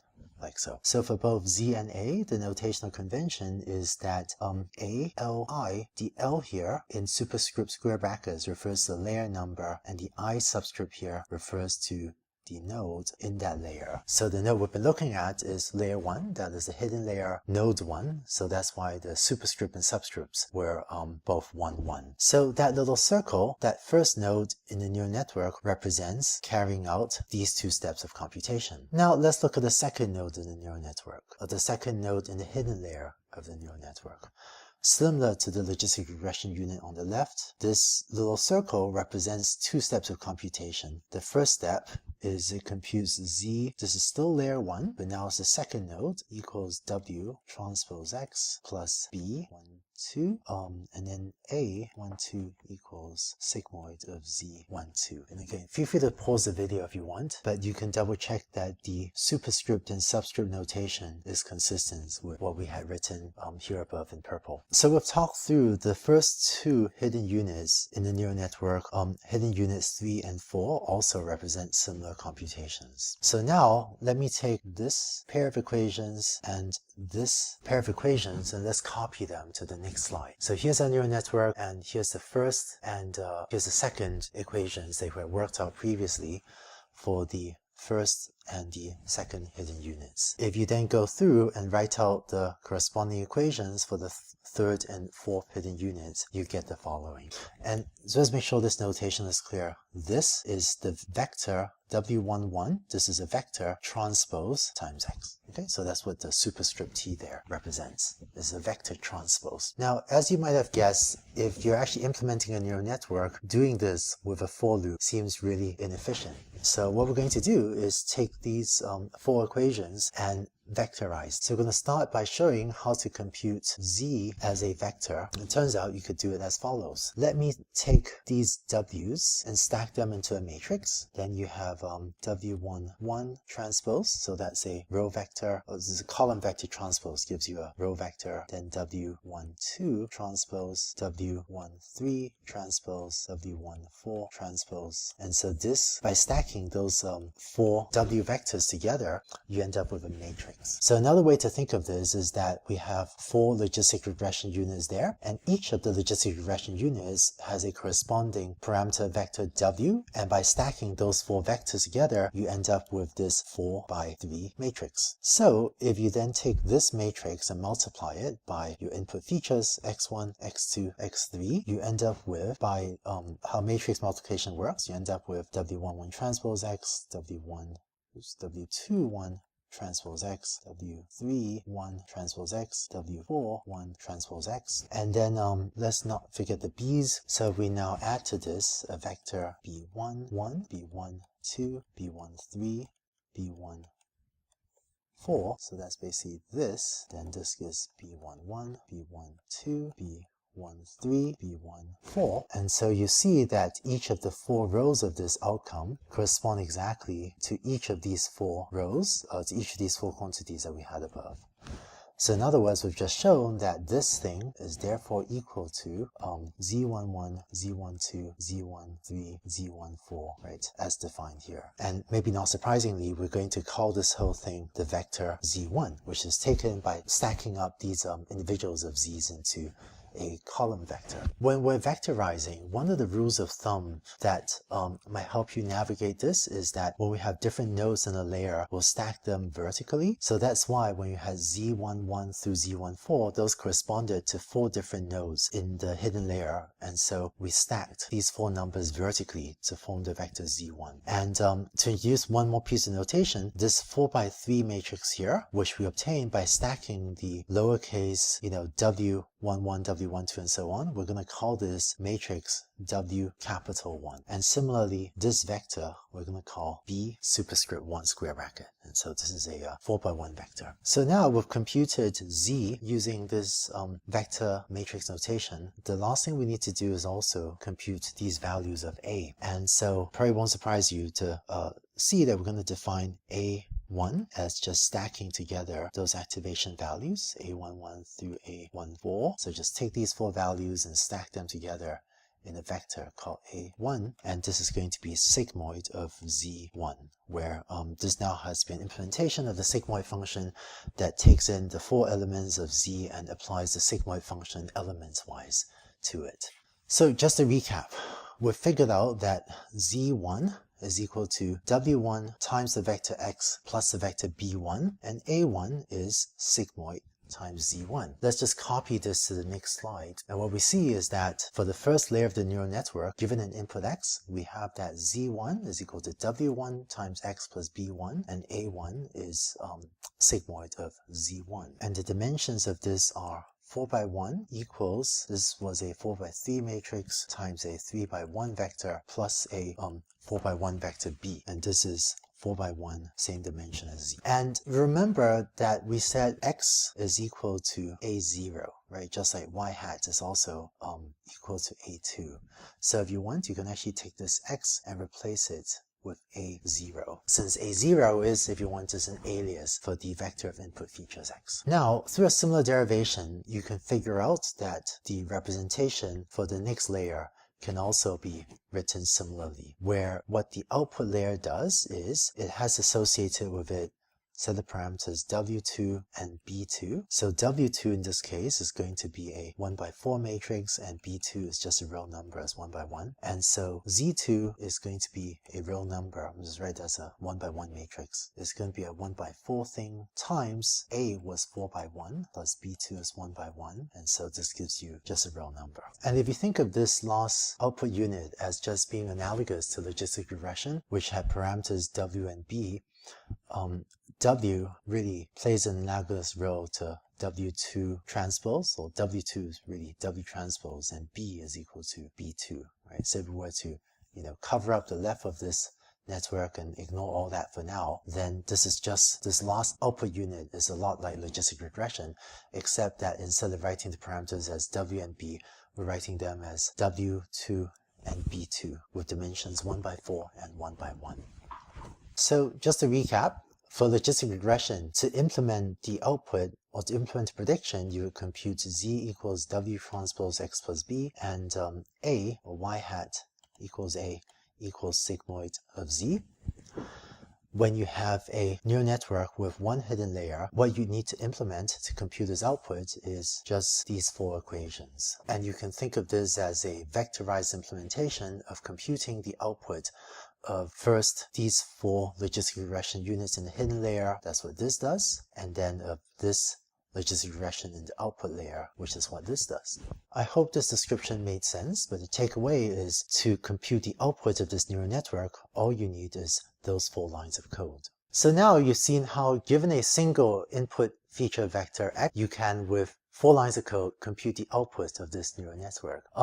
Similar to what we did for logistic regression, we'll also want to vectorize across multiple training examples. And we'll see that by stacking up training examples in different columns in the matrix, with just a slight modification to this, you also, similar to what you saw in logistic regression, be able to compute the output of this neural network not just on one example at a time, but on your entire training set at a time. So let's see the details of that in the next video. In the last video, you saw how to compute the prediction on a neural network given a single training example. In this video, you see how to vectorize across multiple training examples. And the outcome will be quite similar to what you saw for logistic regression, where by stacking up different training examples in different columns of a matrix, you'll be able to take the equations you had from the previous video and with very little modification, change them to make the neural network compute the outputs on all the examples pretty much all at the same time. So let's see the details of how to do that. These were the 4 equations we had from the previous video of how you compute z1, a1, z2, and a2. And they tell you how, given an input feature vector x, you can use them to generate a2 equals y hat for a single training example.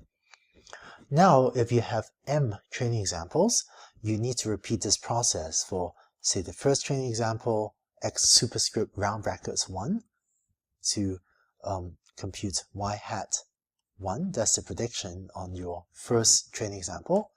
Then x2, use that to generate prediction y hat 2, and so on down to xm to generate a prediction y hat m.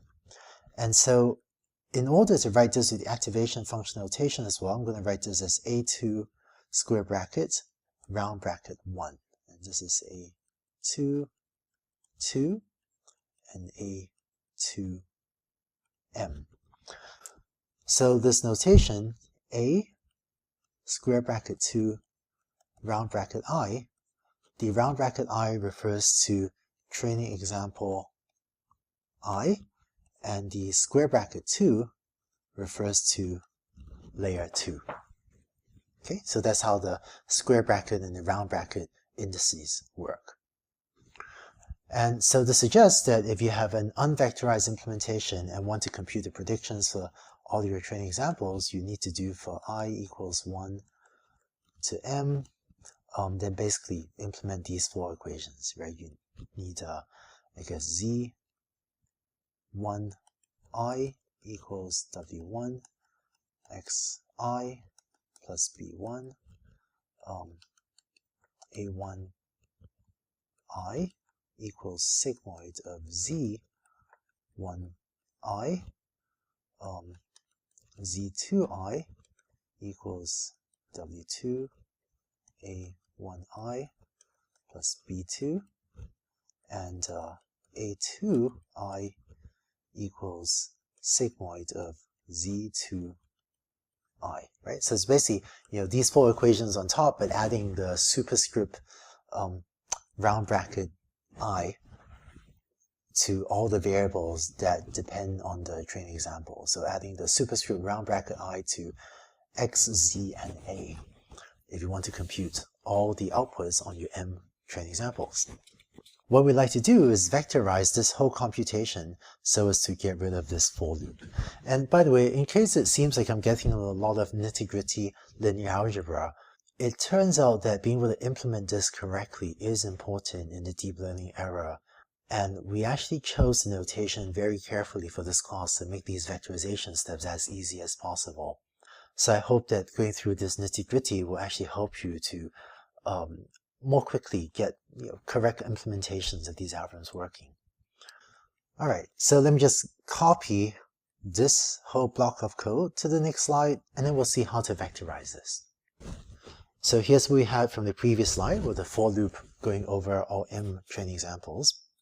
So recall that we defined the matrix X to be equal to our training examples stacked up in these columns like so.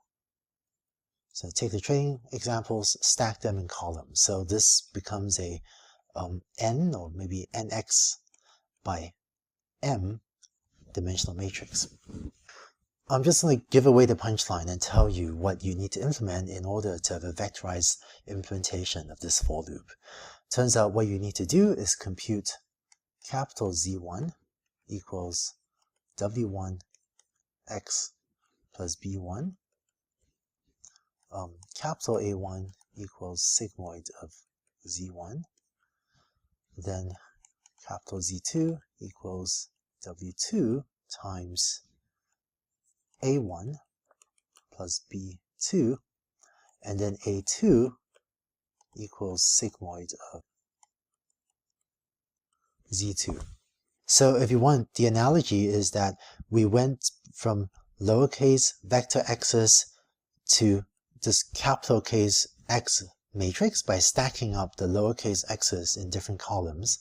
If you do the same thing for the z's, so for example, if you take Z1 1, Z1 2, and so on, and these are all column vectors up to Z1 m, right? So that's this first quantity, but all m of them, and stack them in columns, then this gives you the matrix Z1. And similarly, if you look at, say, this quantity, you can take A1 1, A1 2, and so on in A1m, and stack them up in columns, then this, just as we went from lowercase x to capital case X and lowercase z to capital case Z, this goes from the lowercase a, which are vectors, to this capital A1, that's over there.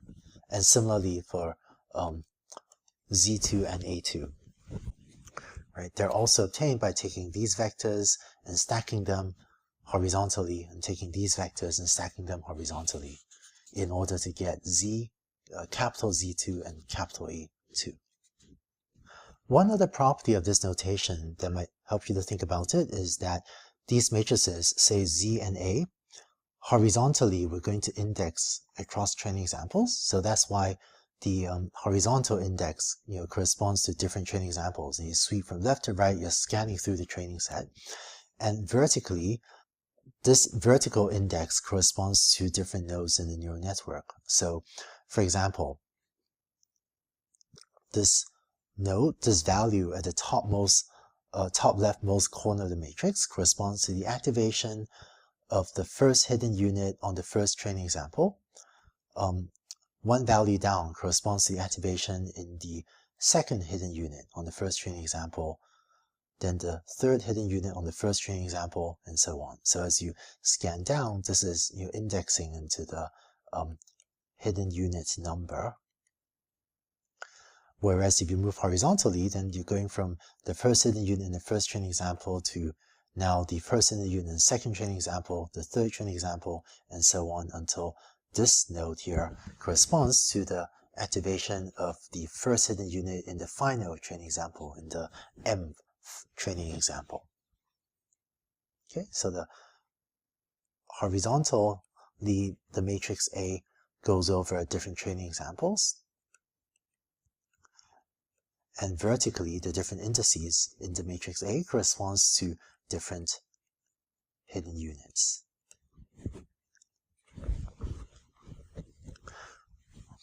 And a similar intuition holds true for the matrix Z as well as for X, where horizontally it corresponds to different training examples, and vertically it corresponds to different features, different input features, which are really different nodes in the input layer of the neural network.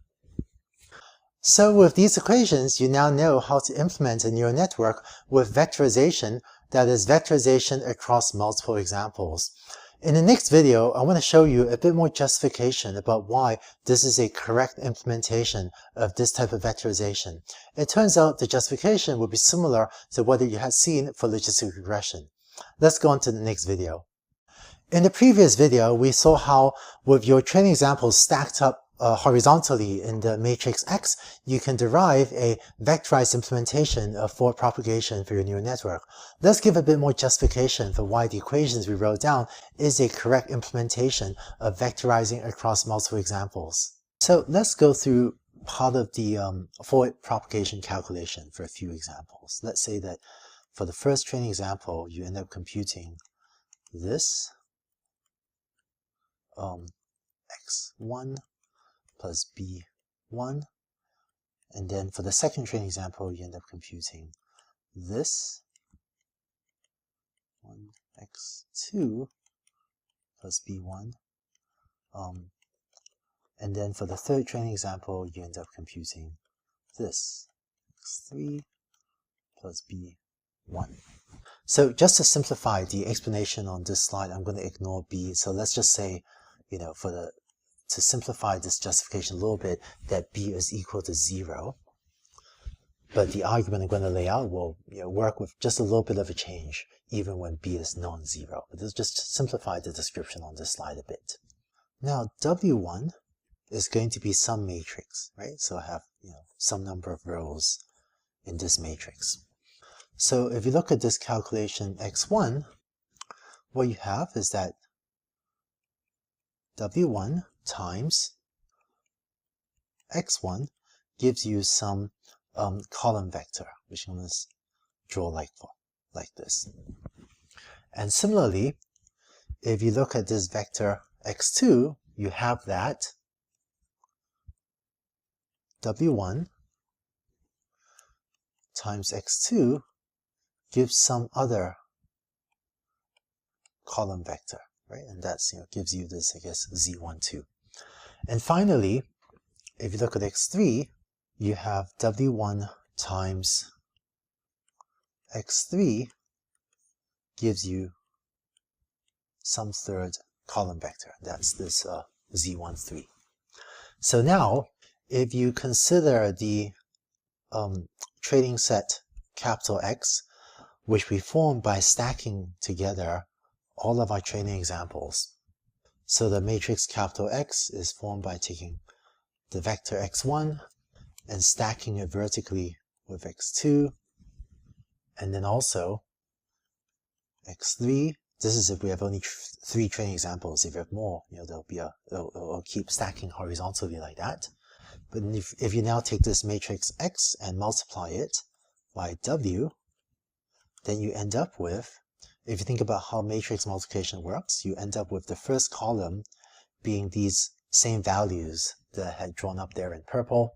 The second column will be those same 4 values, and the third column will be those orange values, whatever they turn out to be. But of course, this is just equal to Z11 expressed as a column vector, followed by Z12 expressed as a column vector, followed by Z13 also expressed as a column vector. And this is if you have 3 training examples. If you have more examples, then there'll be more columns. And so this is just a matrix capital Z1. So I hope this gives a justification for why, when we had previously W1 times Xi equals Z1I, when we're looking at a single training example at a time, when you took the different training examples and stacked them up in different columns, then the corresponding result is that you end up with the Z's also stacked up in columns. And I won't show, but you can convince yourself if you want that with Python broadcasting, if you add back in these values of B, that the values are still correct. And what actually ends up happening is you end up with Python broadcasting, you end up adding BI individually to each of the columns of this matrix. So on this slide, I've only justified that Z1 equals W1 X plus B1 is a correct vectorization of the first step of the 4 steps that we had on the previous slide. But it turns out that a similar analysis allows you to show that the other steps also work out using a very similar logic, where if you stack the inputs in columns, then after the equation, you get the corresponding outputs also stacked up in columns. Finally, let's just recap everything we talked about in this video. If this is your neural network, we said that this is what you need to do if you were to implement forward propagation, 1 training example at a time, going from I equals 1 through M. And then we said, let's stack up the training examples in columns like so. And for each of these values, Z1, A1, Z2, A2, let's stack up the corresponding columns as follows. So this is an example for A1, but this is true for Z1, A1, Z2, and A2. Then what we showed on the previous slide was that this line allows you to vectorize this across all M examples at the same time. And it turns out with a similar reasoning, you can show that all of the other lines are correct vectorizations of all 4 of these lines of code. And just as a reminder, because X is also equal to A0, because you remember that the input feature vector X was equal to A0. So Xi equals A0i, right? Then there's actually a certain symmetry to these equations, where this first equation can also be written Z1 equals W1 A0 plus B1. And so you see that this pair of equations and this pair of equations actually look very similar, but just with all of the indices advanced by 1. So this kind of shows that the different layers of a neural network are, roughly doing the same thing, or just doing the same computation over and over. And here we have a 2-layer neural network. When we go to a much deeper neural network in next week's videos, you see that even deeper neural networks are basically taking these 2 steps and just doing them even more times than you're seeing here. So that's how you can vectorize your neural network across multiple training examples. Next, we've so far been using the sigmoid function throughout our neural networks. Turns out that's actually not the best choice. In the next video, let's delve a little bit further into how you can use different what's called activation functions, of which the sigmoid function is just one possible choice. When you build your neural network, one of the choices you get to make is what activation function to use in the hidden layers as well as at the output units of your neural network. So far, we've just been using the sigmoid activation function, but sometimes other choices can work much better. Let's take a look at some of the options. In the forward propagation steps for the neural network, we had these two steps where we use the sigmoid function here. So that sigmoid is called an activation function. And here's the familiar sigmoid function, a equals 1 over 1 plus e to the negative z. So in the more general case, we can have a different function, g of z, which I'm going to write here, where g could be a nonlinear function that may not be the sigmoid function. So for example, the sigmoid function goes between 0 and 1. An activation function that almost always works better than the sigmoid function is the tanh function, or the hyperbolic tangent function. So this is z, this is a equals tan h of z, and this goes between +1 and -1. The formula for the tan h function is e to the z minus e to the negative z over their sum, and is actually mathematically a shifted version of the sigmoid function. So as a sigmoid function just like that, but shifted so that it now crosses a 0, 0 point and rescales, so it goes between -1 and +1. And it turns out that for hidden units, if you let the function g of z be equal to tan h of z, this almost always works better than the sigmoid function, because with values between +1 and -1, the mean of the activations that come out of your hidden layer are closer to having a 0 mean. And so just as sometimes when you train a learning algorithm, you might center the data and have your data have 0 mean, using a tan h instead of a sigmoid function kind of has the effect of centering your data so that the mean of your data is closer to 0 rather than maybe 0.5, and this actually makes learning for the next layer a little bit easier. We'll say more about this in the second course when we talk about optimization algorithms as well. But one takeaway is that I pretty much never use the sigmoid activation function anymore. The tan h function is almost always strictly superior. The one exception is for the output layer, because if y is either 0 or 1, then it makes sense for y hat to be a number that you want to output that's between 0 and 1 rather than between -1 and 1. So the one exception where I would use the sigmoid activation function is when you're using binary classification, in which case you might use the sigmoid activation function for the output layer. So g of z2 here is equal to sigma of z2. And so what you see in this example is where you might have a tan h activation function for the hidden layer and a sigmoid for the output layer. So the activation functions can be different for different layers. And sometimes to denote that the activation functions are different for different layers, we might use these square bracket superscripts as well to indicate that g of square bracket 1 may be different than g of square bracket 2, right? And again, square bracket 1 superscript refers to this layer, and superscript square bracket 2 refers to the output layer. Now, one of the downsides of both the sigmoid function and the tan h function is that if z is either very large or very small, then the gradient or the derivative or the slope of this function becomes very small. So if z is very large or z is very small, the slope of the function ends up being close to 0, and so this can slow down gradient descent. So one other choice that is very popular in machine learning is what's called the rectified linear unit. So the ReLU function looks like this, and the formula is a equals max of 0, comma z.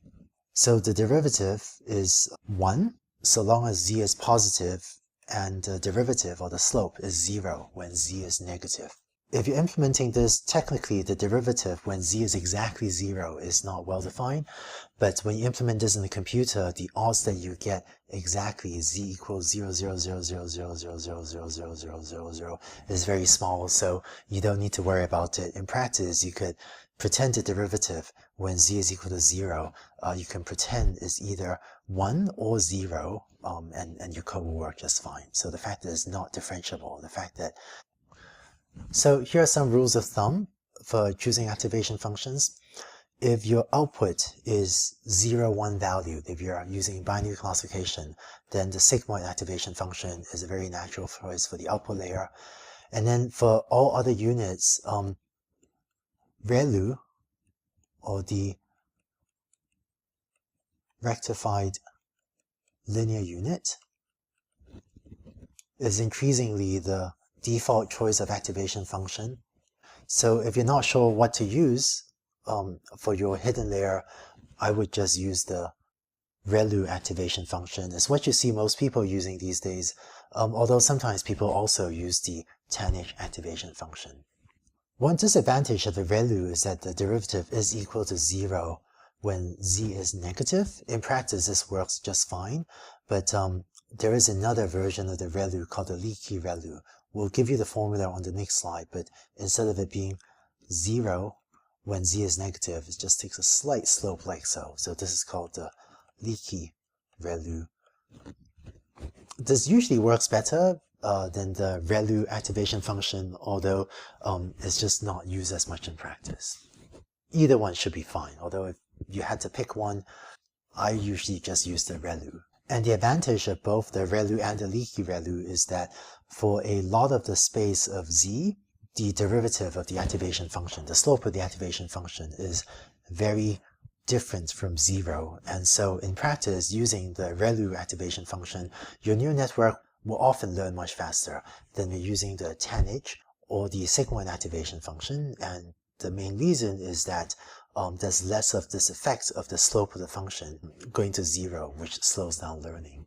And I know that for half of the range of z, the slope for ReLU is 0, but in practice, enough of your hidden units will have z greater than 0, so learning can still be quite fast for most training examples. So let's just quickly recap the pros and cons of different activation functions. Here's the sigmoid activation function. I would say never use this except for the output layer if you are doing binary classification, or maybe almost never use this. And the reason I almost never use this is because the tanh is pretty much strictly superior. So the tanh activation function is this. And then the default, the most commonly used activation function is the ReLU, which is this. So if you're not sure what else to use this one. And maybe, feel free also to try the leaky ReLU, where might be 0.01z, comma z, right? So a is the max of 0.01 times z and z. So that gives you this bend in the function. And you might say, why is that constant 0.01? Well, you can also make that another parameter of the learning algorithm. And some people say that works even better, but I hardly see people do that. But if you feel like trying it in your application, please feel free to do so. And you can just see how it works and how well it works and stick with it if it gives you a good result. So I hope that gives you a sense of some of the choices of activation functions you can use in your neural network. One of the themes we'll see in deep learning is that you often have a lot of different choices in how you build your neural network, ranging from number of hidden units to the choice of activation function, to how you initialize the weights, which we'll see later, and a lot of choices like that. And it turns out that it's sometimes difficult to get good guidelines for exactly what will work best for your problem. So throughout these few courses, I'll keep on giving you a sense of what I see in the industry in terms of what's more or less popular. But for your application, with your application's idiosyncrasies, it's actually very difficult to know in advance exactly what will work best. So a common piece of advice would be, if you're not sure which one of these activation functions work best, try them all and evaluate on like a holdout validation set or like a development set, which we'll talk about later, and see which one works better and then go with that. And I think that by testing these different choices for your application, you'd be better at future-proofing your neural network architecture against the idiosyncrasies of your problem as well as evolutions of the algorithms, rather than if I were to tell you always use a ReLU activation and don't use anything else, that just may or may not apply for whatever problem you end up working on, either in the near future or in the distant future. All right, so that was a choice of activation functions, and you've seen the most popular activation functions. There's one other question that sometimes we can ask, which is, why do you even need to use an activation function at all? Why not just do away with that? So let's talk about that in the next video, and where you see why neural networks do need some sort of nonlinear activation function. Why does your neural network need a nonlinear activation function? Turns out that for your neural network to compute interesting functions, you do need to pick a nonlinear activation function. Let's see why. So here's the four prop equations for the neural network. Why don't we just get rid of this? Get rid of the function g and set a1 equals z1. Or alternatively, you could say that g of z is equal to z, right? Sometimes this is called the linear activation function. Maybe a better name for it would be the identity activation function, because it just outputs whatever was input. For the purpose of this, what if a2 was just equal to z2? It turns out if you do this, then this model is just computing y, or y hat, as a linear function of your input features x.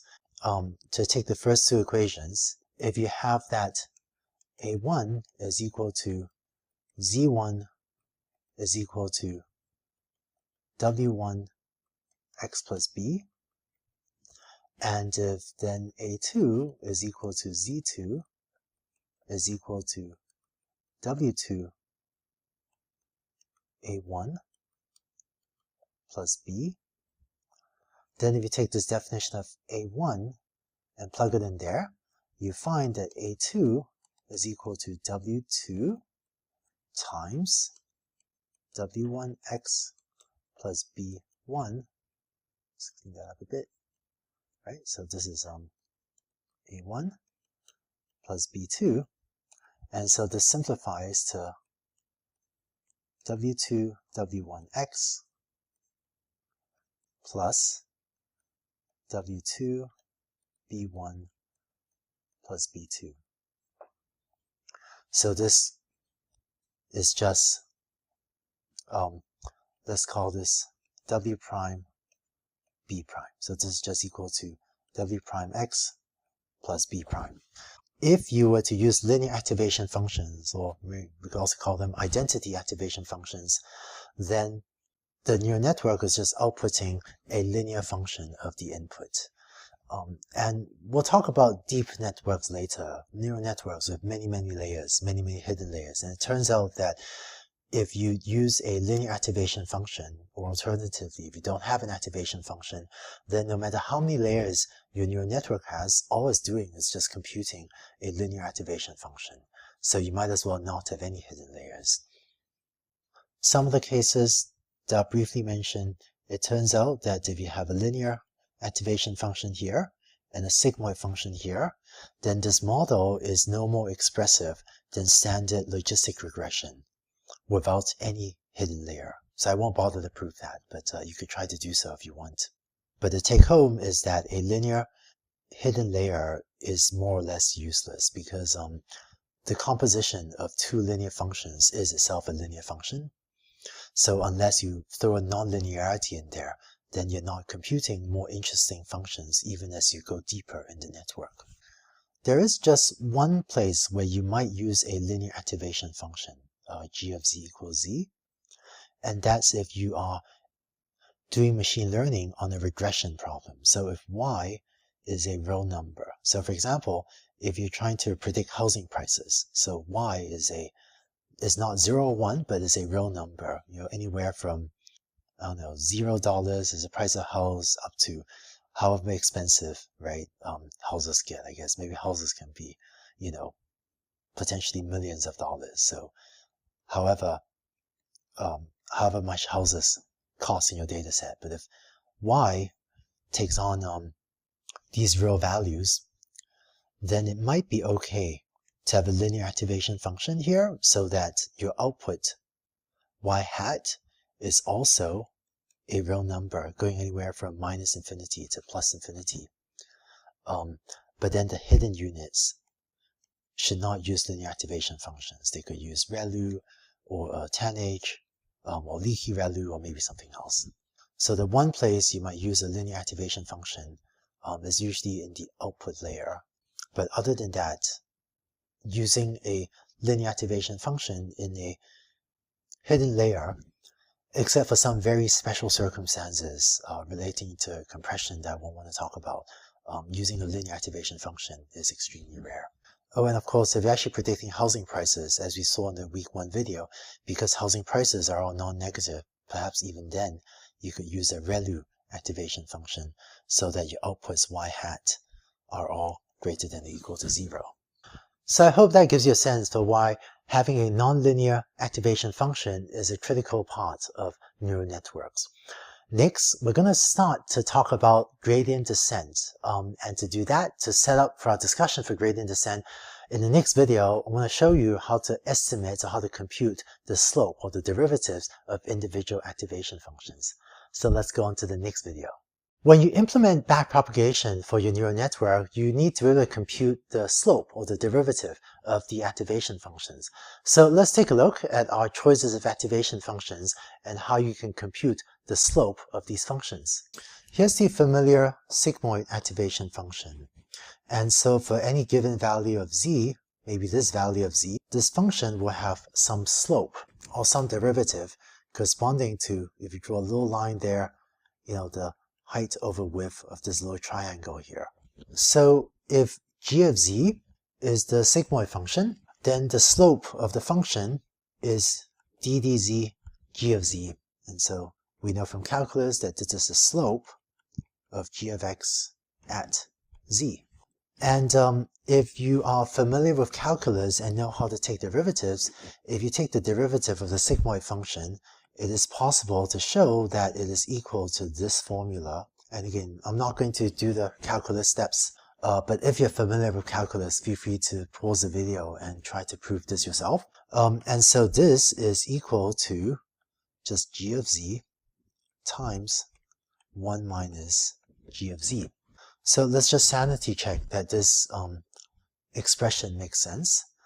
First, if z is very large, let's say z is equal to 10, then g of z will be close to 1. And so the formula we have on the left tells us that d dz g of z does be close to g of z, which is equal to 1 times 1 minus 1, which is therefore very close to 0. And this is indeed correct because when z is very large, the slope is close to 0. Conversely, if z is equal to minus 10, so it says way out there, then g of z is close to 0. So the formula on the left tells us d dz g of z will be close to g of z, which is 0, times 1 minus 0. And so this is also very close to 0, which is correct. Finally, if z is equal to 0, then g of z is equal to 1/2. That's the sigmoid function right here. And so the derivative is equal to 1/2 times 1 minus 1/2, which is equal to 1/4. And that actually turns out to be the correct value of the derivative or the slope of this function when z is equal to 0. Finally, just to introduce one more piece of notation, sometimes instead of writing this thing, the shorthand for the derivative is g prime of z. So g prime of z in calculus, the little dash on top is called prime. But so g prime of z is a shorthand in calculus for the derivative of the function of g with respect to the input variable z. And then in a neural network, we have a equals g of z, right, equals this. Then this formula also simplifies to a times 1 minus a. So sometimes in implementation, you might see something like g prime of z equals a times 1 minus a, and that just refers to, the observation that g prime, which just means the derivative, is equal to this over here. And the advantage of this formula is that if you've already computed the value for a, then by using this expression, you can very quickly compute the value for the slope for g prime as well. All right, so that was the sigmoid activation function. Let's now look at the tanh activation function. Similar to what we had previously, the definition of d dz g of z is the slope of g of z at a particular point of z. And if you look at the formula for the hyperbolic tangent function, and if you know calculus, you can take derivatives and show that this simplifies to this formula. And using the shorthand we had previously, we're going to call this g prime of z again. So if you want, you can sanity check that this formula makes sense. So for example, if z is equal to 10, tan h of z will be very close to 1. This goes from plus 1 to minus 1. And then g prime of z, according to this formula, will be about 1 minus 1 squared, so derivative will be close to 0. So that was if z is very large, the slope is close to 0. Conversely, if z is very small, say z is equal to minus 10, then tan h of z will be close to minus 1, and so g prime of z will be close to 1 minus negative 1 squared, so it's close to 1 minus 1, which is also close to 0. And then finally, if z equals to 0, then tan h of z is equal to 0, and then the slope is actually equal to 1, which is actually the slope when z is equal to 0. So just to summarize, if a is equal to g of z, so if a is equal to this tan h of z, then the derivative g prime of z is equal to 1 minus a squared. So once again, if you've already computed the value of a, you can use this formula to very quickly compute the derivative as well. Finally, here's how you compute the derivatives for the ReLU and Leaky-ReLU activation functions. For the ReLU, g of z is equal to max of 0, comma z. So the derivative is equal to, turns out to be 0 if z is less than 0, and 1 if z is greater than 0, and is actually undefined, technically undefined if z is equal to exactly 0. But if you're implementing this in software, it might not be 100% mathematically correct, but it'll work just fine if you if z is exactly equal to 0, if you set the derivative to be equal to 1. Or if you set it to be 0, it kind of doesn't matter. If you're on exponent optimization, technically g prime then becomes what's called a subgradient of the activation function g of z, which is why gradient descent still works. But you can think of it as that the chance of z being, 0. Exactly 0.00000 is so small that it almost doesn't matter what you set the derivative to be equal to when z is equal to 0. So in practice, this is what people implement for the derivative of z. And finally, if you are training a neural network with the Leaky-ReLU activation function, then g of z is going to be max of, say, 0.01 z, comma z.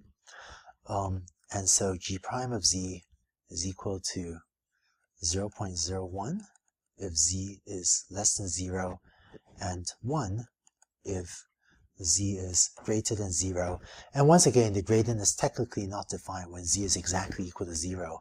But if you implement a piece of code that sets the derivative or that sets g prime to either 0.01 or to 1, either way, it doesn't really matter. When z is exactly 0, your code will work just fine. So armed with these formulas, you should be able to compute the slopes or the derivatives of your activation functions. Now that you have this building block, you're ready to see how to implement gradient descent for your neural network. Let's go on to the next video to see that. Alright, I think this will be an exciting video. In this video, you see how to implement gradient descent for your neural network with one hidden layer. In this video, I'm going to just give you the equations you need to implement in order to get backpropagation or to get gradient descent working. And then in the video after this one, I'll give some more intuition about why these particular equations are the accurate equations or the correct equations for computing the gradients you need for your neural network. So your neural network with a single hidden layer for now will have parameters W1, B1, W2, and B2. And so as a reminder, if you have NX, or alternatively N0 input features and N1 hidden units and N2 output units, in our example, so far I've only had N2 equals 1. Then the matrix W1 will be N1 by N0. B1 will be an N1 dimensional vector, so you can write that as a N1 by 1 dimensional matrix, really a column vector.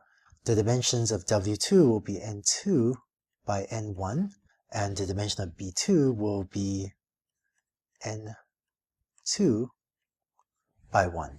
Right, where again, so far we've only seen examples where N2 is equal to 1, where you have just a single hidden unit. So you also have a cost function for your neural network, and for now I'm just going to assume that you're doing binary classification. So in that case, the cost of your parameters as follows is going to be 1 over m of the average of that loss function. And so L here is the loss when your neural network predicts y hat, right? This is really A2 when the ground truth label is equal to y. And if you're doing binary classification, the loss function can be exactly what you use for logistic regression earlier. So to train the parameters of your algorithm, you need to perform gradient descent. When training a neural network, it's important to initialize the parameters randomly rather than to all zeros. We'll say later why that's the case, but after initializing the parameter to something, right, each loop of gradient descent would compute the predictions. So you basically compute y hat I for I equals 1 through m, say, and then you need to compute the derivatives. So you need to compute dw1, and that's basically the derivative of the cost function with respect to the parameter w1. You need to compute another variable, which we're going to call db1, which is the derivative or the slope of your cost function with respect to the variable b1, and so on. Similarly for the other parameters w2 and b2. And then finally, the gradient descent update would be to update w1 as w1 minus alpha, the learning rate, times d w1.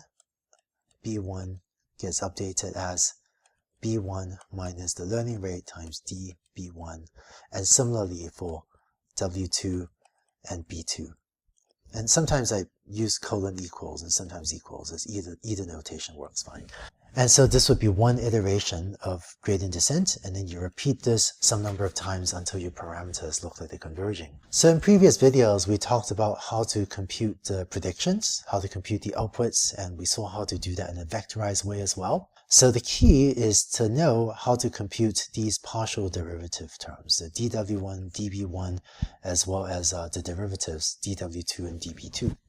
So what I'd like to do is just give you the equations you need in order to compute these derivatives. And I'll defer to the next video, which is an optional video, to go greater into depth about how we came up with those formulas.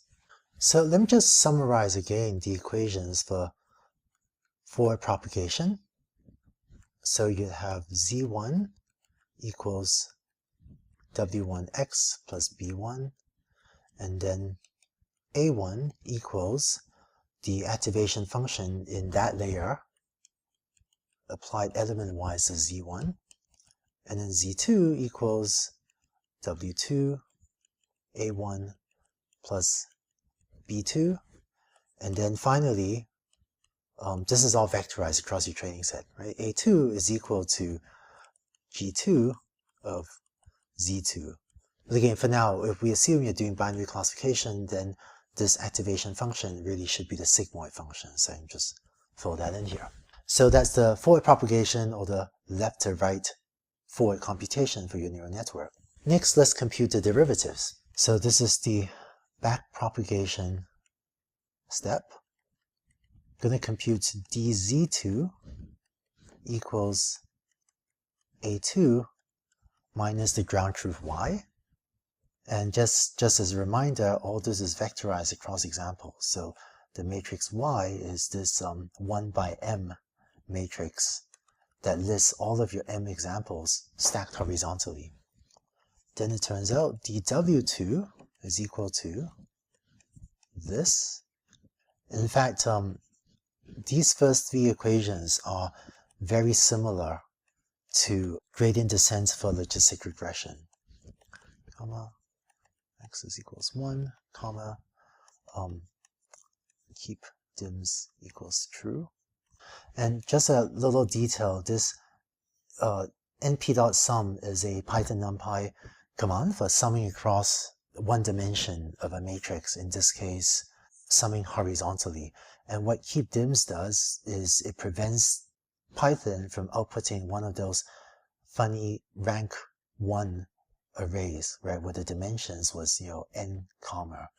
So by having keep dims equals true, this ensures that Python outputs for db2 a vector that is n by 1. In fact, technically this will be, I guess, n2 by 1. In this case, it's just a 1 by 1 number, so maybe it doesn't matter, but later on we'll see when it really matters. So far what we've done is very similar to logistic regression. But now as you continue to run backpropagation, you would compute this. So it's dz2 times g1 prime of z1. So this quantity g1 prime is the derivative of whatever was the activation function you use for the hidden layer. And for the output layer, I assume that you're doing binary classification with the sigmoid function. So that's already baked into that formula for dz2. And this times is an element-wise product. So this here is going to be an n1 by m matrix. And this here, this element-wise derivative thing, is also going to be an n1 by m matrix. And so this times there is an element-wise product of two matrices. Then finally, dw1 is equal to that. And db1 is equal to this np.sum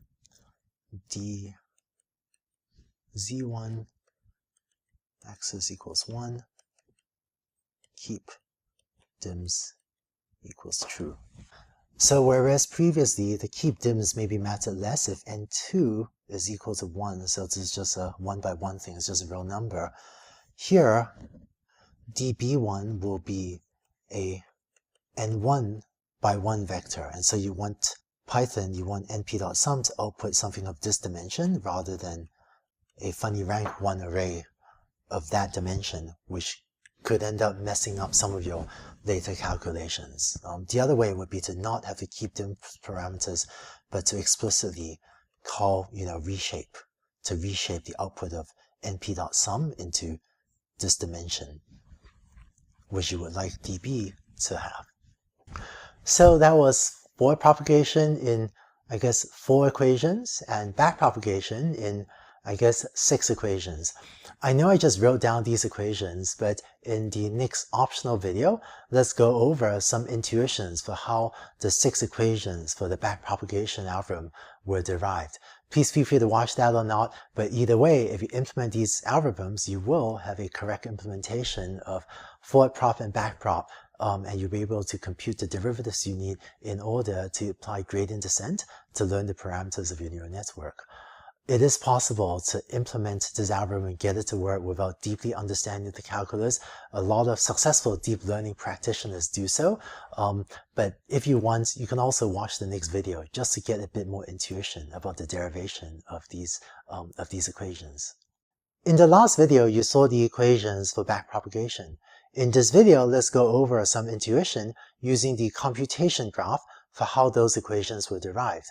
This video is completely optional, so feel free to watch it or not. You should be able to do the homeworks either way. So recall that when we talked about logistic regression, we had this forward pass where we would compute z, then a, and then a loss. And then to take derivatives, we had this backward pass where we could first compute dA, and then go on to compute dz, and then go on to compute dw and db.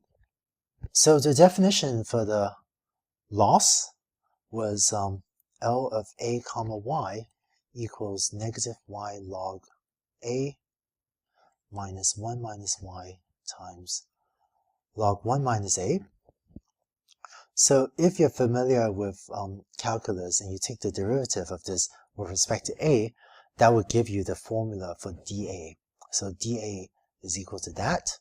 And if you actually figure out the calculus, you could show that this is y over a, negative y over a, plus 1 minus y over 1 minus a. And you just kind of derive that from calculus by taking derivatives of this. It turns out when you take another step backwards to compute dz, we then worked out that dz is equal to a minus y.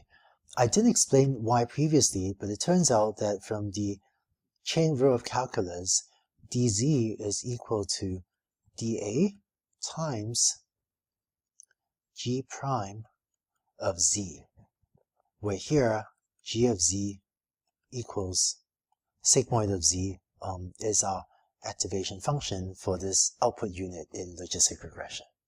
Right? So just remember, this is still logistic regression where we have x1, x2, x3, and then just one sigmoid unit, and then that gives us a, or gives us y hat.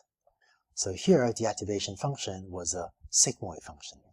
And as an aside, only for those of you familiar with the chain rule of calculus, the reason for this is because a is equal to sigmoid of z, and so partial of L with respect to z is equal to partial of L with respect to a times dA dz.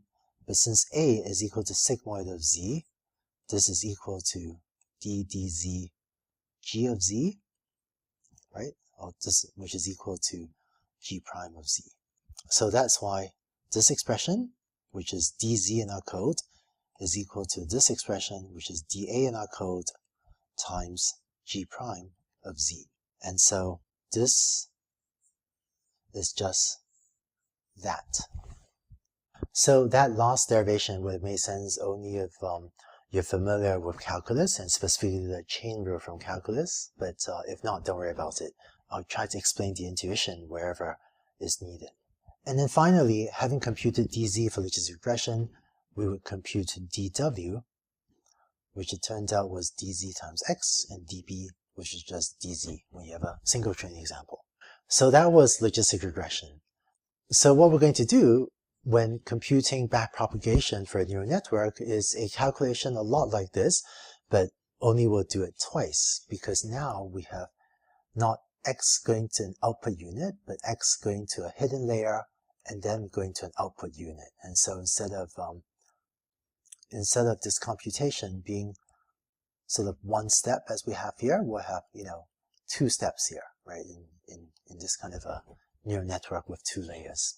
So in this two-layer neural network, that is with an input layer, a hidden layer, and an output layer, remember the steps of a computation. First, you compute z1 using this equation, and then compute a1, and then you compute z2, and notice z2 also depends on the parameters w2 and b2, and then based on z2 you compute a2, and then finally that gives you the loss.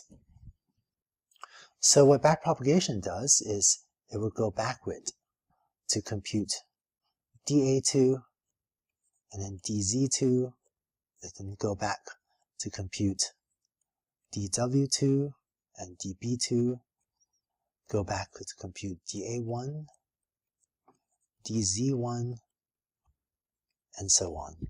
Okay. Well, we don't need to take derivatives with respect to the input x, since the input x for supervised learning is fixed, so we're not trying to optimize x, so we won't bother to take derivatives, at least for supervised learning with respect to x. And so I'm going to skip explicitly computing dA2. If you want, you can actually compute dA2 and then use that to compute dz2, but in practice, you could collapse both of these steps into one step. So you end up that dz2 is equal to a2 minus y, same as before. And you have also, I'm going to write dw2 and db2 down here below. You have that dw2 is equal to dz2 times a1 transpose, and db2 equals dz2. So this step is quite similar to for logistic regression, where we had that dw was equal to dz times x, except that now a1 plays the role of x, and there's an extra transpose there because the relationship between the capital matrix W and our individual parameters W was there's a transpose there, right? Because W is equal to a row vector in the case of logistic regression with a single output. dw2 is like that, whereas W here was a column vector, so that's why there's an extra transpose for A1, whereas we didn't for X here for logistic regression. So this completes half of backpropagation. And then again, you can compute dA1 if you wish, although in practice, the computation for dA1 and dz1 are usually collapsed into one step. And so what you'd actually implement is that dz1 is equal to W2 transpose times dz2, and then times an element-wise product of g1 prime of z1. And just to do a check on the dimensions, right? If you have a neural network that looks like this, right?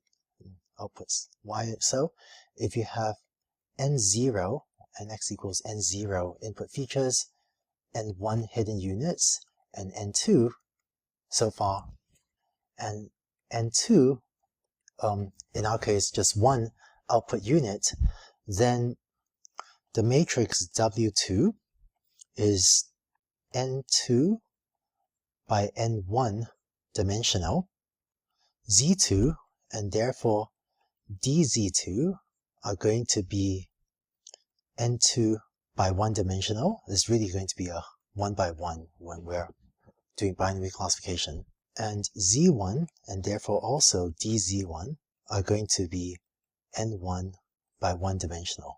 Right? Note that for any variable foo and dfoo always have the same dimension. So that's why w and dw, always have the same dimension.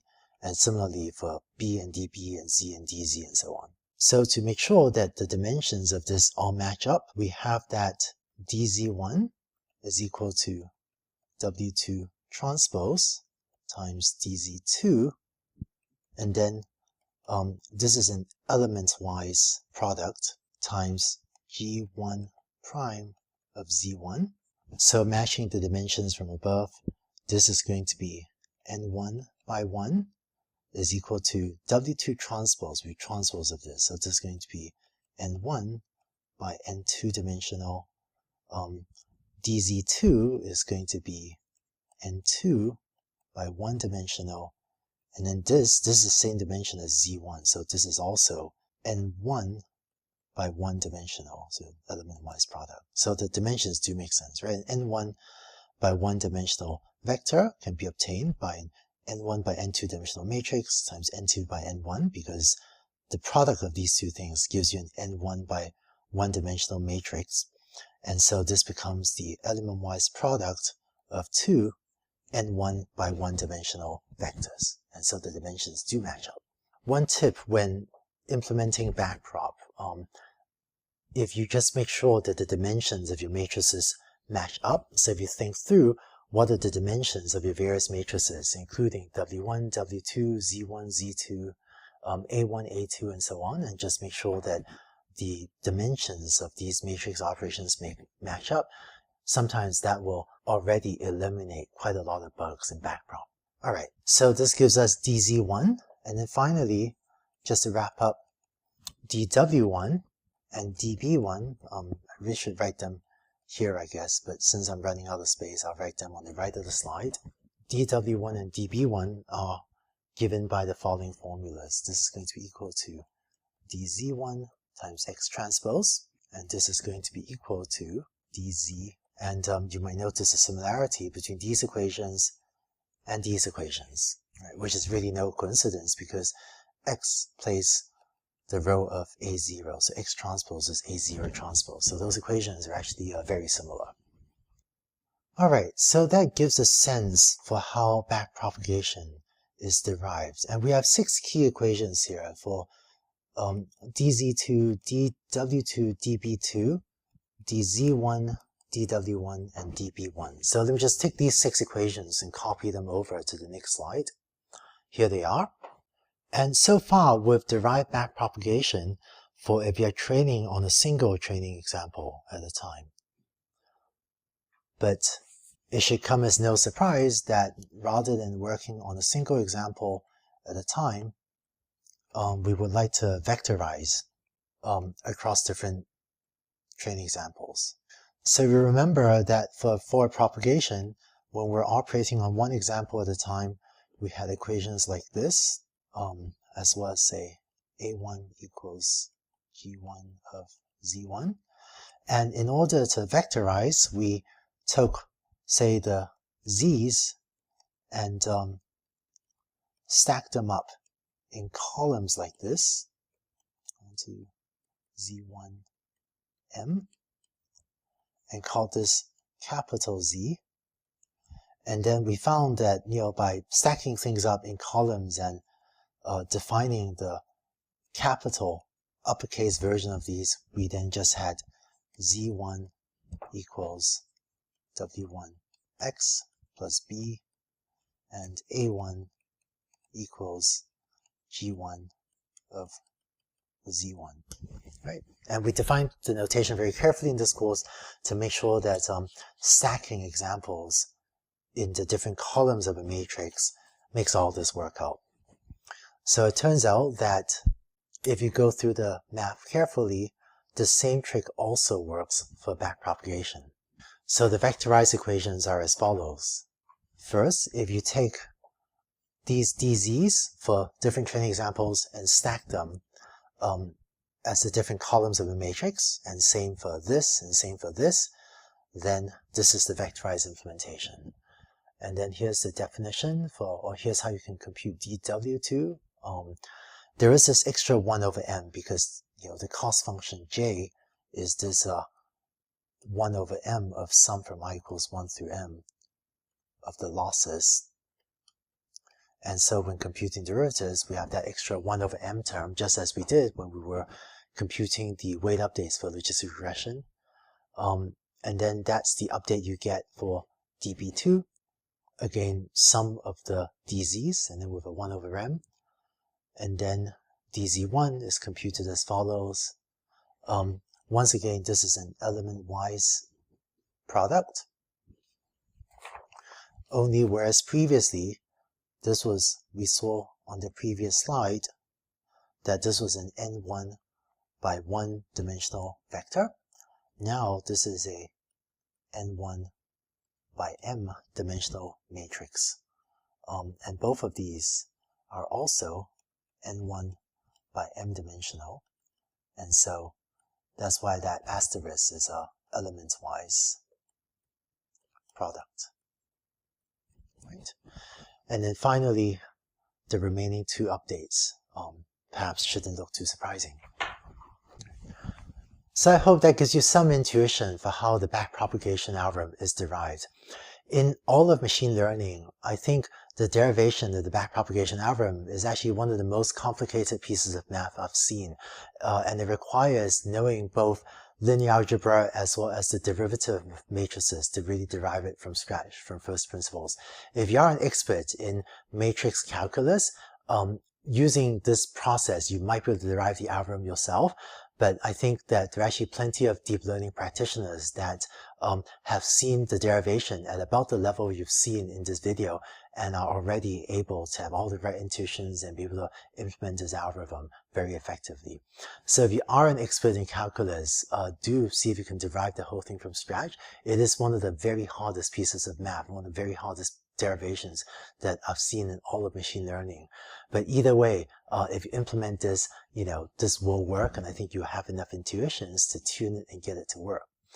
So with that, there's just one last detail I want to share with you before you implement your neural network, which is how to initialize the weights of your neural network. And it turns out that initializing your parameters not to 0, but randomly, turns out to be very important for training your neural network. In the next video, you'll see why. When you train your neural network, it's important to initialize the weights randomly. For logistic regression, it was okay to initialize the weights to 0, but for a neural network, if you initialize the weights, the parameters to all 0 and then apply gradient descent, it won't work. Let's see why. So you have here two input features, so n0 is equal to 2, and two hidden units, so n1 is equal to 2. And so the matrix associated with the hidden layer, or W1, is going to be 2 by 2. Let's say that you initialize it to all zeros, so 0, 0, 0, 0, 2 by 2 matrix. And let's say B1 is also equal to 0, 0. Turns out initializing the bias terms B to 0 is actually okay, but initializing W to all zeros is a problem. So the problem with this form of initialization is that for any example you give it, you will have that A11 and A12 will be equal, right? So this activation and this activation will be the same because both of these hidden units are computing exactly the same function. And then when you compute backpropagation, it turns out that DZ11 and DZ12 will also be the same, kind of by symmetry, right? Both of these hidden units will initialize the same way. Technically, for what I'm saying, I'm assuming that the outgoing weights are also identical, so that W2 is equal to 0, 0. But if you initialize the neural network this way, then this hidden unit and this hidden unit are completely identical. So they're completely, sometimes you say they're completely symmetric, which just means that they're computing exactly the same function. And by kind of a proof by induction, it turns out that after every single iteration of training, your two hidden units are still computing exactly the same function. So it's possible to show that DW will be a matrix that looks like this, where every row takes on the same value. So when you perform a weight update, when you perform a weight update, W1 gets updated as W1 minus alpha times DW. You find that W1, after every iteration, will have the first row equal to the second row. So it's possible to construct a proof by induction that if you initialize all the weights, all the values of W to 0, then because both hidden units start off computing the same function and both hidden units have the same influence on the output unit, then after one iteration, that same statement is still true. The two hidden units are still symmetric, and therefore by induction, after 2 iterations, 3 iterations, and so on, no matter how long you train the neural network, both hidden units are still computing exactly the same function. And so in this case, there's really no point to having more than one hidden unit because they're all computing the same thing. And of course, for larger neural networks, let's say you have 3 features and maybe a very large number of hidden units, a similar argument works to show that with a neural network like this, because I won't draw on all the edges, if you initialize the weights to 0, then all of your hidden units are symmetric, and no matter how long you run gradient descent, they'll all continue to compute exactly the same function. So that's not helpful because you want the different hidden units to compute different functions. The solution to this is to initialize your parameters randomly. So here's what you do. You can set w1 equals np.random.randn. This generates a Gaussian random variable 2. And then usually you multiply this by a very small number, such as 0.01. So you initialize it to very small random values. And then b, it turns out that b does not have this symmetry problem, what's called the symmetry breaking problem. So it's okay to initialize b to just zeros, because so long as w is initialized randomly, you start off with the different hidden units computing different things, and so you no longer have this symmetry breaking problem. And then similarly for w2, you can initialize that randomly, and b2, you can initialize that to 0. So you might be wondering, where did this constant come from, and why is it 0.01? Why not put the number 100 or 1000? Turns out that we usually prefer to initialize the weights to very, very small random values. Because if you're using a, say, tanh or sigmoid activation function, or if you have a sigmoid, even just at the output layer, if the weights are too large, then when you compute the activation values, remember that z1 is equal to w1 x plus b, and then a1 is the activation function applied to z1. So if w is very big, z will be very big, or at least some values of z will be either very large or very small, and so in that case you're more likely to end up at these flat parts of the tanh function or the sigmoid function, where the slope or the gradient is very small, meaning that gradient descent would be very slow, and so learning would be very slow. So just to recap, if w is too large, you're more likely to end up, even at the very start of training, with very large values of z, which causes your tanh or your sigmoid activation function to be saturated, thus slowing down learning. If you don't have any sigmoid or tanh activation functions throughout your neural network, this is less of an issue, but if you're doing binary classification and your output unit is a sigmoid function, then you just don't want the initial parameters to be too large. So that's why multiplying by 0.01 would be something reasonable to try, or any other small number. And same for w2, right? This can be a random.randn. I guess this would be 1 by 2 in this example, times 0.01. Oh, missing a s there. So finally, it turns out that sometimes there can be better constants than 0.01. When you're training a neural network with just one hidden layer, this is a relatively shallow neural network without too many hidden layers, setting it to 0.01 will probably work okay. But when you're training a very, very deep neural network, then you might want to pick a different constant than 0.01. And in next week's material, we'll talk a little bit about how and when you might want to choose a different constant than 0.01. But either way, it will usually end up being a relatively small number. So that's it for this week's videos. You now know how to set up a neural network with a hidden layer, initialize the parameters, make predictions using forward prop, as well as compute derivatives and implement gradient descent using backprop. So with that, you should be able to do the quizzes as well as this week's programming exercises. Best of luck with that. I hope you have fun with the programming exercise, and I look forward to seeing you in the week 4 materials. Hi Ian, thanks a lot for joining us today. Thank you for inviting me, Andrew. I'm glad to be here. Cool. Today, you're one of the world's most visible deep learning researchers. I'd like to ask you to share a bit about your personal story. So how do you end up doing this work that you now do? Yeah, that sounds great. I guess I first became interested in machine learning right before I met you, actually.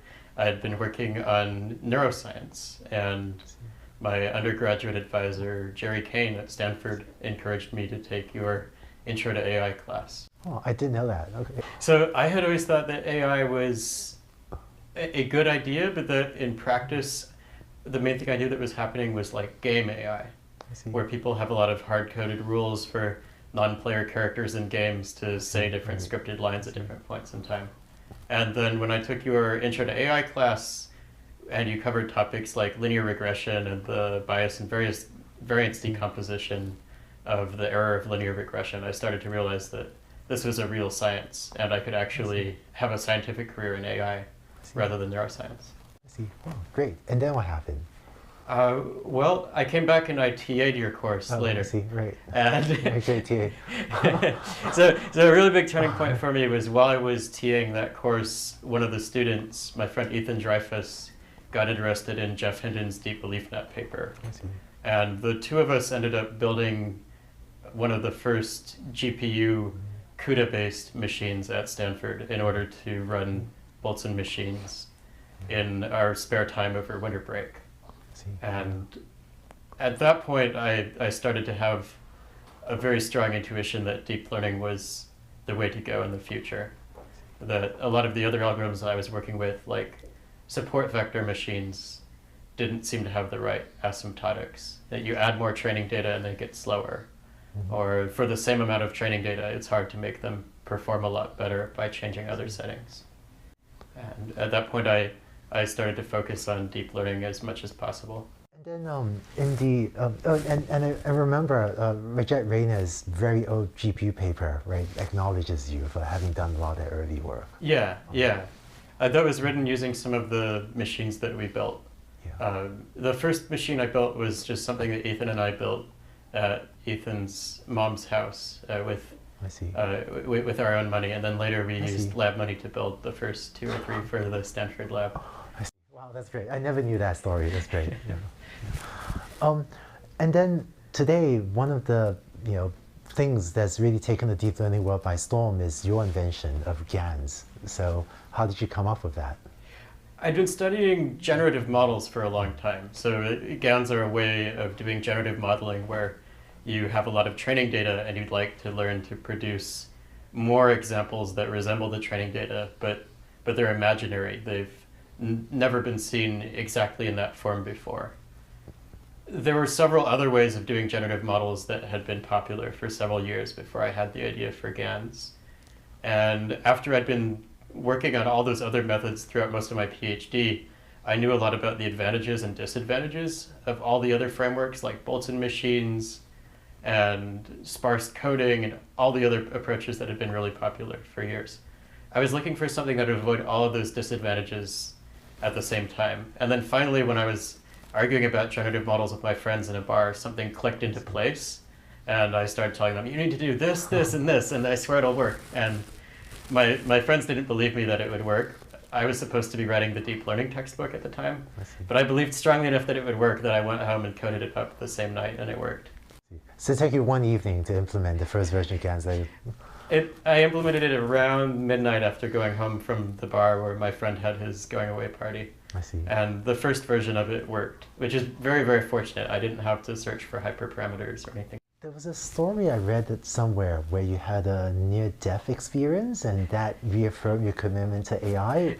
Tell me that story. So, yeah, I wasn't actually near death, but I briefly thought that I was.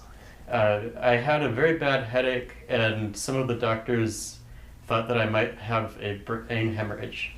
And during the time that I was waiting for my MRI results to find out whether I had a brain hemorrhage or not, I realized that most of the thoughts I was having were about making sure that other people would eventually try out the research ideas that I had at the time. In retrospect, they're all pretty silly research ideas. But at that point, I realized that this was actually one of my highest priorities in life was carrying out my machine learning research work. I see, yeah. That's great, that when you thought you might be dying soon, you're just thinking how to get the research done. Yeah. Yeah. That's commitment. Yeah. Yeah. So today, you're still at the center of a lot of the activities with GANs, with generative adversarial networks. So tell me how you see the future of GANs. Right now, GANs are used for a lot of different things, like semi-supervised learning, generating training data for other models, and even simulating scientific experiments. In principle, all of these things could be done by other kinds of generative models. So I think that GANs are at an important crossroads right now. Right now, they work well some of the time, but it can be more of an art than a science to really bring that performance out of them. That's more or less how people felt about deep learning in general 10 years ago. And back then we were using deep belief networks with Boltzmann machines as the building blocks. They were very, very finicky. Over time we switched to things like rectified linear units and batch normalization, and deep learning became a lot more reliable.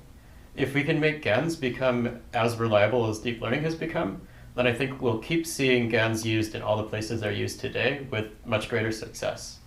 If we aren't able to figure out how to stabilize GANs, then I think their main contribution to the history of deep learning is that they will have shown people how to do all of these tasks that involve generative modeling, and eventually we'll replace them with other forms of generative models.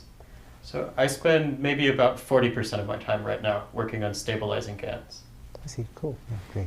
Oh, and so just as a lot of people, they joined deep learning about 10 years ago, such as yourself, wound up being pioneers, maybe the people that join GANs today, if it works out, could end up the early pioneers. Yeah, a lot of people already are early pioneers of GANs, and I think if you wanted to give any kind of history of GANs so far, you'd really need to mention other groups like Indico and Facebook and Berkeley for all the different things that they've done.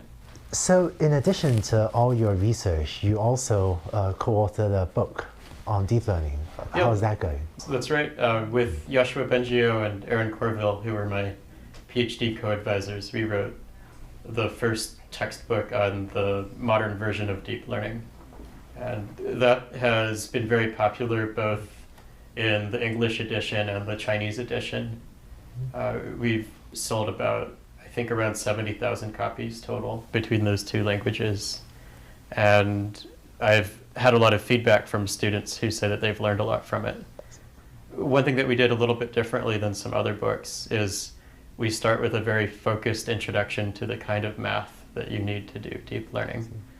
I think one thing that I got from your courses at Stanford is that linear algebra and probability are very important, that people get excited about the machine learning algorithms. But if you want to be a really excellent practitioner, you've got to master the basic math that underlies the whole approach in the first place. So we made sure to give a very focused presentation of the math basics at the start of the book. That way you don't need to go out and learn all of linear algebra, but you can get a very quick crash course in the pieces of linear algebra that are the most useful for deep learning. So even someone whose math, is a little shaky or haven't seen the math for a few years would be able to start from the beginning of your book and get that background and get into deep learning. All of the facts that you would need to know are there. It would definitely take some focused effort to practice at making use of them. Yeah. Great. If someone's really afraid of math, it might be a bit of a painful experience. But if you're ready for the learning experience and you believe you can master it, I think all the tools that you need are there. As someone that's worked in deep learning for a long time, I'd be curious, if you look back over the years, tell me a bit about how your thinking of AI and of deep learning has evolved over the years. 10 years ago, I felt like as a community, the biggest challenge in machine learning was just how to get it working for AI-related tasks at all. We had really good tools that we could use for simpler tasks where we wanted to recognize patterns in hand-extracted features, where a human designer could do a lot of the work by creating those features and then hand it off to the computer. And that was really good for different things like predicting which ads a user would click on, or different kinds of basic scientific analysis. But we really struggled to do anything involving millions of pixels in an image or a raw audio waveform, where the system had to build all of its understanding from scratch. We finally got over that hurdle really thoroughly maybe 5 years ago. And now we're at a point where there are so many different paths open that someone who wants to get involved in AI, maybe the hardest problem they face is choosing which path they want to go down. Do you want to make reinforcement learning work as well as supervised learning works? Do you want to make unsupervised learning work as well as supervised learning works?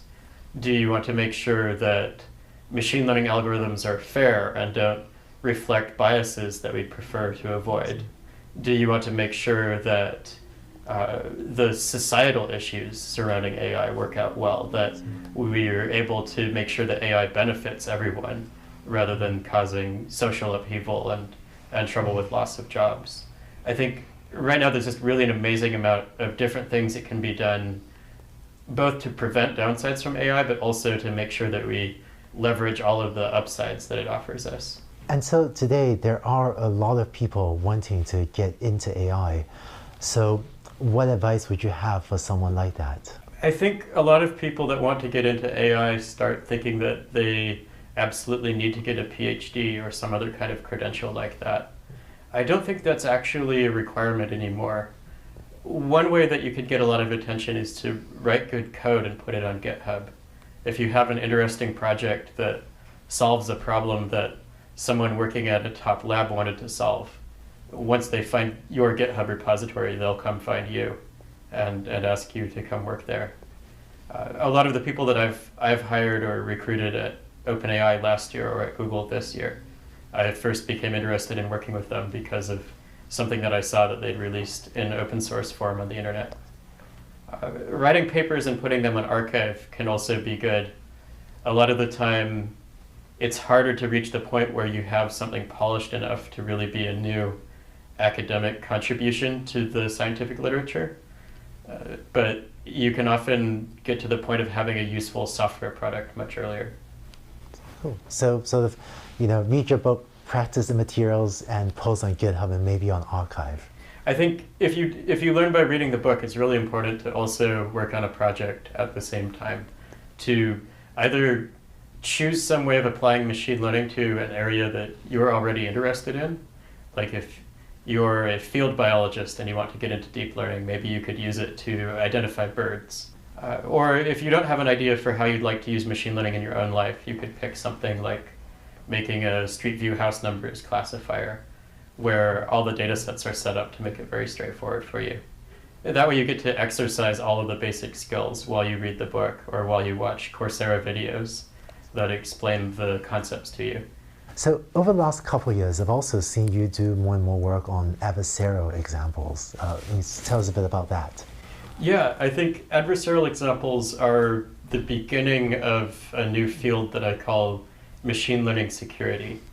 In the past, we've seen computer security issues where attackers could fool a computer into running the wrong code. And that's called application level security. And there's been attacks where people can fool a computer into believing that messages on a network come from somebody that is not actually who they say they are. And that's called network level security. Now we're starting to see that you can also fool machine learning algorithms into doing things they shouldn't. Even if the program running the machine learning algorithm is running the correct code, even if the program running the machine learning algorithm knows who all the messages on the network really came from.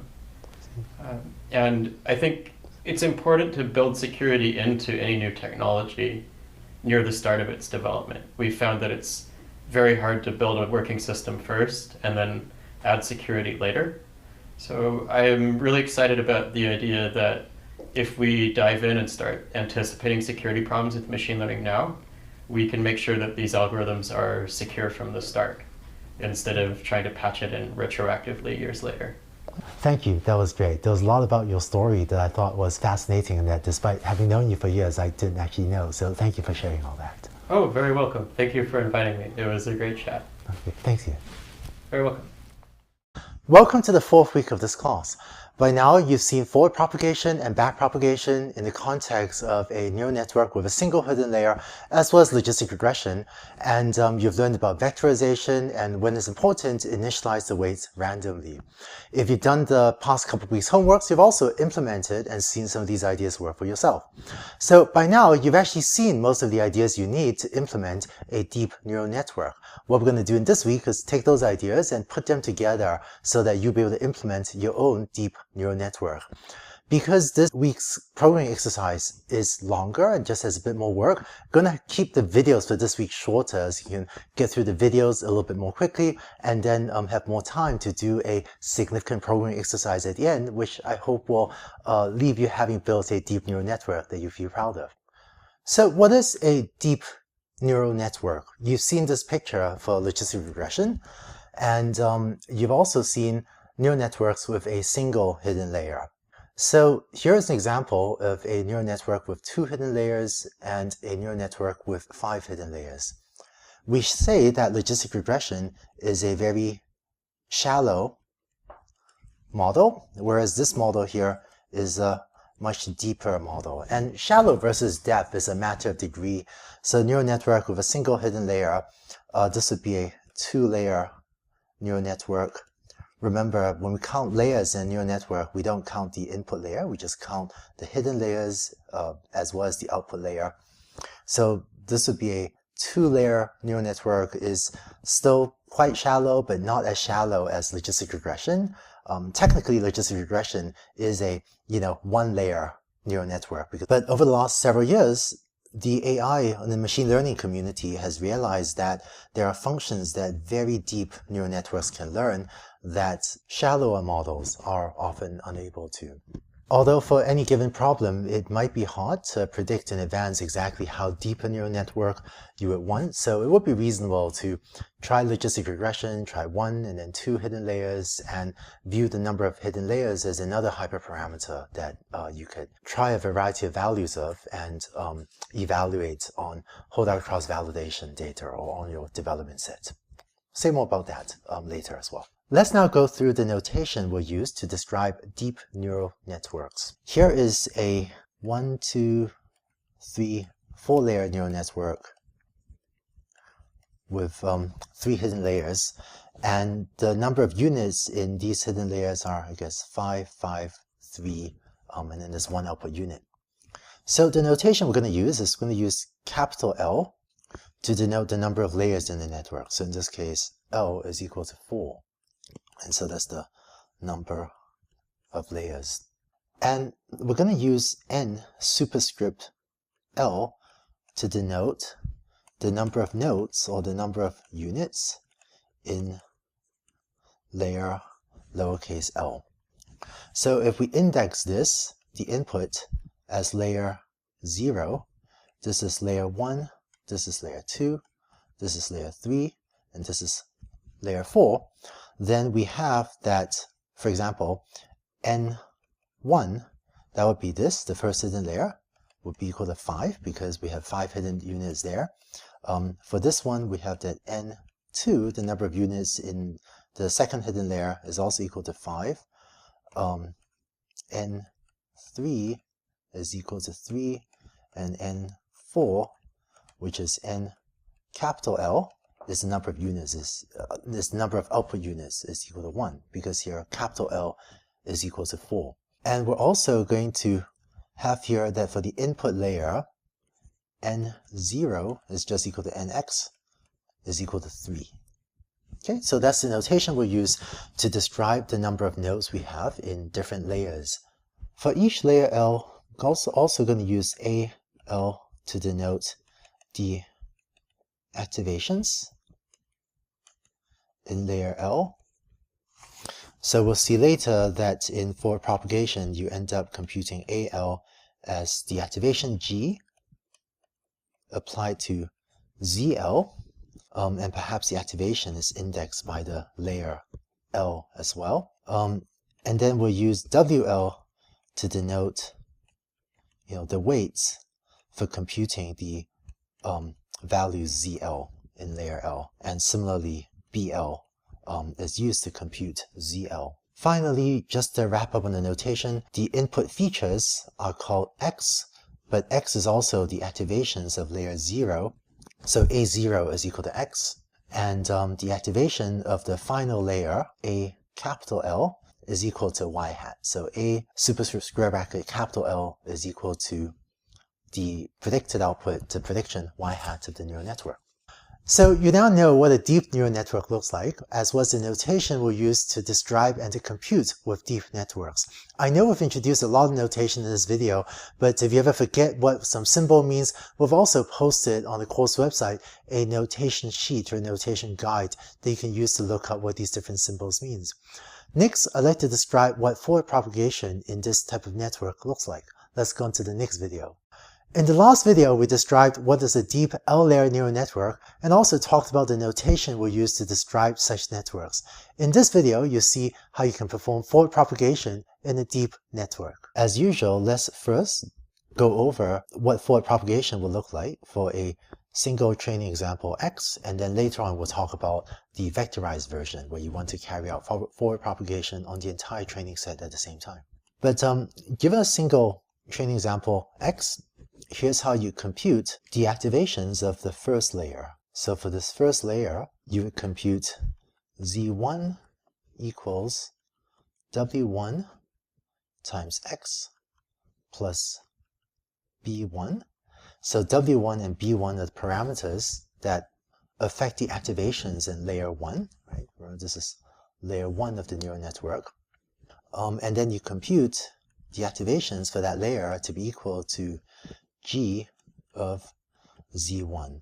And if the activation function G depends on what layer you're at, then maybe we'll index that as the activation function for layer 1. So if you do that, you've now computed the activations for layer 1. How about layer 2? Say that layer. Well, you would then compute Z2 equals W2 A1 plus B2. And then, so the activation of layer 2 is the weight matrix times the output of layer 1, so it's that value, plus the bias vector for layer 2. And then A2 equals the activation function applied to Z2. Okay? So that's it for layer 2, and so on and so forth, until you get to the output layer, that's layer 4, where you would have that Z4 is equal to the parameters for that layer times the activations from the previous layer plus that bias vector, and then similarly A4 equals G of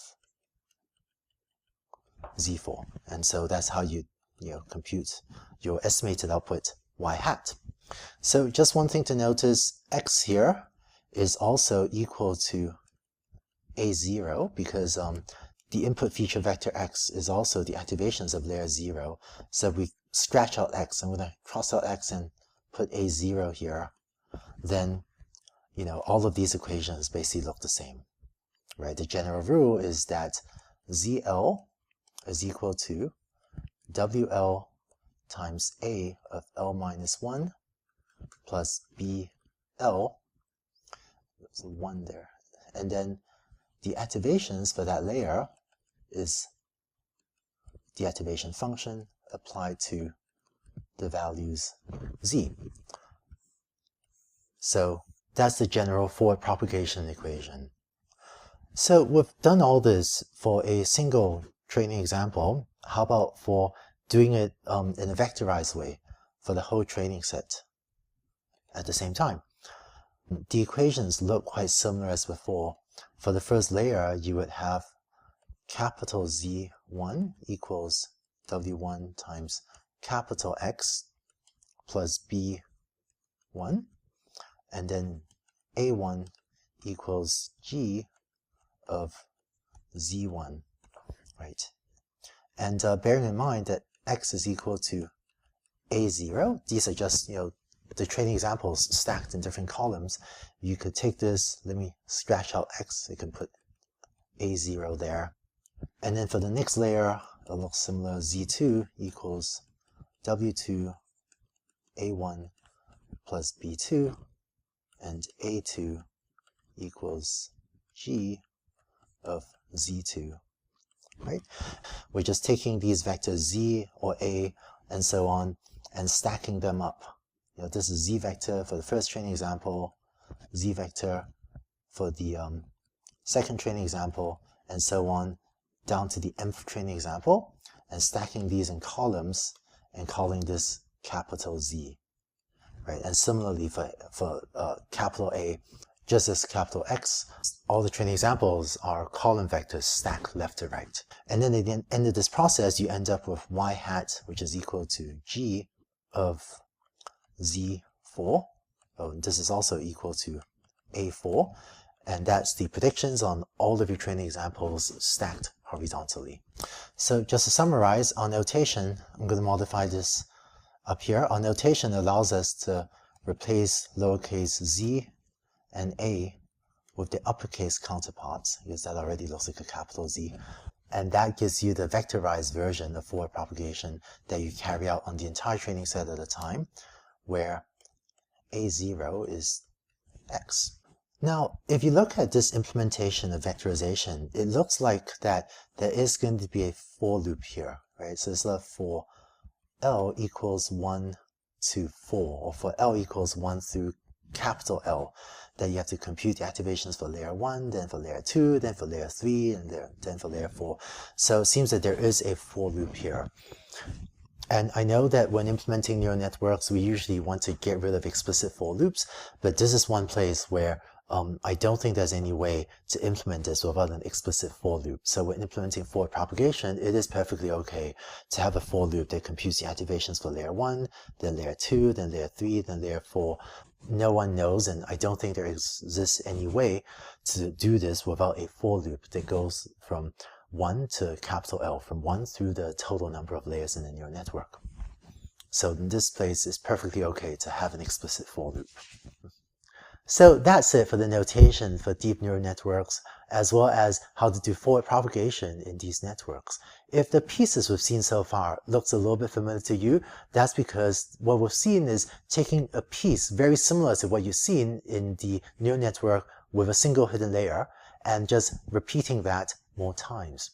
Now, it turns out that when you implement a deep neural network, one of the ways to increase your odds of having a bug-free implementation is to think very systematically and carefully about the matrix dimensions you're working with. So when I'm trying to debug my own code, I'll often pull a piece of paper and just think carefully through some of the dimensions of the matrix I'm working with.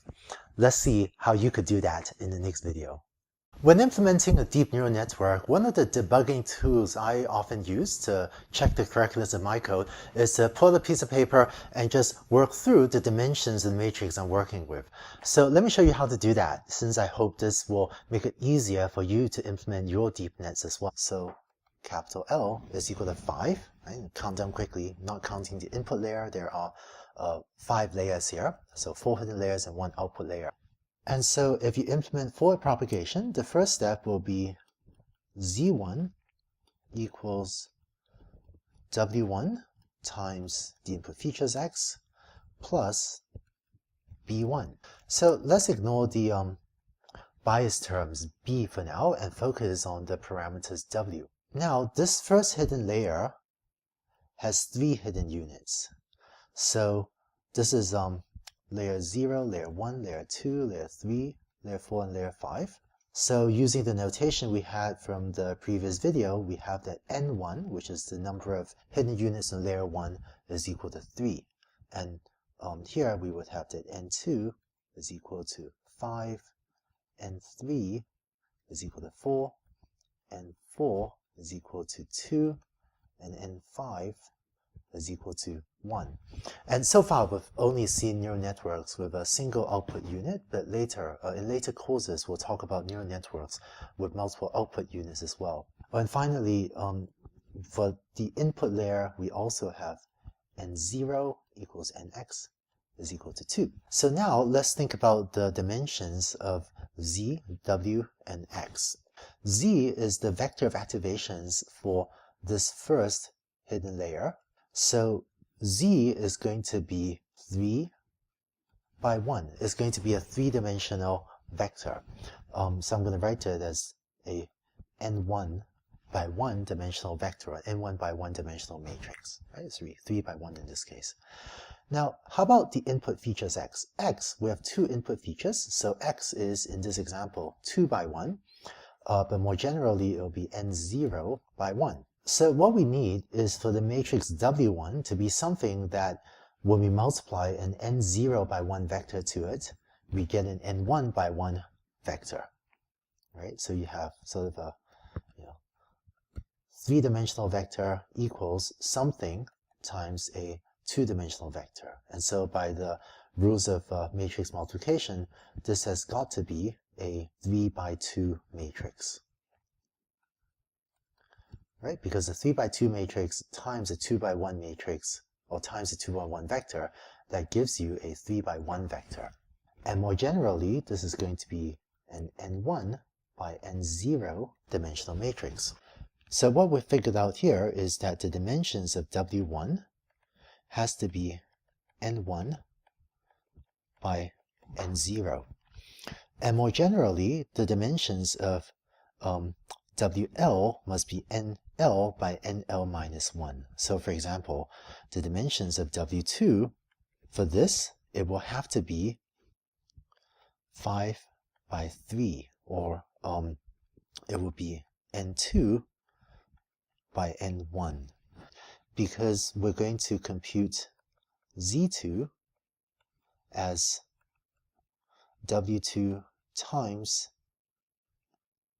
A1, and again, let's ignore the bias for now. But so this is going to be 3 by 1, and we need this to be 5 by 1, and so this had better be 5 by 3. And similarly, W3 is really the dimension of the next layer, comma, the dimension of the previous layer. So this is going to be 4 by 5. W4 is going to be 2 by 4, and W5 is going to be 1 by 2. Okay? So the general formula to check is that when you're implementing the matrix for a layer L, that the dimension of that matrix be NL by NL minus 1. Now, let's think about the dimension of this vector B. This is going to be a 3 by 1 vector, so you have to add that to another 3 by 1 vector in order to get a 3 by 1 vector as the output. Or in this example, you need to add this, which is going to be 5 by 1, so it's going to be another 5 by 1 vector in order for the sum of these two things that I have in the boxes to be itself a 5 by 1 vector. So the more general rule is that in the example on the left, B1 is N1 by 1, right? That's 3 by 1. And in the second example, it is this is N2 by 1. And so the more general case is that BL should be NL by 1 dimensional. So hopefully these two equations help you to double check that the dimensions of your matrices W as well as of your vectors B are the correct dimensions. And of course, if you're implementing backpropagation, then the dimensions of dW should be the same as the dimension of W. So dW should be the same dimension as W, and dB should be the same dimension as B. Now, the other key set of quantities whose dimensions to check are these Z, X, as well as A of L, which we didn't talk too much about here, but because Z of L is equal to G of A of L applied element-wise, then Z and A should have the same dimension in these types of networks. Now, let's see what happens when you have a vectorized implementation that looks at multiple examples at a time. Even for a vectorized implementation, of course, the dimensions of W, B, DW, and DB will stay the same, but the dimensions of Z, A, as well as X will change a bit in your vectorized implementation.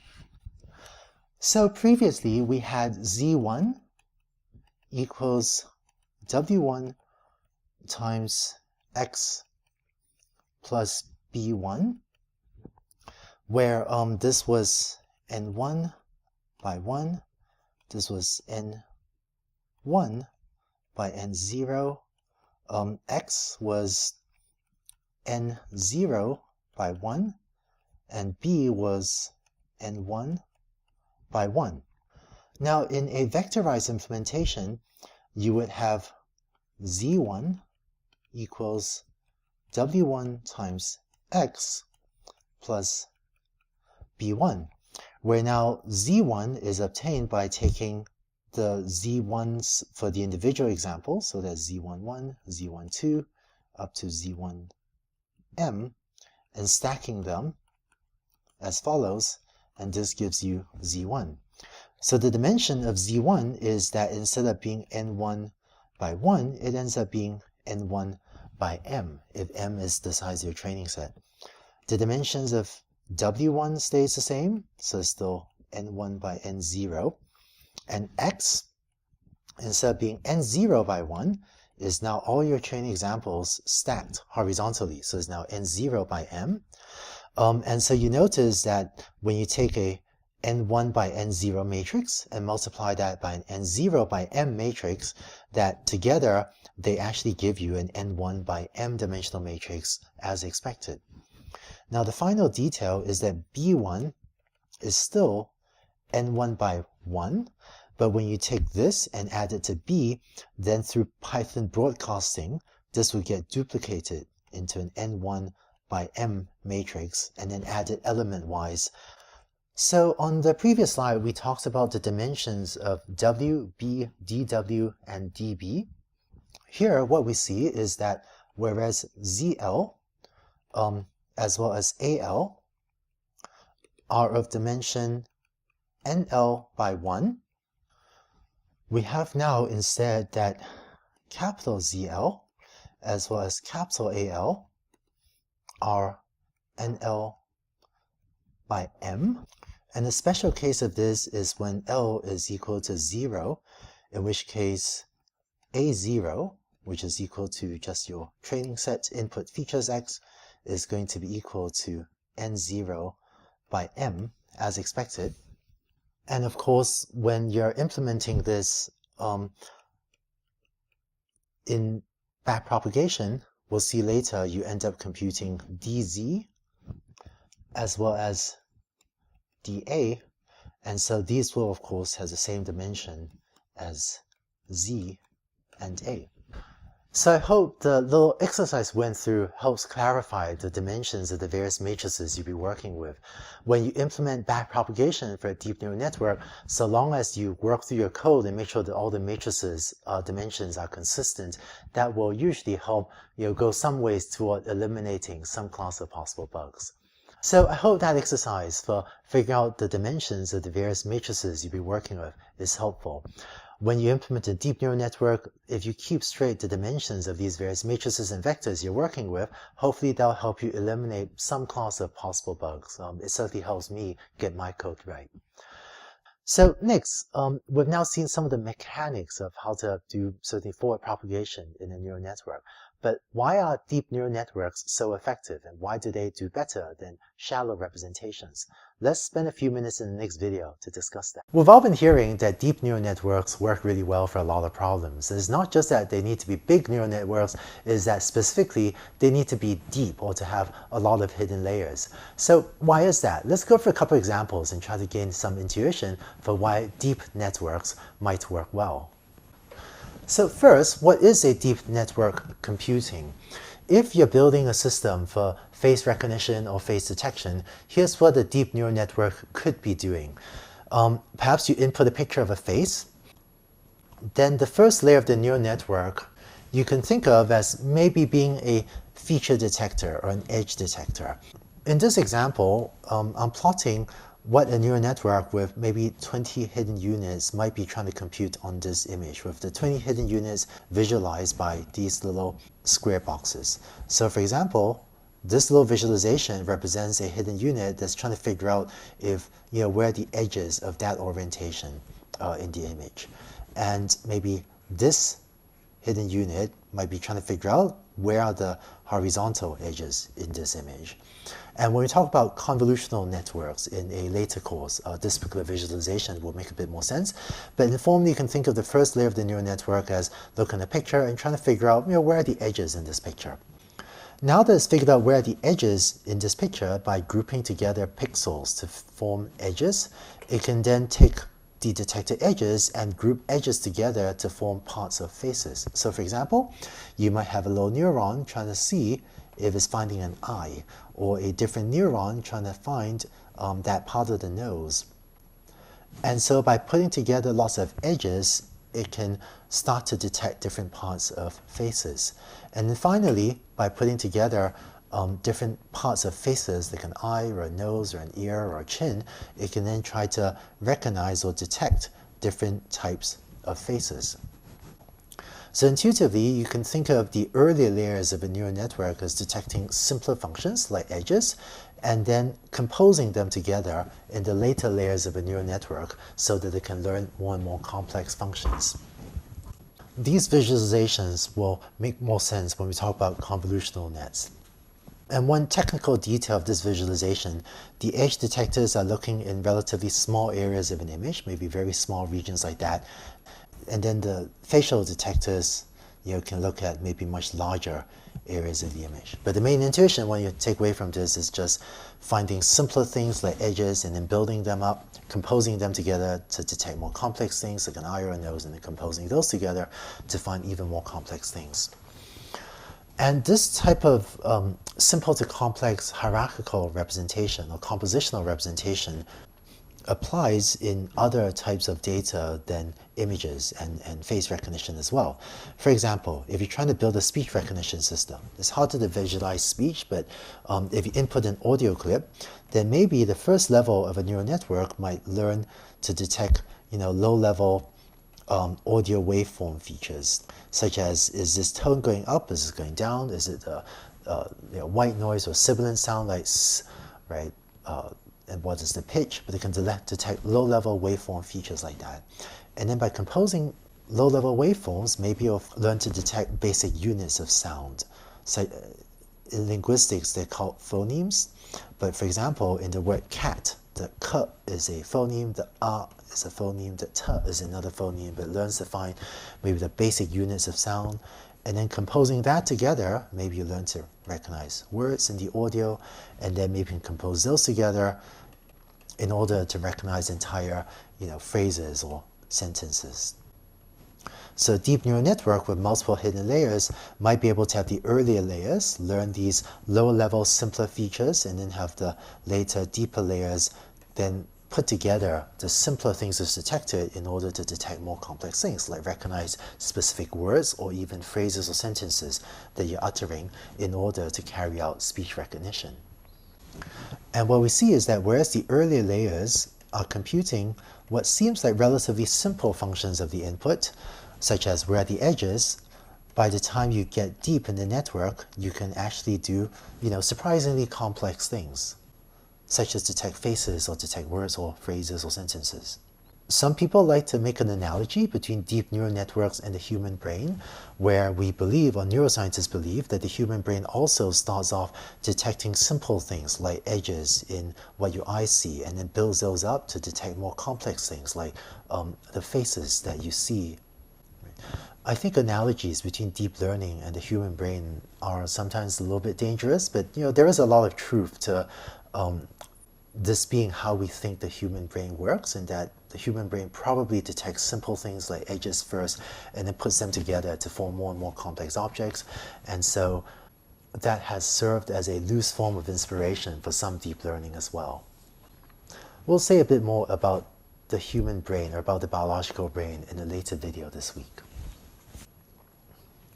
The other piece of intuition about why deep networks seem to work well is the following. So this result comes from circuit theory, which pertains to thinking about what types of functions you can compute with different AND gates and OR gates and NOT gates, basically logic gates. So informally, they're functions you compute with a relatively small but deep neural network. And by small, I mean the number of hidden units is relatively small. But that if you try to compute the same function with a shallow network, so if you aren't allowed enough hidden layers, then you might require exponentially more hidden units to compute. So let me just give you one example and illustrate this a bit informally. But let's say you're trying to compute the exclusive OR, or the parity of all your input features. So you're trying to compute x1, x4, x2, x4, x3, x4 up to xn if you have n or nx features. So if you build an XOR tree like this, right? So first compute the XOR of x1 and x2, then take x3 and x4 and compute their XOR. And technically, if you're just using AND, OR, and NOT gate, you might need a couple layers to compute the XOR function rather than just one layer. But with a relatively small circuit, you can compute the XOR, right, and so on.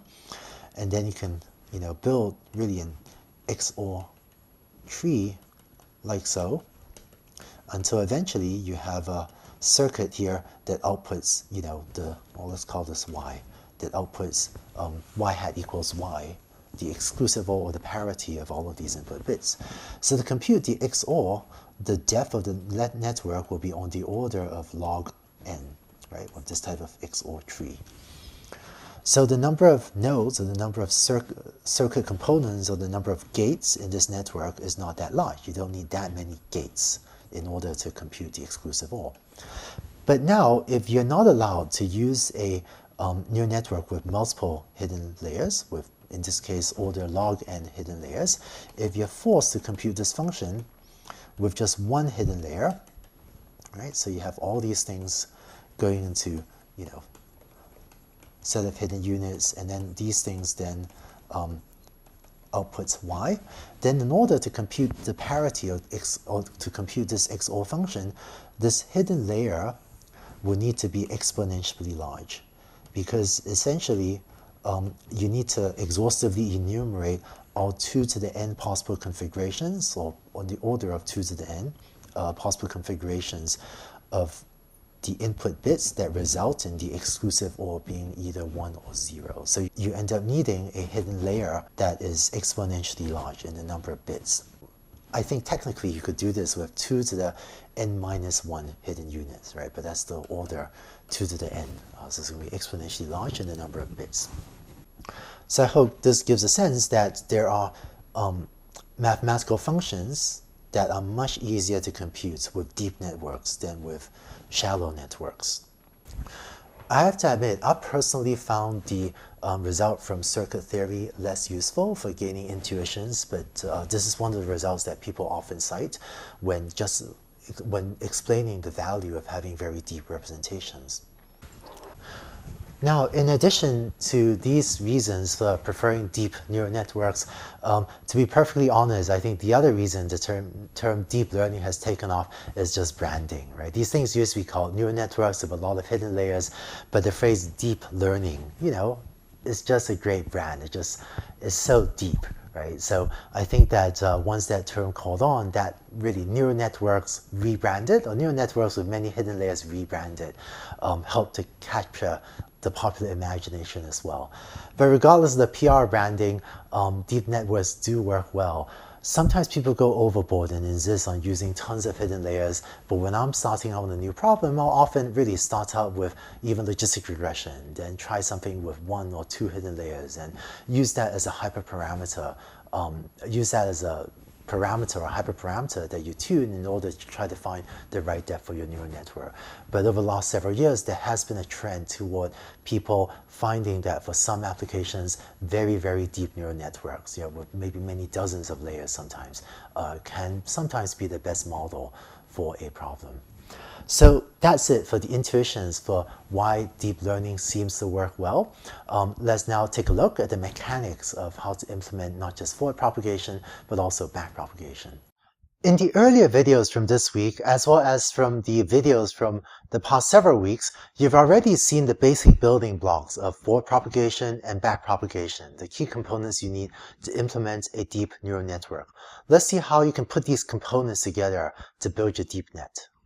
Here's a network with a few layers. Let's pick one layer and look at the computations focusing on just that layer for now. So for layer L, you have some parameters WL and BL. And for the forward prop, you will input the activations A, L-1 from the previous layer, and output AL.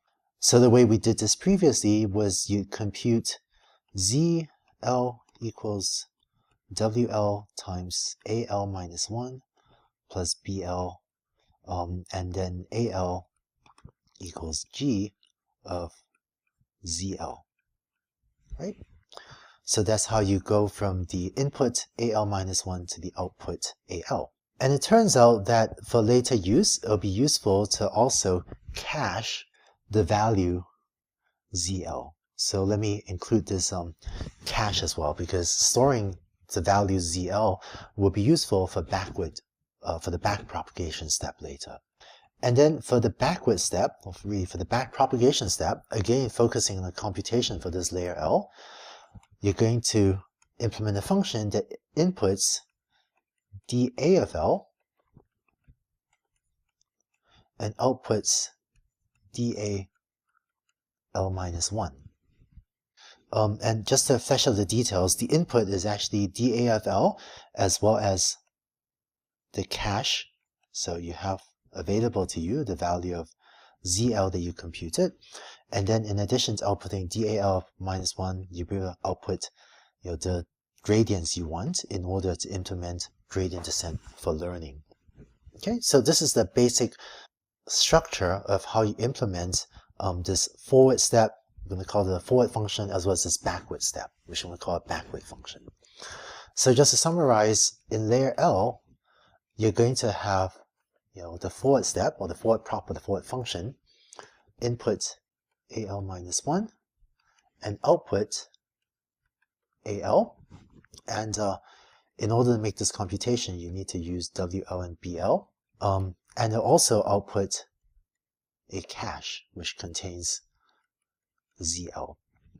Right? And then the backward function, used in the backprop step, will be another function that now inputs dA of L and outputs dA L minus 1. So it tells you, given the derivatives with respect to these activations, that's dA of L, what are the derivatives, or how much do I wish AL minus 1 changes? So compute the derivatives with respect to deactivations from the previous layer. Within this box, right, you need to use WL and BL. And it turns out along the way, you end up computing DZL. And then this box, this backward function, can also output DWL and DBL.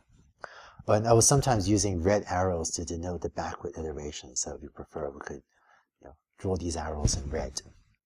So if you can implement these two functions, then the basic computation of the neural network will be as follows.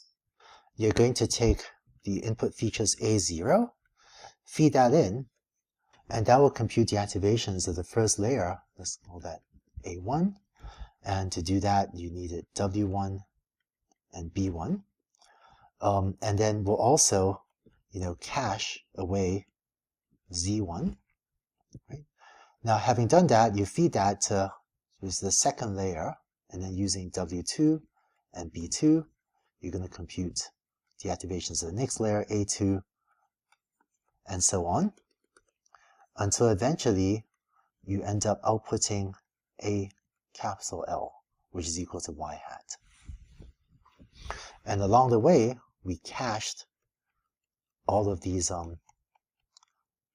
values Z. So that's the forward propagation step. Now, for the back propagation step, what we're going to do will be a backward sequence of iterations in which you are going backward and computing gradients like so. So we're actually going to feed in here dA of L, and then this box will give us dA of L minus 1, and so on until we get dA 2, dA 1. You could actually get one more output to compute dA 0, but this is the derivative with respect to your input features, which is not useful, at least for training the weights of these supervised neural networks. So you could just stop it there. But along the way, backprop also ends up outputting DWL, DBL, right? Just use the parameters WL and BL. This would output DW3, DB3, and so on. So you end up computing all the derivatives you need. And so just to maybe fill in the structure of this a little bit more, right? These boxes will use those parameters as well. WL, BL. And it turns out that we'll see later that inside these boxes we'll end up computing DZs as well. So one iteration of training for a neural network involves starting with A0, which is X, and going through forward prop as follows, computing Y hat, and then using that to compute this, and then back prop, right, doing that. And now you have all these derivative terms. And so, you know, W will get updated as W minus the learning rate times DW, right, for each of the layers. And similarly, for B, right? Now that you've computed backprop and have all these derivatives. So that's one iteration of gradient descent for your neural network. Now, before moving on, just one more implementational detail.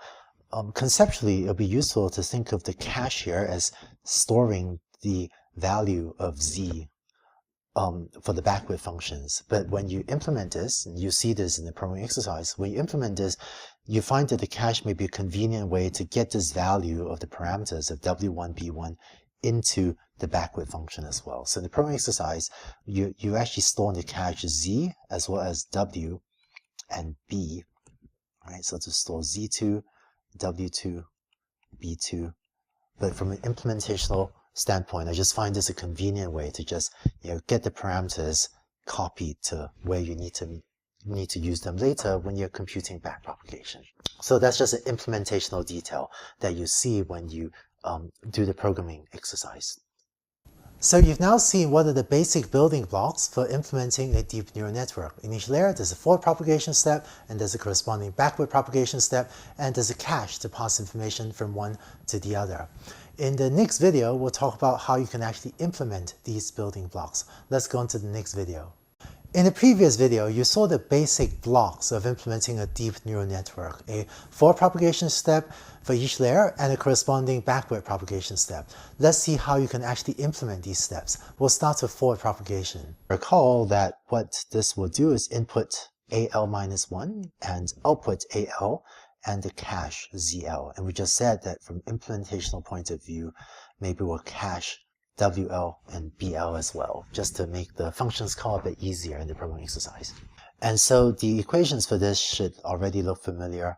The way to implement a forward function is just this, equals WL times AL minus 1 plus BL, and then AL equals the activation function applied to Z.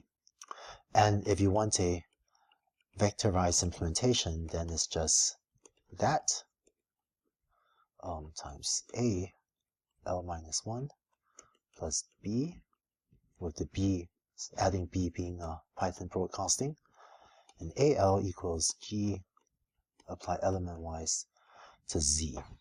And you remember on the diagram for the forward step, where we had this chain of boxes going forward, so you initialize that with feeding in A0, which is equal to X. So you initialize this, really, what is the input to the first one, right? It's really A0, which is the input features to either for one training example, if you're doing one example at a time, or A capital 0, the entire training set, if you're processing the entire training set. So that's the input to the first forward function in the chain, and then just repeating this allows you to compute forward propagation from left to right. Next, let's talk about the backward propagation step.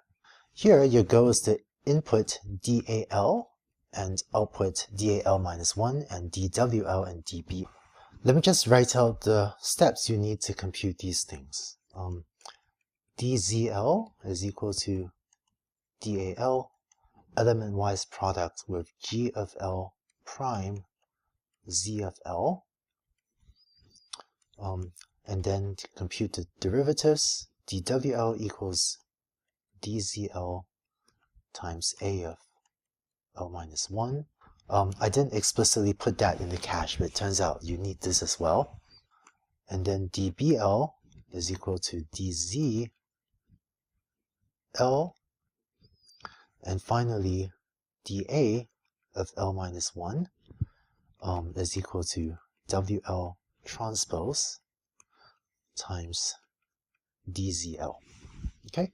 And I don't want to go through the detailed derivation for this, but it turns out that if you take this definition for dA and plug it in here, then you get the same formula as we had in the previous week for how you compute dzL as a function of the previous dzL. In fact, well, if I just plug that in here, you end up that dzL is equal to WL plus 1 transpose dz L plus 1 times GL prime Z of L. I know this looks like a lot of algebra. You could actually double check for yourself that this is the equation we had written down for backpropagation last week when we were doing a neural network with just a single hidden layer. And as a reminder, this times this element-wise product, but so all you need is those 4 equations to implement your backward function. And then finally, I'll just write out the vectorized version. So the first line becomes dzL equals dAL element-wise product with GL prime of ZL. Maybe no surprise there. dWL becomes 1 over m dzL times A L minus 1 transpose. And then dBL becomes 1 over m np dot sum dzL, and then axis equals 1, keep dims equals true. We talked about the use of np dot sum in the previous week to compute dB. And then finally dA, L minus 1, is WL transpose times dZ of L. So this allows you to input this quantity, dA, over here, and output dWL, dBL, the derivatives you need, as well as dA L minus 1, right, as follows. So that's how you implement the backward function. So just to summarize, take the input X. You might have the first layer, maybe has a ReLU activation function, then go to the second layer, maybe uses another ReLU activation function, goes to the third layer, maybe has a sigmoid activation function if you're doing binary classification, and this outputs y hat. And then using y hat, you can compute the loss. And this allows you to start your backward iteration. I'll draw the arrows first, I guess, so I don't have to change pens too much, where you would then have backprop compute the derivatives, compute dW3, dB3, dW2, dB2, dW1, dB1, and along the way you would be computing, I guess the cache would transfer Z1, Z2, Z3, and here you pass backward dA2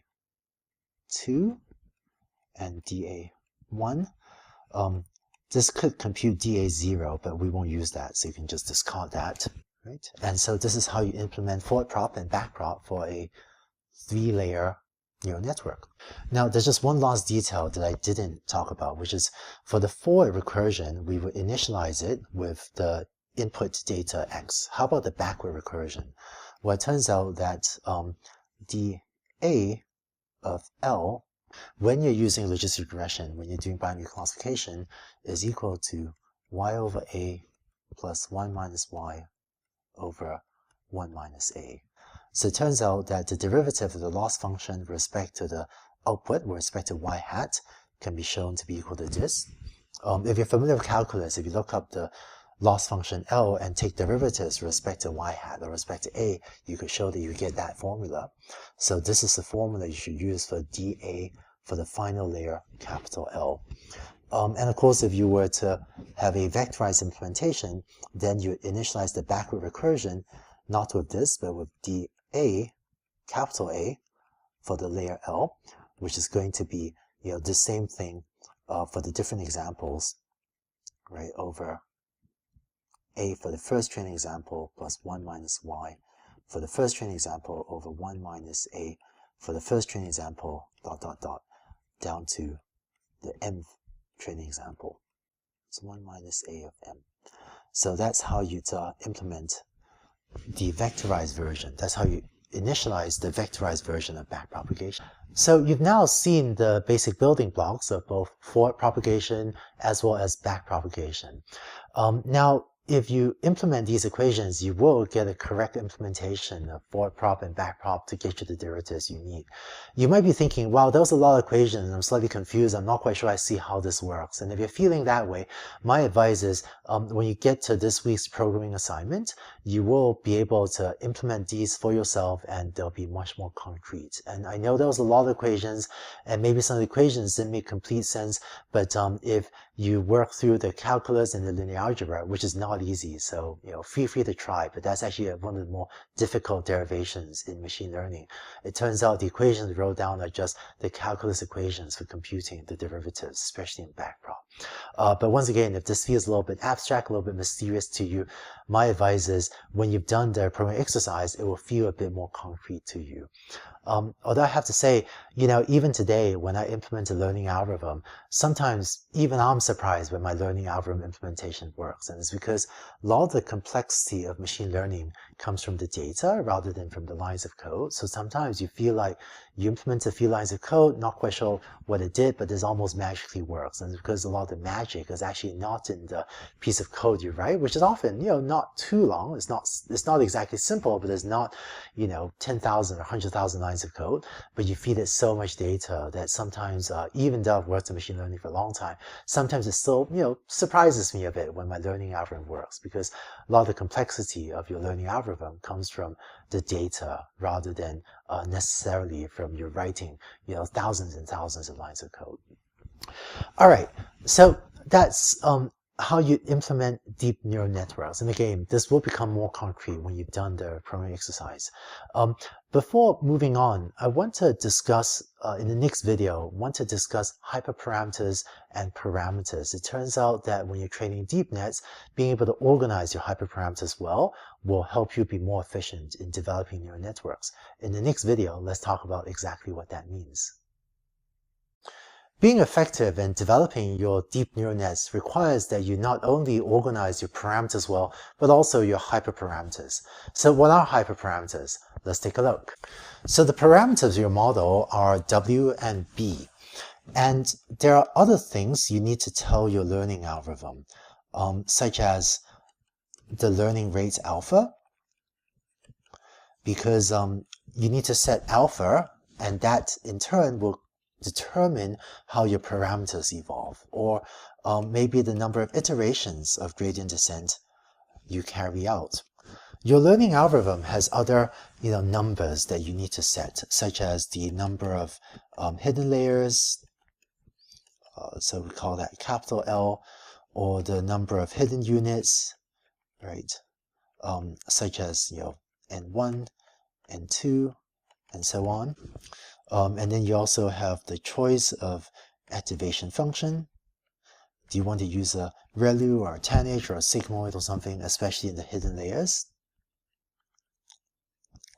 And so all of these things are things that you need to tell your learning algorithm.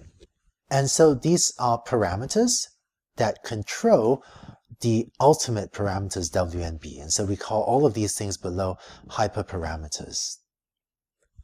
Because these things like alpha, the learning rate, the number of iterations, number of hidden layers, and so on, these are all parameters that control W and B. So we call these things hyperparameters.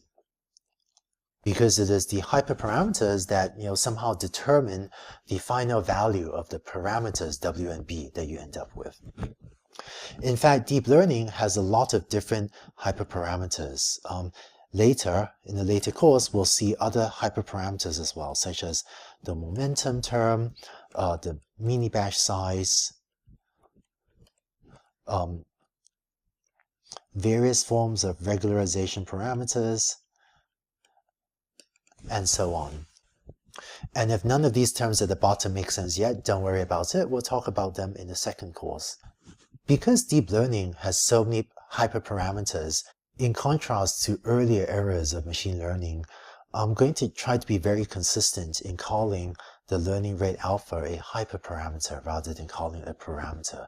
I think in earlier eras of machine learning, when we didn't have so many hyperparameters, most of us used to be a bit sloppier and just call alpha a parameter. And technically, alpha is a parameter, but it's a parameter that determines the real parameters. So I'll try to be consistent in calling these things like alpha, the number of iterations, and so on, hyperparameters. So when you're training a deep net for your own application, you find that there may be a lot of possible settings for the hyperparameters that you need to just try out. So applied deep learning today is a very empirical process where often you might have an idea. For example, you might have an idea for the best value for the learning rate. You might say, well, maybe alpha equals 0.01. I want to try that. Then you implement it, try it out, and then see how that works. And then based on that outcome, you might say, you know what, I've changed my mind. I want to increase the learning rate to 0.05. And so if you're not sure what's the best value for the learning rate to use, you might try one value of the learning rate alpha and see the cost function j go down like this. Then you might try a larger value for the learning rate alpha and see the cost function blow up and diverge. Then you might try another version and see it go down really fast but converge to a higher value. And you might try another version and see it, see the cost function j do that. Then after trying a set of values, you might say, okay, it looks like the value of alpha gives me a pretty fast learning and allows me to converge to a lower cost function j, so I'm going to use this value of alpha. You saw in the previous slide that there are a lot of different hyperparameters, and it turns out that when you're starting on a new application, I actually find it very difficult to know in advance exactly what's the best value of the hyperparameters. So what will often happen is you just have to try out many different values and go around this cycle. Try out some value. Maybe you try 5 hidden layers with this many number of hidden units, implement that, see if it works, and then iterate. So the title of the slide is that applied deep learning is a very empirical process. An empirical process is maybe a fancy way of saying you just have to try out a lot of things and see what works. Another effect I've seen is that deep learning today is applied to so many problems ranging from computer vision to speech recognition to natural language processing to a lot of structured data applications such as maybe online advertising or web search or product recommendations and so on.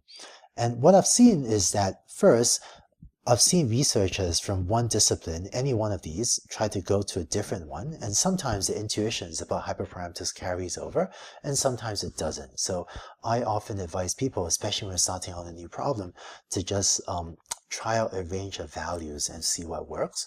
And in the next course, we'll see a systematic way. We'll see some systematic ways for trying out a range of values. Right.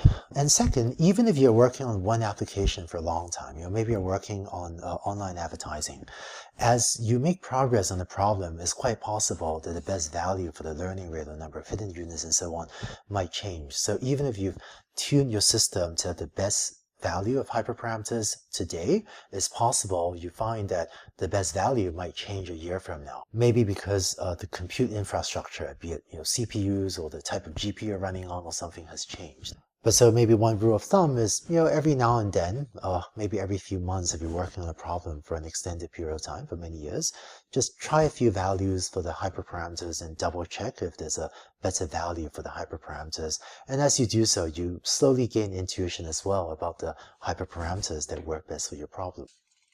And I know that this might seem like an unsatisfying part of deep learning, that you just have to try a lot of values for these hyperparameters, but maybe this is one area where deep learning research is still advancing, and maybe over time we'll be able to give better guidance for the best hyperparameters to use.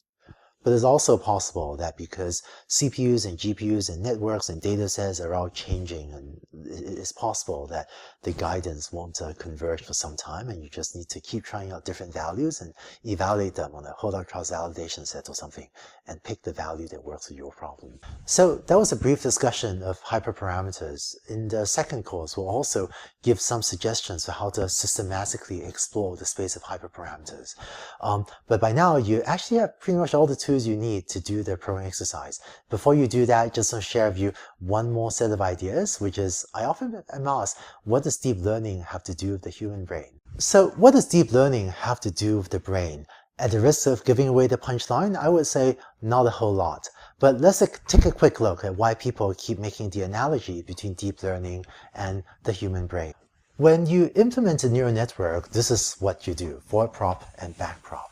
And I think because it's been difficult to convey intuitions about what these equations are doing, really gradient descent on a very complex function, the analogy that is like the brain has become really an oversimplified explanation for what this is doing. But the simplicity of this makes it, kind of seductive for people to just say it publicly, as well as for media to report it, and it's certainly caught the popular imagination. And there is a very loose analogy between, let's say, a logistic regression unit with a sigmoid activation function, and here's a cartoon of a single neuron in the brain. In this picture of a biological neuron, this neuron, which is a cell in your brain, receives electric signals from other neurons, maybe X1, X2, X3, or maybe from other neurons, A1, A2, A3, does a simple thresholded computation, and then if this neuron fires, it sends a pulse of electricity down the axon, down this long wire, perhaps to other neurons. So there is a very simplistic analogy between a single logistic unit, between a single neuron in a neural network and a biological neuron like that shown on the right. But I think that today, even neuroscientists have almost no idea what even a single neuron is doing. A single neuron appears to be much more complex than we are able to characterize with neuroscience. And while some of what it's doing is a little bit like logistic regression, there's still a lot about what even a single neuron does that no human today understands. For example, exactly how neurons in the human brain learns is still a very mysterious process.